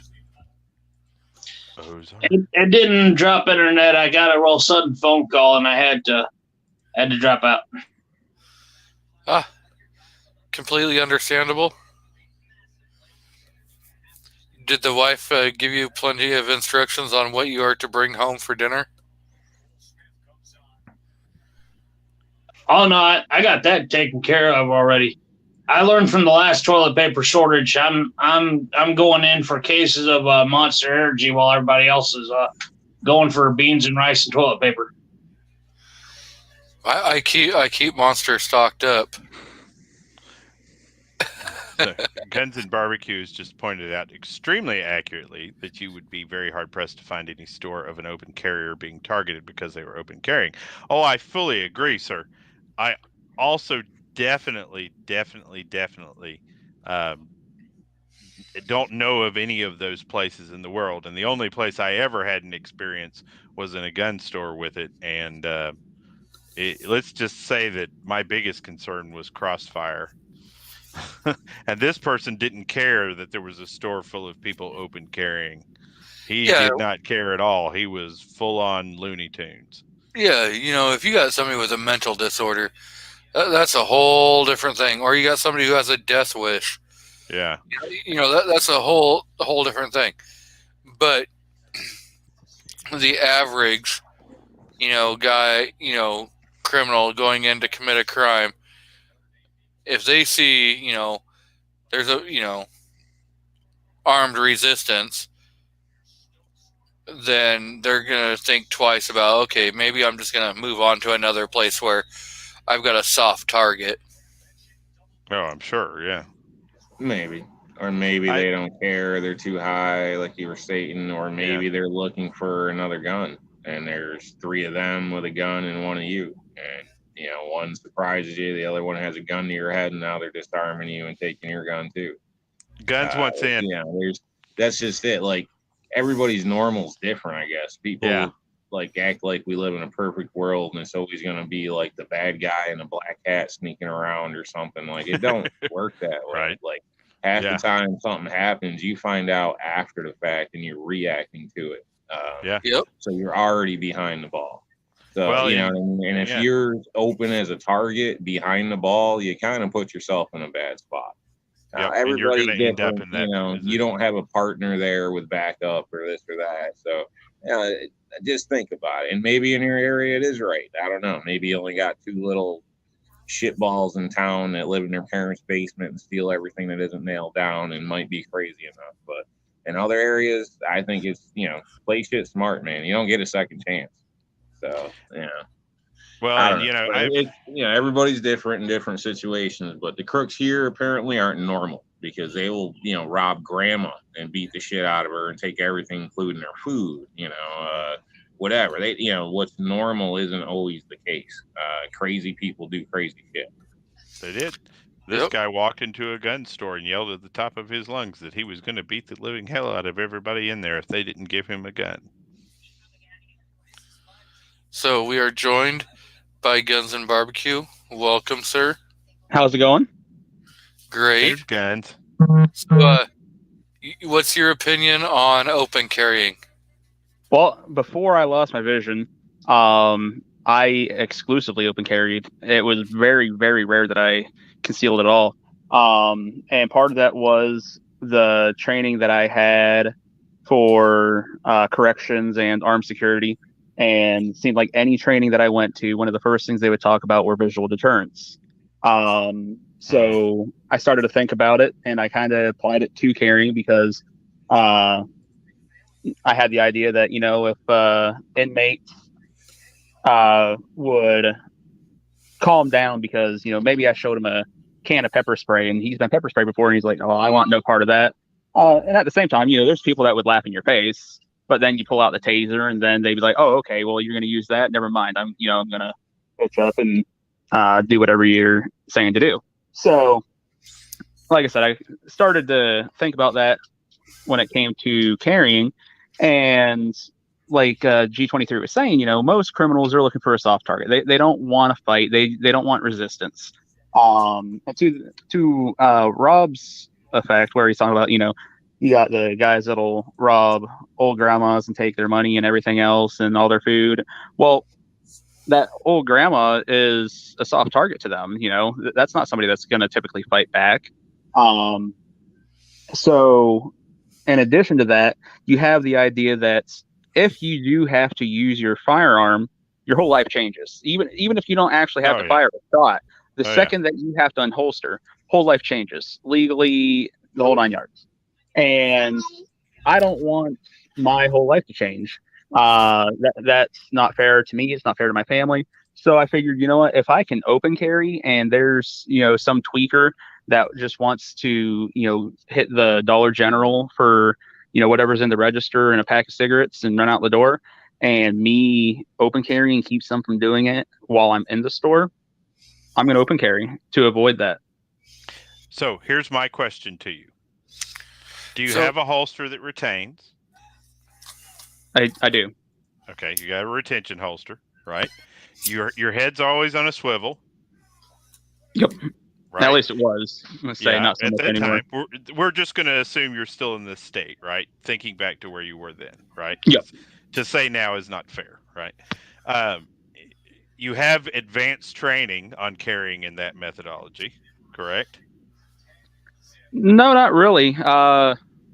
Let's say just the standard stuff that I would get for armed security and corrections. Nothing over the top or anything like that. Miles beyond what common idiot gets. Let's be honest with each other for a minute. You could say Miles that.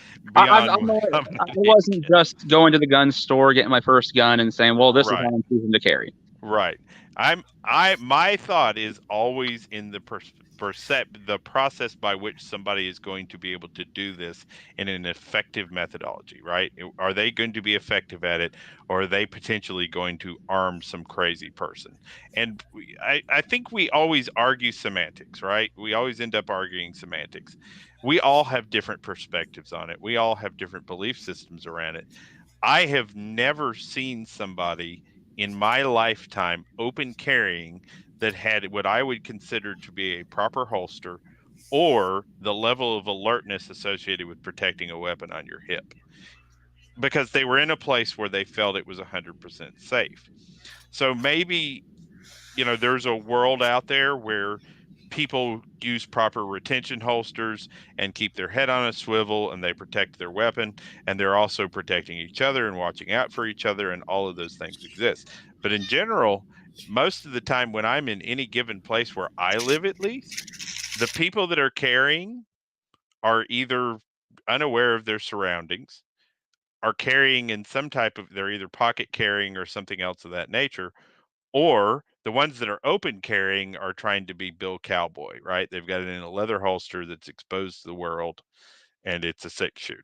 So like I said, much different experience with it. And I think we've all had our own individual experiences with it, probably. And to the thing about the retention holster, I found that if you're trying to disarm somebody that's carrying in a leather holster, I haven't gotten to try this with Kydex, so I can't speak to Kydex. But if you're trying to disarm somebody that is carrying in a leather holster, it's actually very hard. Unless you're pulling the gun straight up, that gun does not want to come out. I promise you I can get your weapon out of a leather holster before you even realize you're in trouble. I promise you I can do that. Well, having you drawn leather holsters for years, count on you trying to hold her. Well, Nighthawk, you can. Can the average thug on the street do that? Well, exactly. But hang on, we keep playing this what if scenario, right? We keep playing this what if scenario where the people that are going to be open carrying are aware of their surroundings and are using a proper holster and all those things. And I'm not saying that open carry is a no-go. I think that open carry laws should exist everywhere. I think it should be the rule that you can open carry for a couple of reasons. The first reason is it prevents concealed carry laws from happening that put good people in jail who just weren't aware of the fact that their carry shirt rumpled up or that they were printing. You know what I mean? Like some of the laws in Florida are complete BS because they don't have open carry everywhere, right? I think we should have constitutional carry across the board. I agree, but we're not ever going to get that we're not going to get that this year. Let's point that out. We're probably not going to get constitutional carry this year, right? But from the standpoint of the average person open carrying in a situation that does not put them in more danger than they would by concealed carrying the same firearm and using a proper cover shirt so that they're drawing from a hip holster or something of that nature, I don't think that most places either afford the training or people spend the time to get the training to do that, So I'm going to change the topic for a couple minutes, then we'll come back to this. So G-Web says, question, is the SIG M17 one of them guns that the inside has the serial number and chassis is a gun? So the M17 is, it's just the military version of the P320, and it can come with a thumb safety or no thumb safety. It has both options. And yes, it's just like the P320. It has the fire control unit that comes out, which is the serialized firearm portion. So you can swap the frame and you can swap the slide and everything. They tried to sell me one of those today. I almost bought it. They're pretty nice. I want to be mad at them for another year, and then I'll buy one. They actually have an aluminum frame now for the M17 where you can put on wood grips. Oh, really? Okay. I'm not mad anymore. So it's not just the M17. That is the P320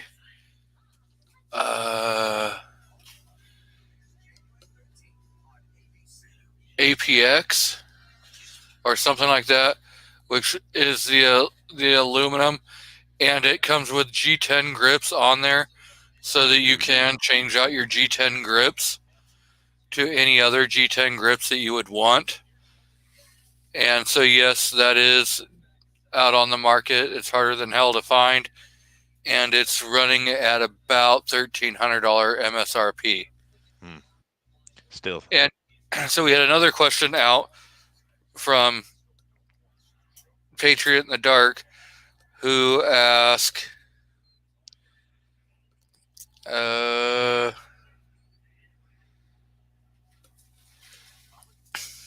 where was that question? He says, should he get the Draco Mini or the Mini Draco tomorrow? And I said, yes, he should definitely go and get the Mini Draco. Absolutely. And I know that was...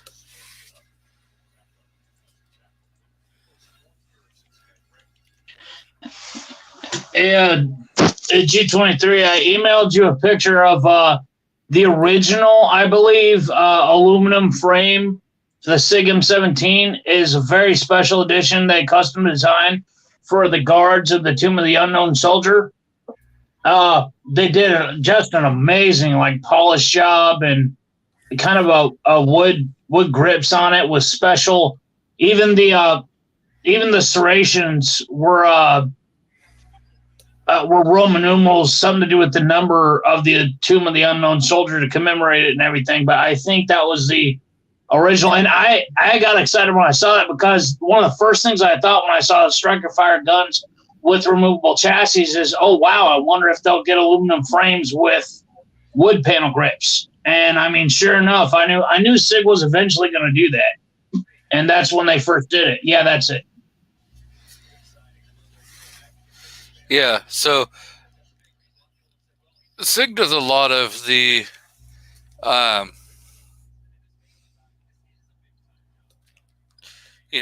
special edition, firearms and everything, but they actually have the, I want to say it's a MPX or APX, and I hope I did not just screw something up. You broke it. I keep shutting my entire browser instead of opening a new tab.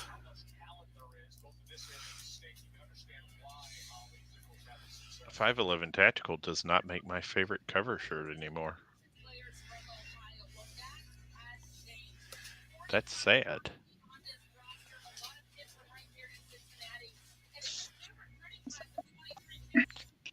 I don't know if any of you guys still have to wear BDUs for work or anything like that, but a lot of guys are getting 511, but man, a local 511 store was so far to drive and getting so expensive that they started, first responder supply stores actually started stocking up on Wrangler BDUs, and I'll be dang, those things are actually extremely comfortable. I'm able to wear them to work, and they're actually pretty decent quality. Did they put the grippy things in the waist like 511 does? Because I think that's what I like most about the 511 BDUs. So that's the one I'm talking about. This is the P320 AXG Scorpion. And so these are removable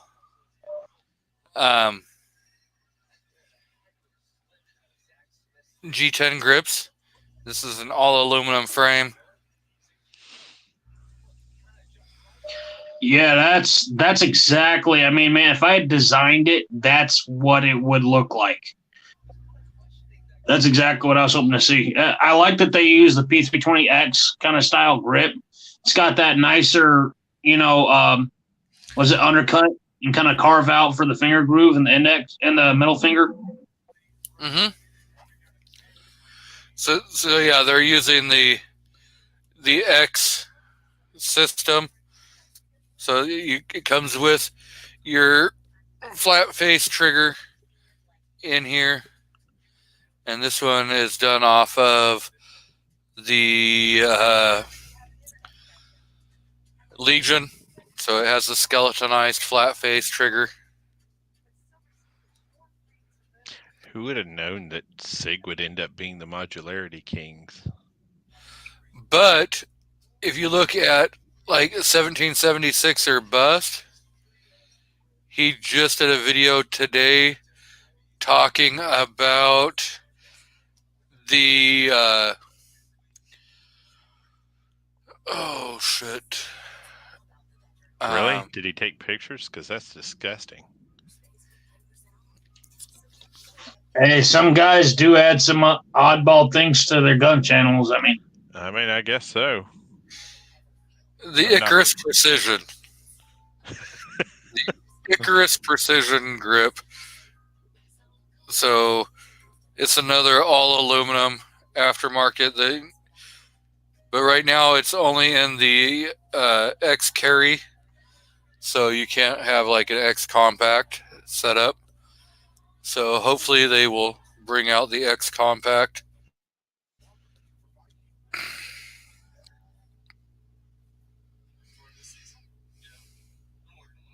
Huh. I just figured out why this shirt's not available anywhere. Okay.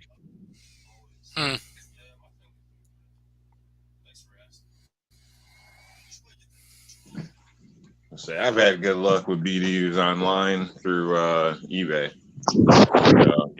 Yeah, 511, whatever you can pretty much find. Type in the exact size and whatnot, and usually you can find them brand new for half price from what I've seen from the store. So I don't know. To answer the question about the Wranglers, no, they don't have those grippy things inside the waist.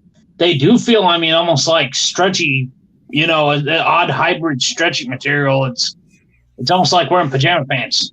Like their comfort stretch jeans. These are Rothco. All of mine are Rothco. I guess that makes them the mom jeans of BDUs.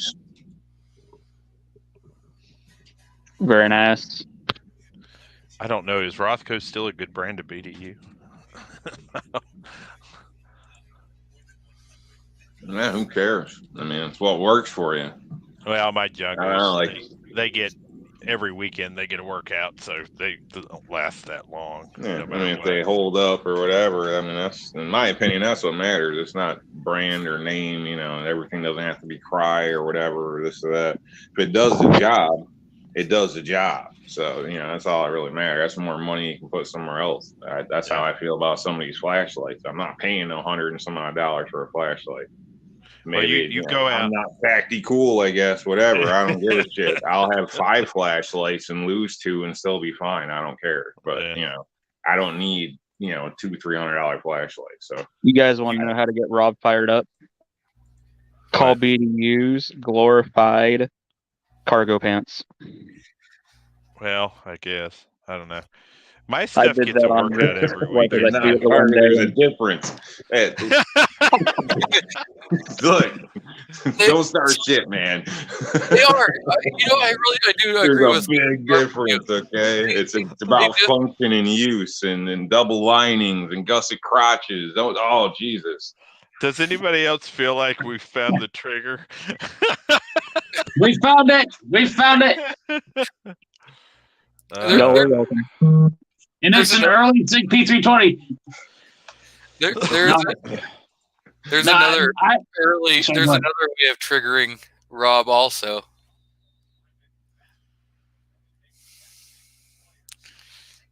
There's quite a few other ways of triggering Rob. Don't trigger Rob. Oh, by the way, I did actually just install an Apex in my Shield. How do you like it? Not trying to change the subject, but seriously, how do you like it? I've considered that.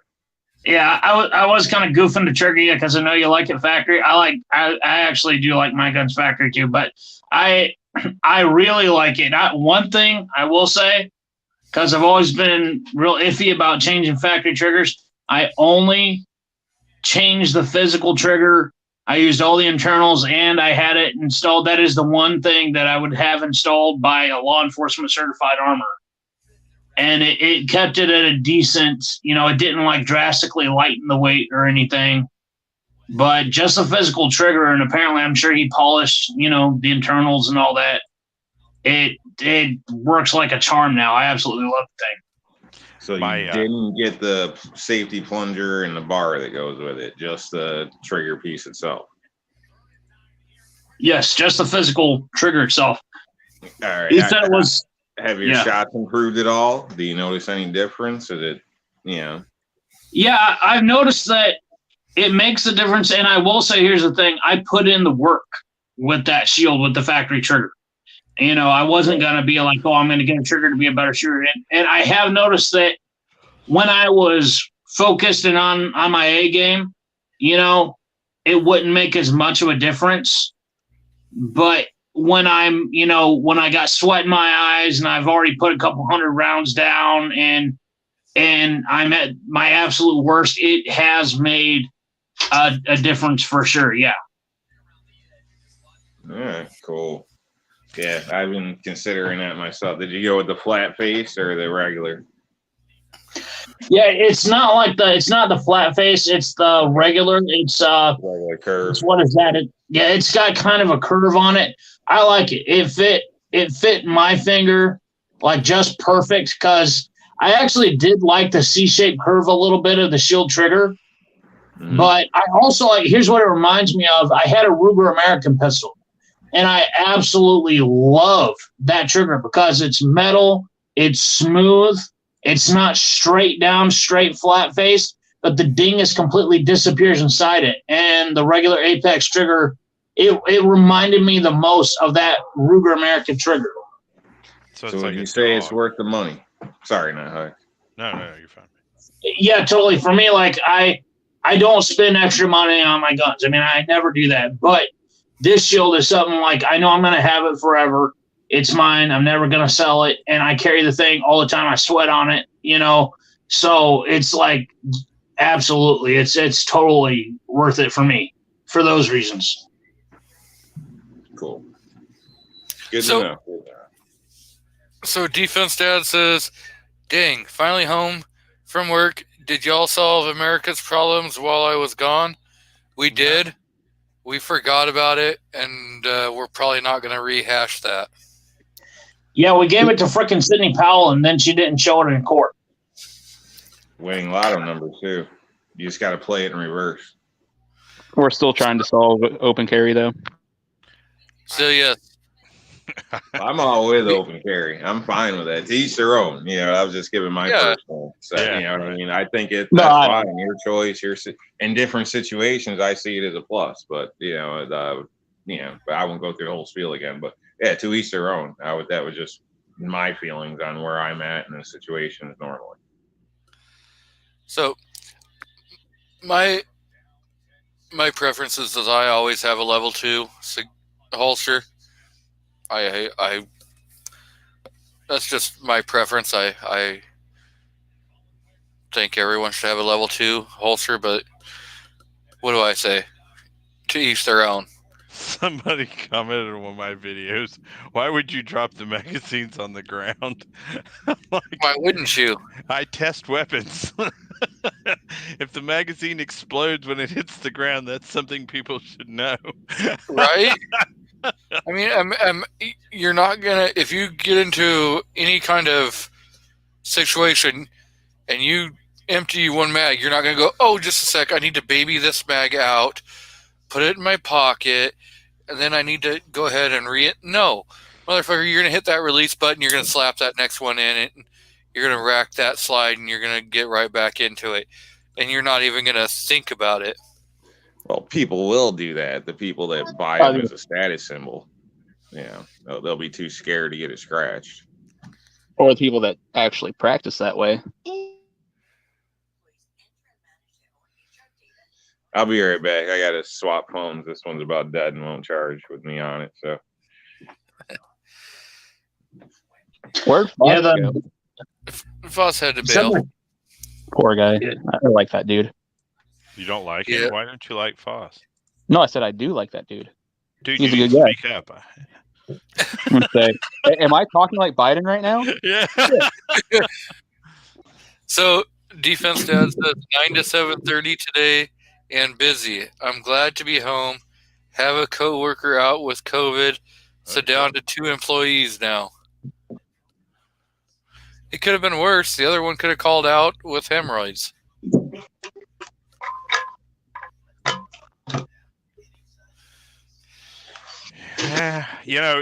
It used to be you could be half dead and nobody in the entire world wanted you to come, to call out of work. Now it's like, did you just sneeze? What are you doing here? Yep. So, yeah, I don't know. The carrying style, if you open carry, you conceal carry, it doesn't really bother me how you do it as long as you're actually carrying. Now, my preference is open carry. And that's just, again, that's my preference. And I doubt anyone's going to change my mind. Can we work on it for a little bit? You can try. I mean, we shame you into concealed carry? Probably not. Now, I'll conceal carry in certain situations. I bet I could shame you into concealed carrying. Probably not. Like most Oregon Duck fans open carry. You're wrong, because Duck fans are liberals and they don't own guns. I like giving people a chance. Honestly, in most situations, a gun's going to be my last resort or tool. So, again, that's just how I would rather keep that close to myself. And then if need be, that's the last case scenario. But preferably, you can get in enough trouble just by using your hands in some cases. So, I like to save bad guys' Hope lives not by being aware of my scenario, right? Because it saves me problems and saves their lives. So, Defense Dad says, yeah, she has 3 of her 4 kids, including her 5-month-old twins, have it. Caught it at daycare, as far as they can tell. Poor little dudes. Oh, that sucks. Holy cow. Yeah. That's a mess. Yeah.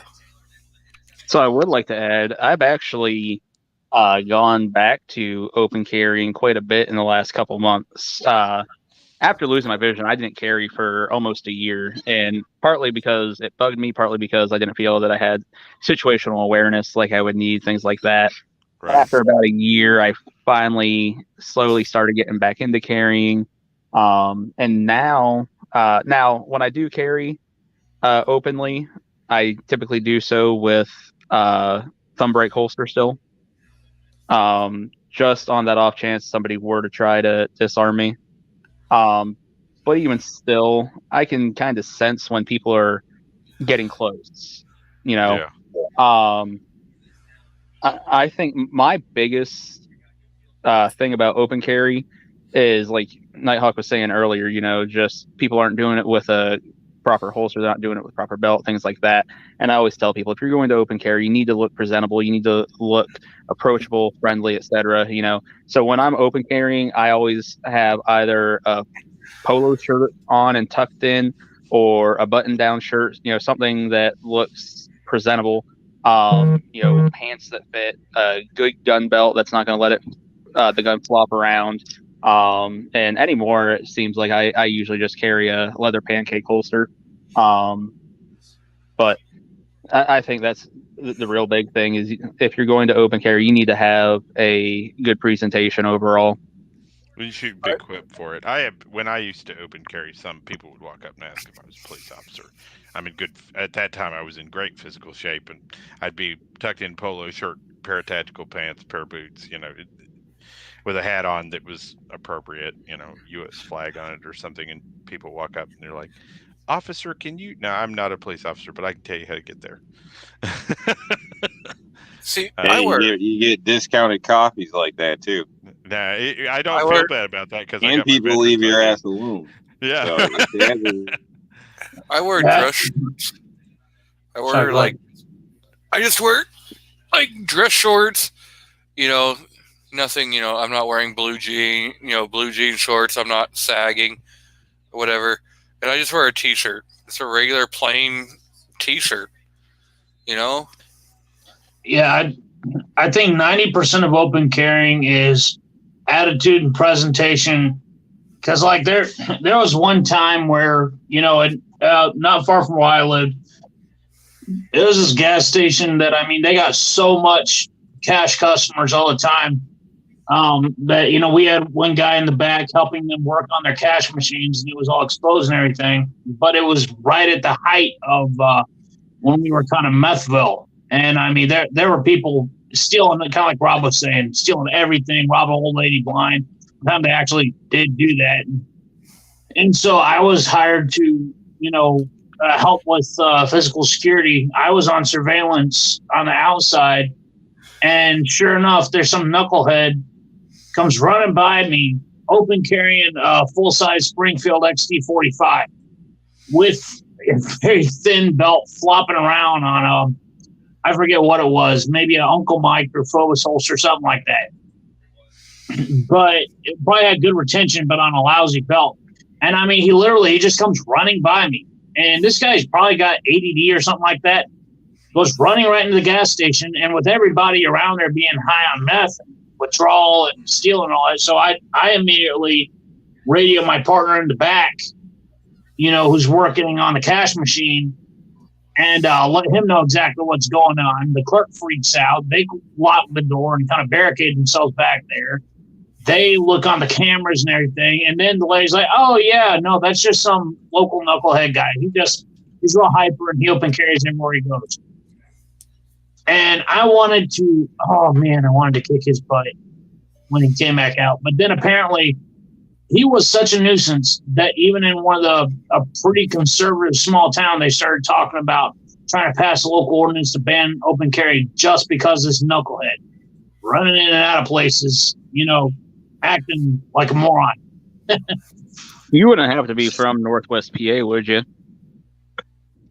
I think they changed the family court rules about guns coming to court due to me locally. So you should just lock it in the locker. But when they figured out I wasn't on the clock or something, they got a little pissed off. And then the next thing I know, lockers weren't available anymore. So.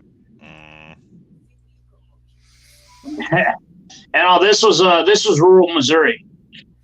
Oh, okay. I say because I knew a guy like that before, and that's one of the things that kind of formed my opinion on looking very presentable when open carrying, because he would run around in a wife beater, tank shirt, blue jeans that were too big for him, belt that barely kept his pants up. And then he had the Phobos holster. Kind of made me start wondering. He had a Phobos holster with a high point in it, which you might as well carry a brick in the first place if you're carrying a high point. But so you can just imagine how that's just hanging off of its belt, and it was just god awful. I could have made a commercial for why to use paddle holsters tonight. I had an emergency in Home Depot and had to accept the condition of the bathrooms. And if it hadn't been for my determination to always carry paddle holsters, I probably would have had a holster in filth. That's what you get for eating that gas station sushi. It wasn't me, brother. It wasn't me. The guy before had apparently left a slipstream. And I didn't see it till I was already docked up. And there was one time Larry the Cable Guy on way back when it was Jay Leno talked about how he actually got yelled at for making a mess at the toilet in Home Depot, and then they were yelling at him. Something about it was out on the display floor for demonstration purposes only. Oh man! And then I think it was Miley Cyrus looked very uncomfortable next to him. Oh no, not Miley Cyrus. She's a freak. Some young actress or something like that looked kind of uncomfortable next to him.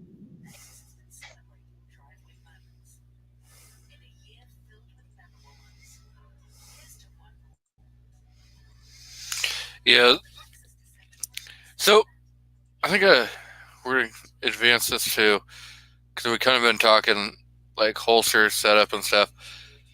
And Sandhill Shooter brought up this question on his show on Tuesday night about, and then Midnight just kind of made a comment about it. If you have to use a public restroom to,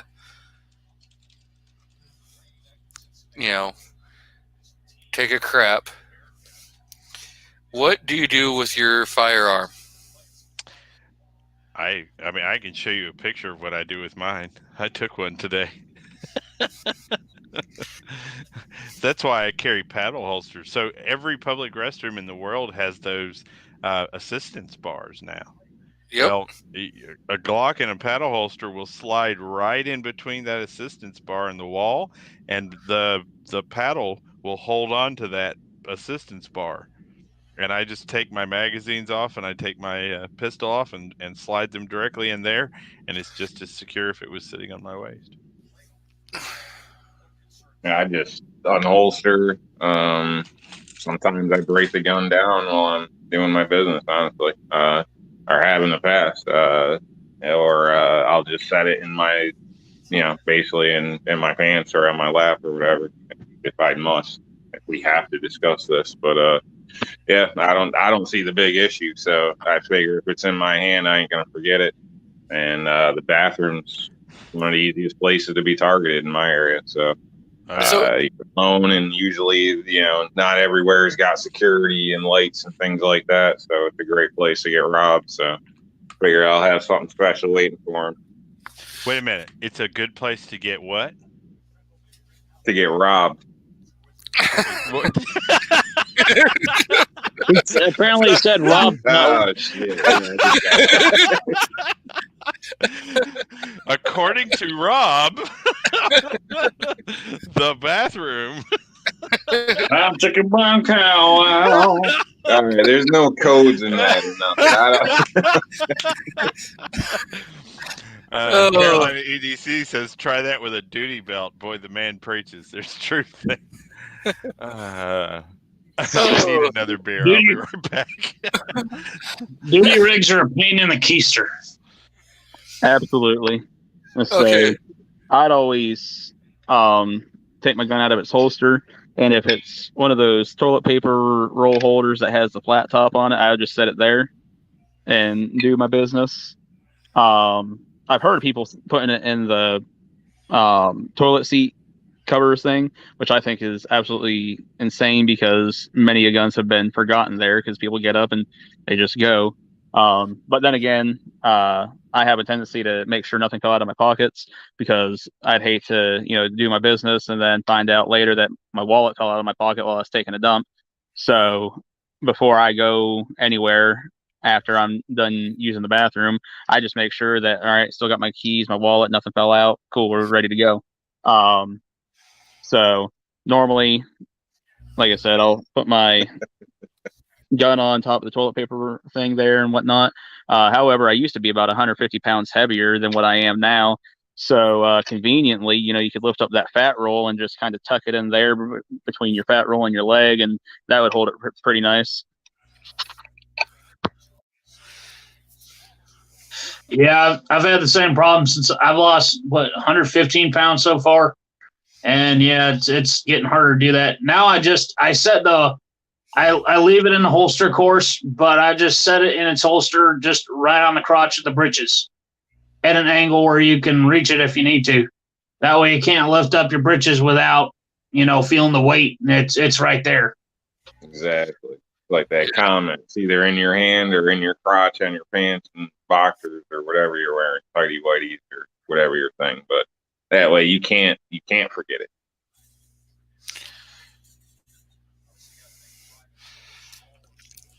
And on an unrelated topic, there actually are brands of boxer shorts out there that do have good enough retention to carry a SIG P938 IWB. I'm just saying.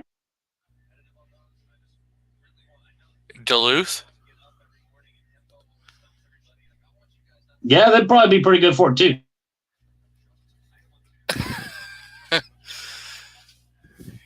Yeah, but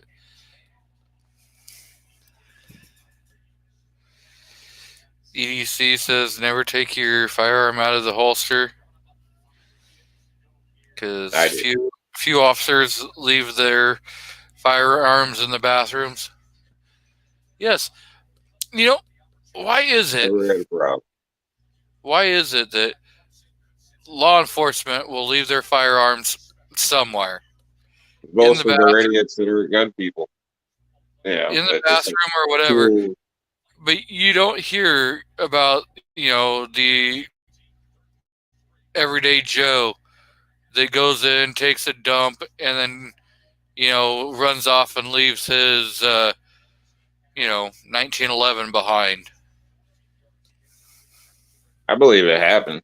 I think that's part of the problem with the open carry. Not that there's a problem, but I think people get complacent. I think it happens to people. Obviously, they're not going to want to make it known, or probably many people that have been lucky as hell and got to the bathroom first. But crap happens. That's the easiest way to avoid that is to not put it out of your possession. So whether it's in your hand, in your crotch, whatever. But I could definitely see it happening to people. Because people do get complacent and whatever, start messing with their phone, get up, forget this, forget that. That's what people do. You got to counter that with your actions prior. Proactive. Don't let it go. I know a lady who works at a hotel, and she was telling me that somebody had checked out and left their gun and holster sitting right on the bed. Shit, people left their kids. And I guess they had tried calling them to, say, hey, you forgot something. And they didn't, they didn't answer the phone. So they had to call the local police department to come pick up the gun and mail it back to him.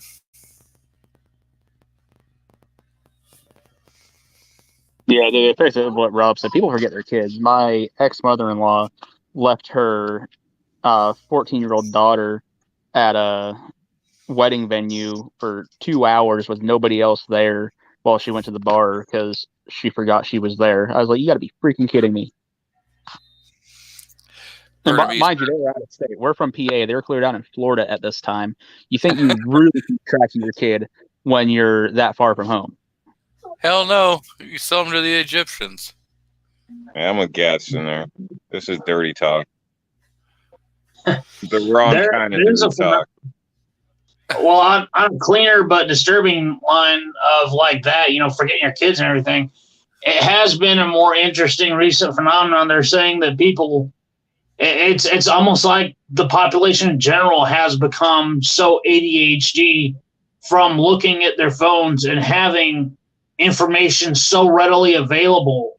You don't have to remember phone numbers anymore. You get so easily distracted, get that dopamine hit from looking at a phone screen.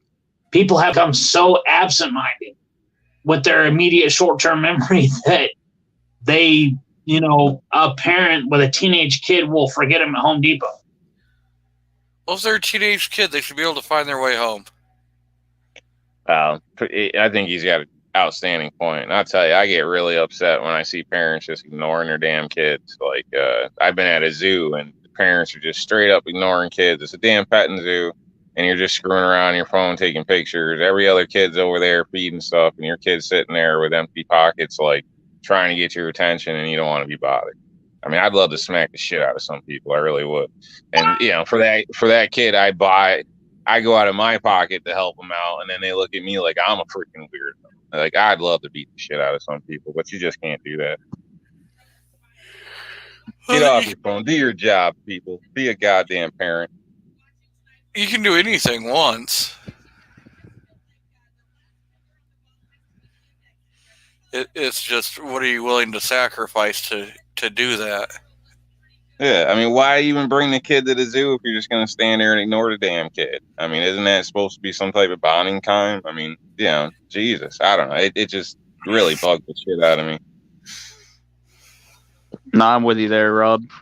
I say the worst one is, which I hate this, because that kid ends up wandering over like, hey, how you guys doing? Because it's just looking for attention from anybody, and then you're like, hey bud, like, because one, you're looking around like, where are your parents? Yeah, you feel awkward. Yeah, and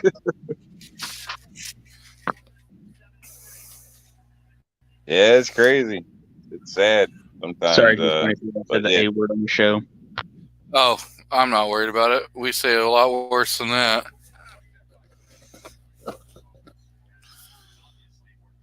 We have no problems dropping the F-bomb here. Food bar. Yep. Very nice.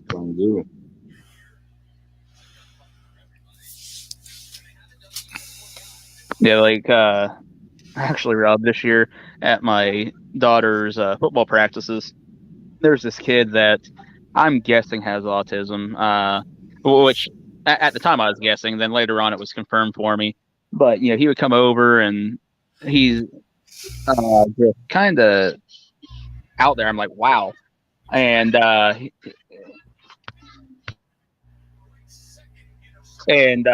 he. Look at my skateboard, and I'm like, hey, yeah, cool. And I'm trying to keep track of my 2-year-old and whatnot while now entertaining this kid. And like 20 minutes later, the dad finally comes over and he's like, come on, bud. I'm like, where were you 20 minutes ago, dude? So, defense dad kind of has a good point there for you, Rob. He says you shouldn't beat the crap out of people. We've already established they don't know where to put their gun while they're pooping. Yeah. No, I don't. I don't act on my thoughts, thankfully, or I'd be in prison long ago or dead. So, right? Not all of them, anyway. That's what separates me from the animals.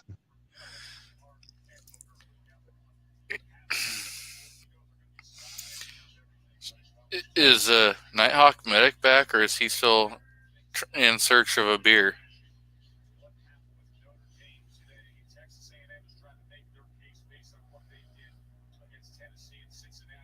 He probably had to go to the store to buy more beer. No, speaking of alcohol, I have some Jack Daniels, and that just sounds amazing right now. I haven't touched Jack Daniels in quite a while. I'm not saying I don't drink whiskey, but a few relatives, we were all drinking, and we drank Gentleman Jack, Jack Daniels, Jim Beam, and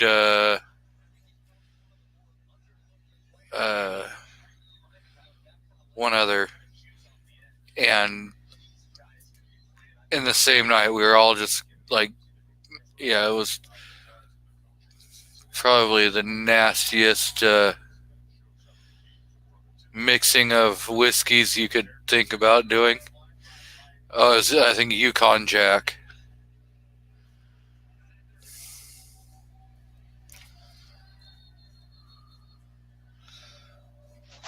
It's kind of late if you were going to turn this into a drinking chat.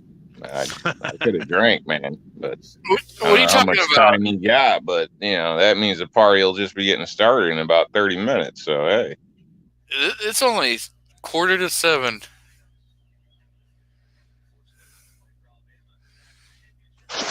Crap, that means it's like 9:45 here. Yeah, 9:45 here. It's because 90% of y'all are over on the East Coast. 9:45 here. I'm right in the middle. The only time zone that matters. Not really. Every TV show that you watch in America, what's it say? Blah, blah, blah, Eastern time. Damn, Skippy. No, not everyone. Ozzy's enjoying vodka. If you live in a communist state like Oregon. It's Oregon. I've got vodka. 7, 8 different types. Yep, he says, I may be enjoying vodka at the moment. Now, is it just straight vodka, like the way you drink Grey Goose? Or is it some cheap vodka that you have to mix with, like, orange juice or something?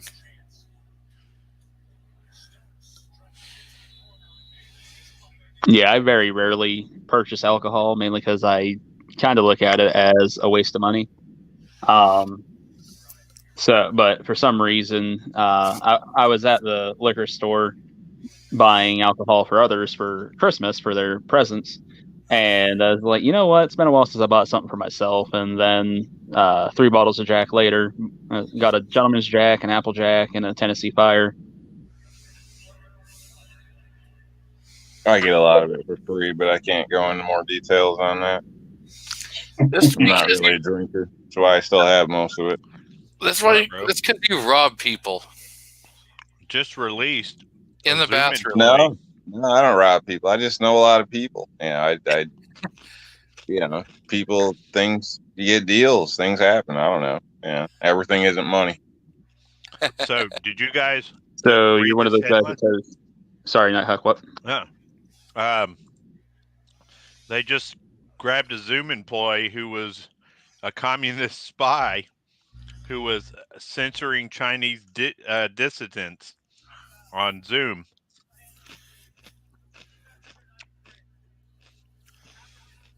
It looks like they may have been employed for YouTube at some point. So, Ozzy says vodka with pineapple and mango. The wife sounds like she would like it. Burnaby says anything with Coke. So, I invented this drink. You take Patron Silver and vanilla Coke.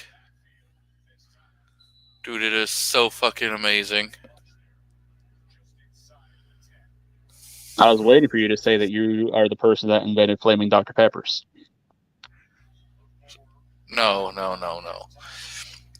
But I'm telling you, Patron Silver and a little bit of vanilla Coke. I think Patron sucks, personally. Have you ever had a horse's neck? Huh? Have you ever had a horse's neck? No. It's my favorite drink. Shit, I think I got Patron in the freezer right now. I think that stuff sucks. Have a gangster colada. I'll tell you what's entertaining is I don't drink, and when you're the only sober guy is somebody's 21st birthday party at 1:00 in the morning, and one by one, everybody's been going by and adding a little bit more Everclear to the punch bowl through the night.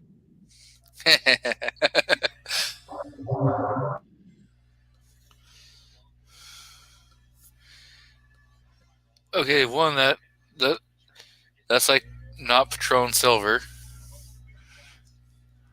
Yeah, it's just Patron, I guess. I don't know. Like I said, I don't like this stuff. So apparently it's supposed to be a big deal or something, but it tastes like shit to me. It barely works. So I don't know. Like Patron tequila is good. Yeah, it is silver. Patron silver. It looked like it had an orange label. I don't know. It says silver right on the bottle. Got like some weird little bumblebee or something on the thing. Yeah. Every bottle is handcrafted. Yeah, overpriced crap. It's Paul Mitchell's tequila. Nah, give me some Captain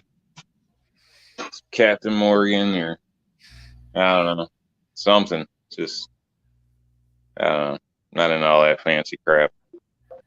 It's kind of like an M&P coming in the cardboard box. You want them to put the money into the product, and then you don't worry about the packaging. Yeah, I don't need a fancy bag or any of that crap to put a High Point in.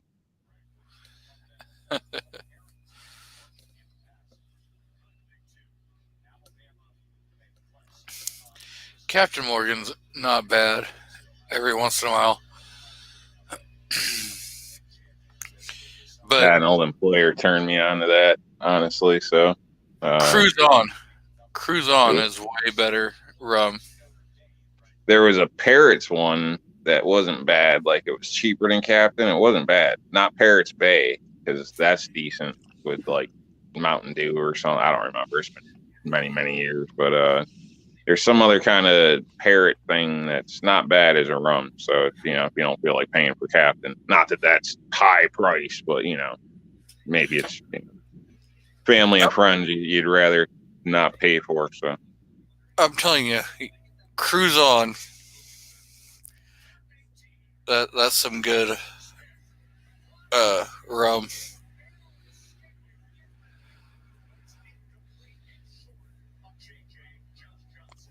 And it's cheap.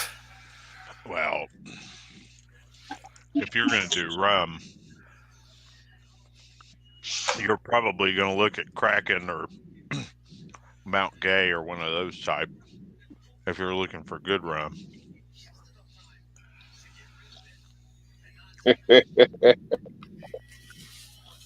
So you guys want to hear about that party where I was the only sober one there? I don't really have any cool party stories, but that's probably the only funny one. So what happened? So it got to be probably, oh man, I don't know, crap 30 in the morning, and you got it was pretty eclectic. You got your hippies, you got your little spiritual types, and the ones that really weren't so much into drinking that already, had enough of the Everclear and all that, and then the Red Bulls were wearing off. And then there was a barn out back with all the smoke coming out of it. So I go to check out that scene, and apparently that's where the hippie had, and his new cult following that he had gathered, had kind of moved back there. And I figured out why they called it the Pottery Barn, because they were enjoying some organic substance in there. And apparently it was the good Khyber stuff from Afghanistan. So these guys were really like tripping. Anyway, I left them in there smoking weed. Yep. And I go back up to the front, and I can tell there's some kind of commotion going on. I see a bunch of drunk people going into the house to listen to music or whatever. And I tried to tell the guy it was his 21st birthday. And so it was the first time he was legally drunk. And I told him, I said, dude, don't let people do that. And I've been going around trying to – the only reason I was even there was to try to keep people from doing something stupid. But I also kind of wanted to see what would happen, because I saw everybody add more Everclear all night to the punch bowl. And then they motioned to me like, shh, don't say anything. I'm like, yeah, don't worry. I won't tell anybody. Well, sure enough, I walk in there right as some knucklehead bumps in the fridge, and his girlfriend who lived with him at his birthday party had her grandmother's antique blue glass vase with a bunch of spaghetti noodles on top of the fridge. He knocks it over, and it busts into a million pieces. She, of course, gets raging mad. Apparently, she's the kind that goes from the happy-go-lucky drunk to the angry drunk right out the back. So she gets mad. She's shoving him. Now the boyfriend, who's 21st birthday party today. So he has to shove him outside on the sidewalk. A couple girls that were like, I swear both their names were probably Ashley. We're older millennials, so that kind of tells you the age group there. Two Ashley types are standing out on the sidewalk. They freak out when, a redneck brawl gets out on the sidewalk. These knuckleheads are rolling around. So this one Ashley type chick, she pulls out her Motorola Razor, flips it open, and I see her hit. And she's drunk. She's drunk as a skunk. I see her trying to blink real hard to focus so she can see the keypad. She hits 9. I said, don't do it, witch. 1. Stop it, Ashley. Stop it. 1. I'm like, oh, crap. So I thought, well, I'll at least have some fun with this. So I'm looking around. I'm like, well, everybody here's, legal age. That or local cops. They don't give a crap if they're 20 and a half, it's at the guy's house, the non-public property, it should be fine. Then suddenly I remember the Pottery Barn. So I go to the back and I'm like, I'm going to have some fun with these guys. So I open up and I'm like, hey guys, you hear about the fight that broke out? They're like, no, man, we're like getting spiritual in here. I said, okay, well, they broke her grandma's antique vase, busted out in a fight. And they're like, oh, crap. And I'm like, well, tell them to come down here if they need to calm down, man. I said, yeah, well, Ashley just called 911. The cops are probably coming out here to break up a fight. I was like, this should be entertaining. They all freak out because they realize that they're smoking an illegal substance. So I don't know what the heck they were smoking, but they all jump up and down, and they're starting like feeling around on the wall looking for a door. And there's only one exit. So I stand aside, I'm like, out here. Well, they go running, and a bunch of these knuckleheads, some of them are smart. They just go right in with the crowd, and they just sit down. They stomp out the skunk. They, like, bury it in the dirt. They just go sit down with the crowd, blend in. But a couple of the morons go running into the woods because it was on the edge of town. One of them goes running into some slips in, butt overhead into some thorny bush. And I just hear him go, ow! And so, anyway, the drunk potheads, they're all running for the hills. And I hear the cops coming, and that's when I decided I better get out of there. So, J. Monty asks, anyone here know about Cisco? And I know there is an alcohol called Cisco. I'm not familiar. I've never like drank it, but So I think it's like a vodka type. Yeah, I'd heard of it, I believe, but I'm not familiar with it. Yeah. Gonna say I know. The thong song, don't it? Yeah, that's a different party stories. I ain't got the time to fill you guys all in, but I can tell you a little bit of what you're missing. I mean, there's some rape stories, naked people in pub stories, shooting stories. There's people have been stabbed. There's times the police are chasing everybody. So Rob's been to some of the same parties I've been to. Bad trips, like that's a crazy one. Like seeing a girl have a bad trip, holy shit, boy! Let me tell you. Especially when they start vomiting. I gotta think back. I got all types of stories, man, but I ain't got time for it. And half of it probably shouldn't even be publicly told. So right. Those are all the stories we tell off air. Well, I was in EMS back in those days when everybody else was trying to kill themselves by drinking too much, and nobody knew rescue position or anything else. When I was in high school, that's when the energy drinks were getting big, and we all got introduced to Four Loko and stuff like that. So I see we're joined out in the crowd by Mr. Gizzard Gary, and I know in about an hour the old hens are getting ready to do a hens chat. Excuse you. Look. Well, we might not be top shelf in here, but there should be some fucking level here. Excuse me. Jesus, that's fucking snuck up on me. Oh. Alcohol and streaming.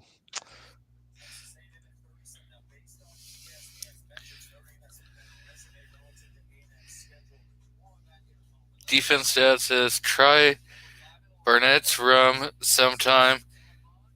Doesn't matter if you mix it with Coke, Pepsi, Dr. Pepper, etc. Tastes like cream soda. Good thing I don't know about it in high school. Oh, good thing I didn't know about it in high school. Yeah, there's some stories that one of my buddies, he absolutely refuses to ever drink whiskey with me again because he ended up with alcohol poisoning. Things happen. You ever woke up in a basement with like one of them old school lights just swinging over you, and then you realize you're stuck to a wheelchair with a pile of puke in your lap, and you can only use one arm? No. Yeah, it's a bad night. That is a bad night. Dude, That's the kind of stuff right okay, we might want to kill this chat and talk about more of there. I think the worst night I can remember. So, okay, everybody who's in the service had a barracks party at some point, and we decided to make Hunch Punch. And what we did is we went out and we bought one of those giant plastic garbage cans, 3 of them. And as the medic, it was my job to sterilize the thing. So I went and got a thing of bleach and diluted it down to about 15% and sterilized the living crap out of those things. Ooh. And we started making Hunch Punch. And I mean, we made 3 giant trash cans of it and started drinking. And we probably drank for 12 hours. And I don't remember anything past hour number 3. And I woke up basically naked in a different part of the city with no idea how I got there. And did not know where my wallet was, my military ID, or anything. And fortunately, it was in a secure place. But they said, Doc, you just got up and wandered out the door. Said you were fine.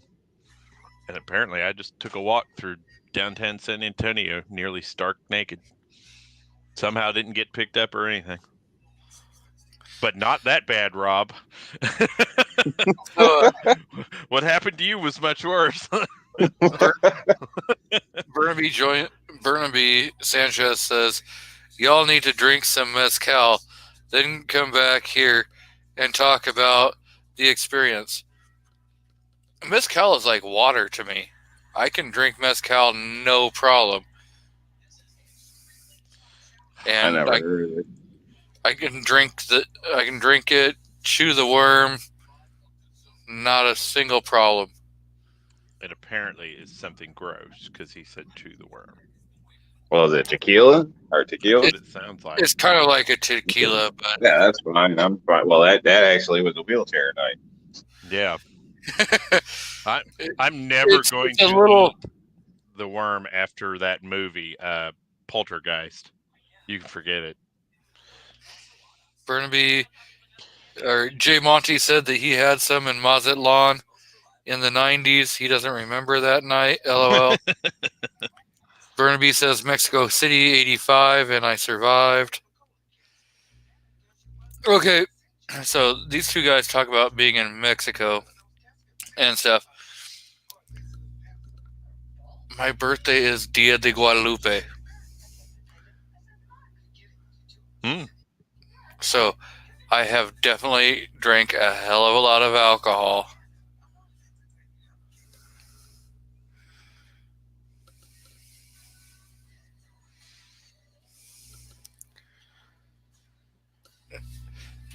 So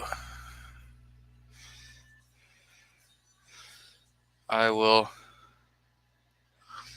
pull up a picture real quick.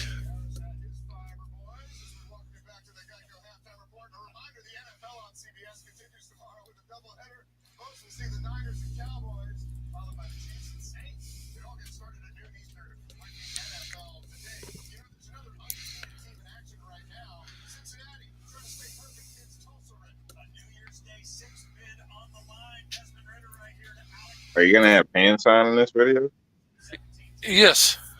or at least short? Okay. Yes. Yes. I don't know what. Yeah, we're talking about drunk moments. And you're pulling a video up, but just checking. Not a video. Oh, you know, I didn't even think about the Pants Avenue. Good call. Yeah. I don't. You know, some things can't be unseen. Yeah. Nope. This is just a photo. Oh, well, that makes it immune to repulsive things. Right? There's no way that a photo of something gross could ever be taken. Worth 1,000 words. Yep. Great. I want you to see the helmeted warrior. Just a still image of G23 doing the helicopter. Oh, God. Yes, you would probably enjoy that. I have a distinct advantage over everybody here. I will not see it. You would still see it. You promise still you have I will not partial. see it either. Well, no, because I've got to hold my phone at least 3 inches of my face. So as soon as that would even come remotely close, I just take it away. Dude. No guys, Oh my God, that is way too close to your face, bro. Oh, I know. It's I'm awful. telling you, you're under evaluating us, because if it was him doing the helicopter, we'd be like, oh, that's a nice gun you've got. Right there. All right. Booze. 2 3-liter bottles of tequila. That is a lot of tequila. That feels like bad decisions and waking up Either in a you are different part of the city. very wealthy or that is some very terrible tequila.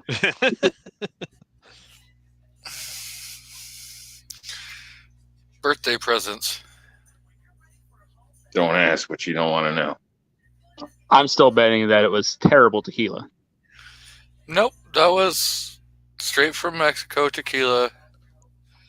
And it was given to me as birthday presents. Well, if it's coming straight from Mexico, I mean, I don't know about tequila, but I imagine that it's probably going to be far better than the stuff you buy here and far cheaper. With the seals on the cap super glued. Yeah. Just because something origined in a country or was developed in a country does not mean we don't do it better, though. I'm kind of a big fan of standards when it comes to food. Ooh. So Patriot says, anyone ride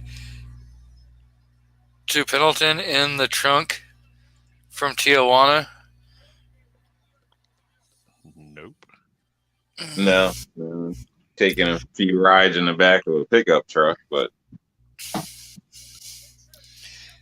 Now my question is, was he in Tijuana for the donkey show? It's a scam.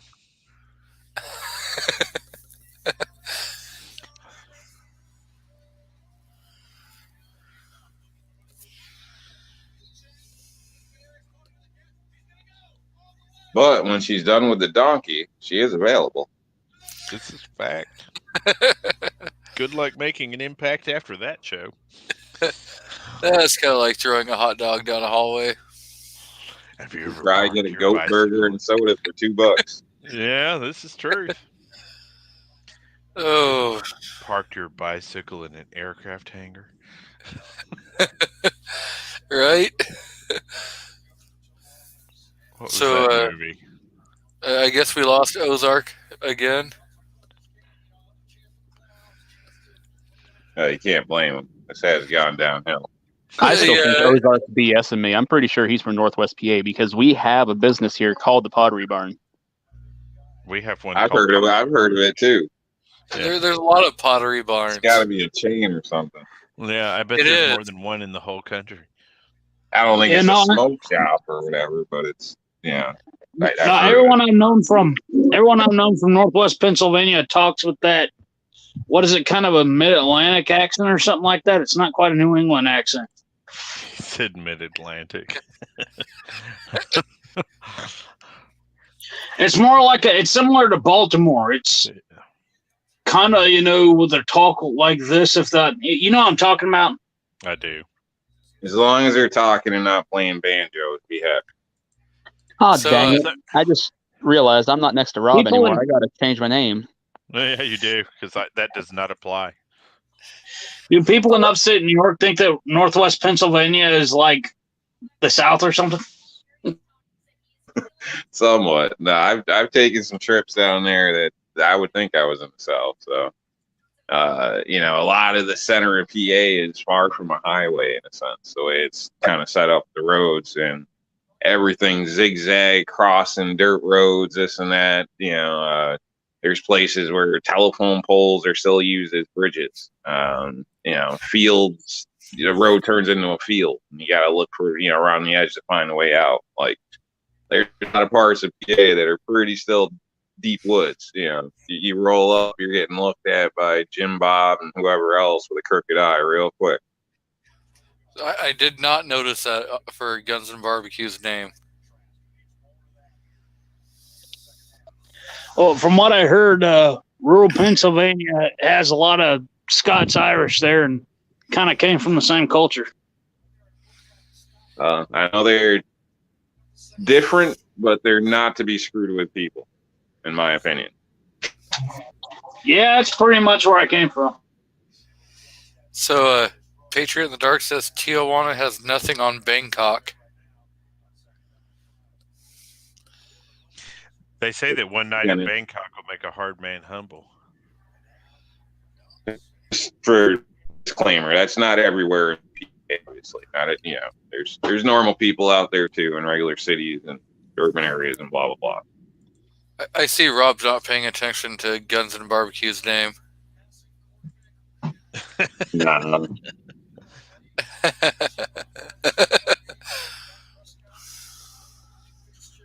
Bangkok, what you need to know before you go. Let's see. Things you do when you go to Bangkok.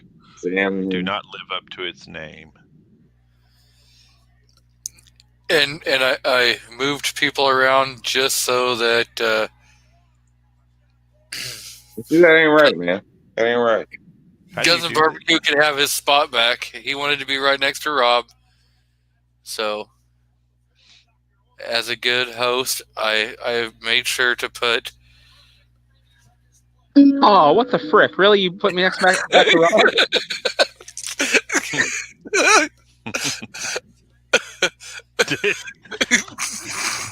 I thought it was Midnight who was doing that shit. It's you.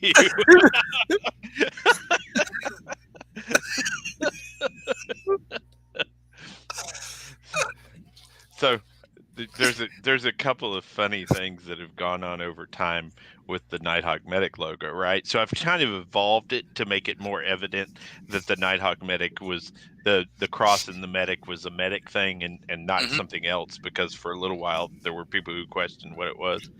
And so I've got a lady who's making me beer koozies that I'm going to give away with my logo and all my information on them and so forth.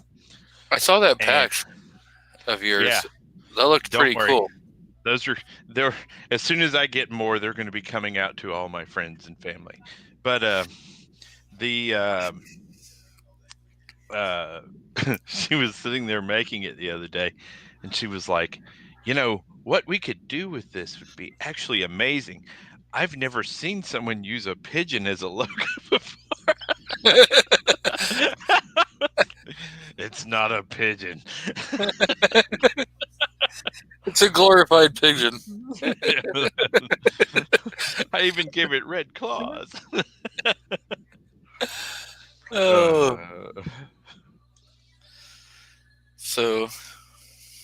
sad to lose her as an employee. She was a good person. So you fired her over calling it a pigeon? I was just kidding. I agree with you. That's a good terminating offense. He's not kidding.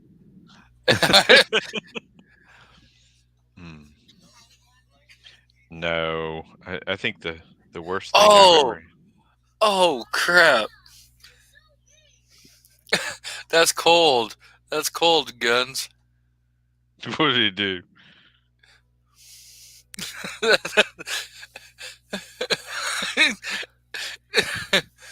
Oh no. Well, I think that the gun laws are actually a little better in California.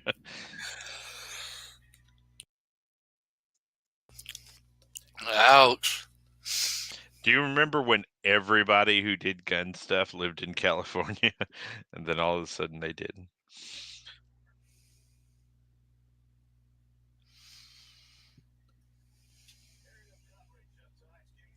No. Man, it was the longest time. Every shooting channel I watched, they were in California. But then all of a sudden they weren't. Hey, is Patriot in the Dark still out in the chat? If so, I was just going through the box that my craft holster came in, and there's a Post-it that says something, and there's also one of your Patriot in the Dark stickers. I'm just wondering if this is a handwritten Post-it by you, or if it's from Craft.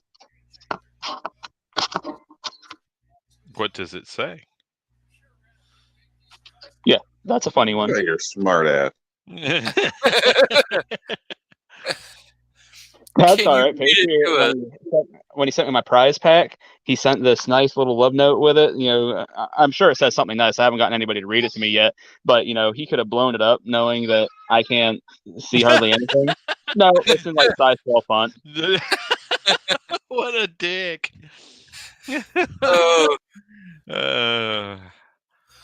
That's pretty friggin' hilarious. I don't care who you are.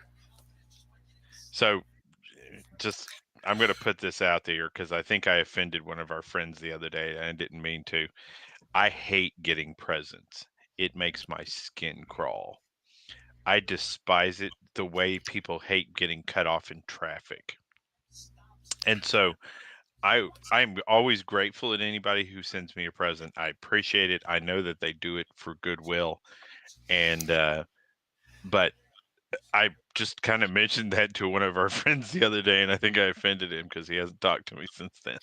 And I would just like to mention to anybody that has bought Nighthawk Medic a firearm for Christmas, you can send it to me, and I will show you all the admiration, appreciation that you could not get from him. I will always show unlimited admiration and appreciation. But by the way, I have 8 guns backed up right now that I still have to review. 8 sitting here that need to be reviewed. I've been cycling the slides on them just so that they'll run great when I get them out there. Patriot in the Dark says, no, that's from Al. I sent him a bunch of my stickers. He may have included one. Then he says, funny thing is, one of the other winners got the blank sheet of paper there. LOL. Why is there a blank piece of paper in this thing?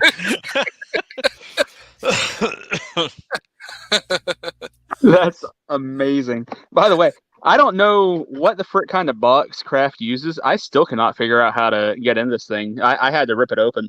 I got so mad at it as like, I don't see any way to get into it. I'm still trying to open it because I have a birthday party to go to tomorrow, and I'm one of those jerks that likes to like either tape the entire present so there's no way for the kid to get into it, and the parents have to go hunt down a knife and stuff like that. Or in this case, I'm putting a box inside of a box inside of a box, and we're up to about like 7 different boxes that'll fit in each other now. And I've got this Craft holster box that will fit in another box. I can't figure out how to open it up to actually put another box inside it, though. That's messed up. They even sent it in a blind-proof box. That's some shit. I bet it was an 8 font written on there somewhere how to do it. What a bunch of dicks. It's probably empty too. Yeah, more than likely. It probably has little flaps that you gotta lift up. That's what I'm trying to figure out. and I not really finding anywhere that. Well, I would suggest a magnifying glass. I'm gonna say I threw that out a long Let the time kid ago. open it. I know. Let the kid open it. That's funny. Ask a Not neighbor. vibrating, is Ask One a of my- neighbor to open it. One of my friend's sons went to basic training like the year after I got out of the Army. And so I sent him a care package and got him smoked for a week. Defense Just dad think says use Tannerite. Yeah. Tannerite will open a lot of things. Even car doors. It will open car doors. Did you ever see that video of what's his name almost killing himself? I've seen lots of videos of people using Tannerite and almost killing themselves or others. Yeah, this was the guy who pretended to be Russian. I can't remember his name. So did you mail him an Article 15? You're a hell of a guy, buddy. Outstanding. FPS Russia, I think. FPS Russia. Yeah, that was him. Yeah. Of course, he's a Kyle. Of course he's a Kyle. Yeah. Yeah, we're pretty legendary for our shenanigans. I was gonna say, I think there's another Kyle somewhere around here. Wasn't the guy who blew his leg off after he destroyed the lawnmower with Tannerite a Kyle too? Probably. If I not, finally figured it out. There's a friggin' flap on the front side that they glued it down, and it was like perfectly flush. I couldn't feel a lip there or anything. We knew you could do it. Buddy. You Oh, got it. You have no idea how frustrated I've been with this damn box. Because, like I said, I had to rip it open to get the holster out. And like, I'll just randomly pick it up, and I'm like, where? I'm feeling all around, and like there's only the two ends that feel like they might have like little tabs that fold in on each other. But I was like, I keep pulling there. There's no tabs. Yeah, no, there's a flap at the front of it that they glued down, and it was like perfectly flush, so I couldn't feel a lip there. You see him going in with his teeth to open that thing up. Just Close crap. It's Yeah. like cheese, right? For future references, just put it in a gift bag. Put the gift bag in the postage box and mail it to the poor guy. Okay, Jesus. That's unabashed hatred. That's taking advantage of somebody's disability and punishing them for something they did to you. What did you do mean to him? Torture. It is. It's torture. It's like trying to open a CD. Well, not a CD nowadays, but something like that without a knife. Years ago, Man. oh my gosh, like they'd guard that more than they guard the bank. It seems like it's ridiculous. Or every gun accessory that's ever made in those stupid plastic cases with the vacuum sealed edges that you can't get out without a pair of scissors or a pocket knife. Yeah, you try not to hate those things. scrape anything or cut on the mark on your product and stuff. Yeah, some of this stuff is ridiculous. I mean, they even got security tags on single pairs of socks. Like, how what the fuck? how poor? I mean, how bad has it gotten these days? My God. So Patriot in the Dark says the box has a flap style top. FYI. Yeah, I just figured that out. But with the way the flap actually goes to the end of the box, I could not feel a lip there at all. That was impressive. I'll say, I think Patriot set that up on purpose. I bet you he said, do extra stuff because this dude's blind. This one effed with me for weeks. I'm sending one to him. I think it was that box of dinner. Yeah, no kidding. Oh. I need a new holster for my primary, and I need it to be a paddle. TG. TG? TEGE.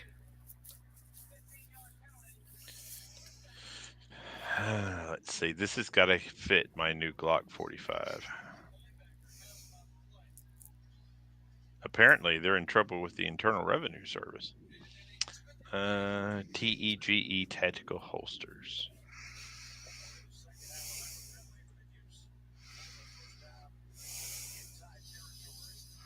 Bad Are gateway. they U.S. made? No, No? nothing's U.S. made. Then hit the damn X. There's plenty of companies in America, damn it. Cat just sat down in my lap and farted. Jesus. Oh, well, you should give it potato chips. Is Safariland? Yeah, this cat's a resurrected human. He likes potato chips and he tries to drink my beer. Let's see, Safariland.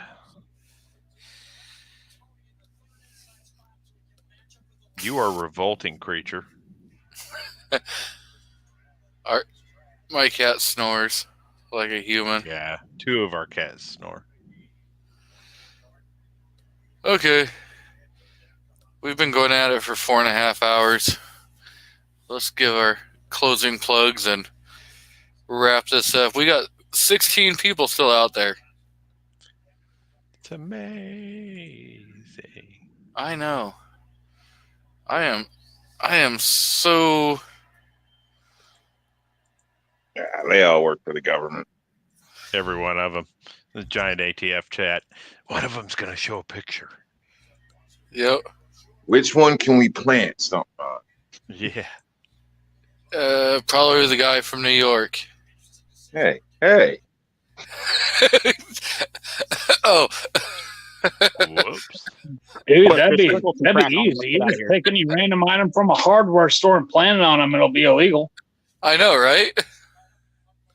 Put a couple 22 blanks in his truck. Can't we all just get along? So, go ahead and Mr. Rob D, the New York Outcast, give us your closing plugs. I've got nothing. Thanks for having me. Thanks for showing up, people. Thanks for the invite. And be safe. Have a good rest of the weekend. Well, thank you for joining the panel and hanging out for 4.5 hours. Mr. No problem. I didn't feel like watching chick flicks like the girls are doing. So. Mr. Ozark Yeoman, what do we got going on with you? Oh, not much. Still covering election stuff. Hopefully if I do make some gun videos, because we all need a break from the politics, Gonna do something about maybe carrying with extended mags. I was thinking about. And thank you for having me on. Appreciate it. Yeah, you are so welcome. Thank you for joining the panel. Mr. Guns and Barbecue, you want to plug anything?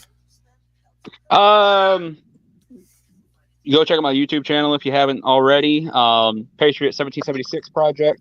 I believe he's doing the next drawing for that contest. I believe it's January 4th, if I remember correctly. If I got that wrong, I'm sure Patriot won't hesitate to correct me in the comments. Kingpin had a video, I believe it was yesterday, that was very entertaining with Trump. So check that out, and thank you for having me. You are so welcome. Mr. Nighthawk Medic, you want to go ahead and plug anything before you're out of here? I just, stand by. We got a new video coming out on Sunday. If you're not already subscribed to all the amazing human beings on this channel, make sure you subscribe to them. They're good people. They're doing the Lord's work here. And other than that, man, I just appreciate you and all you folks out there. Have a great day. Well, thank you. And I see we were joined at the very last minute by Wielden Well Armed. He is a great guy. So if you're not subbed to him, go and check out some of his videos. He's a pretty amazing guy out there doing a lot of great videos. And I want to thank DM Foss for being on the panel for as long as he could. And if you're not subscribed to him, go ahead and give him a look. And I want to thank Kingpin for all the amazing work he does in a lot of the 2A chats, and always out there promoting everybody else but not wanting to promote himself. And definitely get out there and check out Patriot in the Dark's 1776 project. And I know Defense Dad's got a lot of videos that are dropping, and he's got a really good series called Budget versus Beauty. So I would definitely give that a check. And Patriot in the Dark says January 20th on the Wednesday Cripple Chat, Wednesday CCW. So that is when the next one will happen. And thank you all for hanging out with us for 4.5 hours. And we shall see you next Saturday evening. Have a Merry Christmas.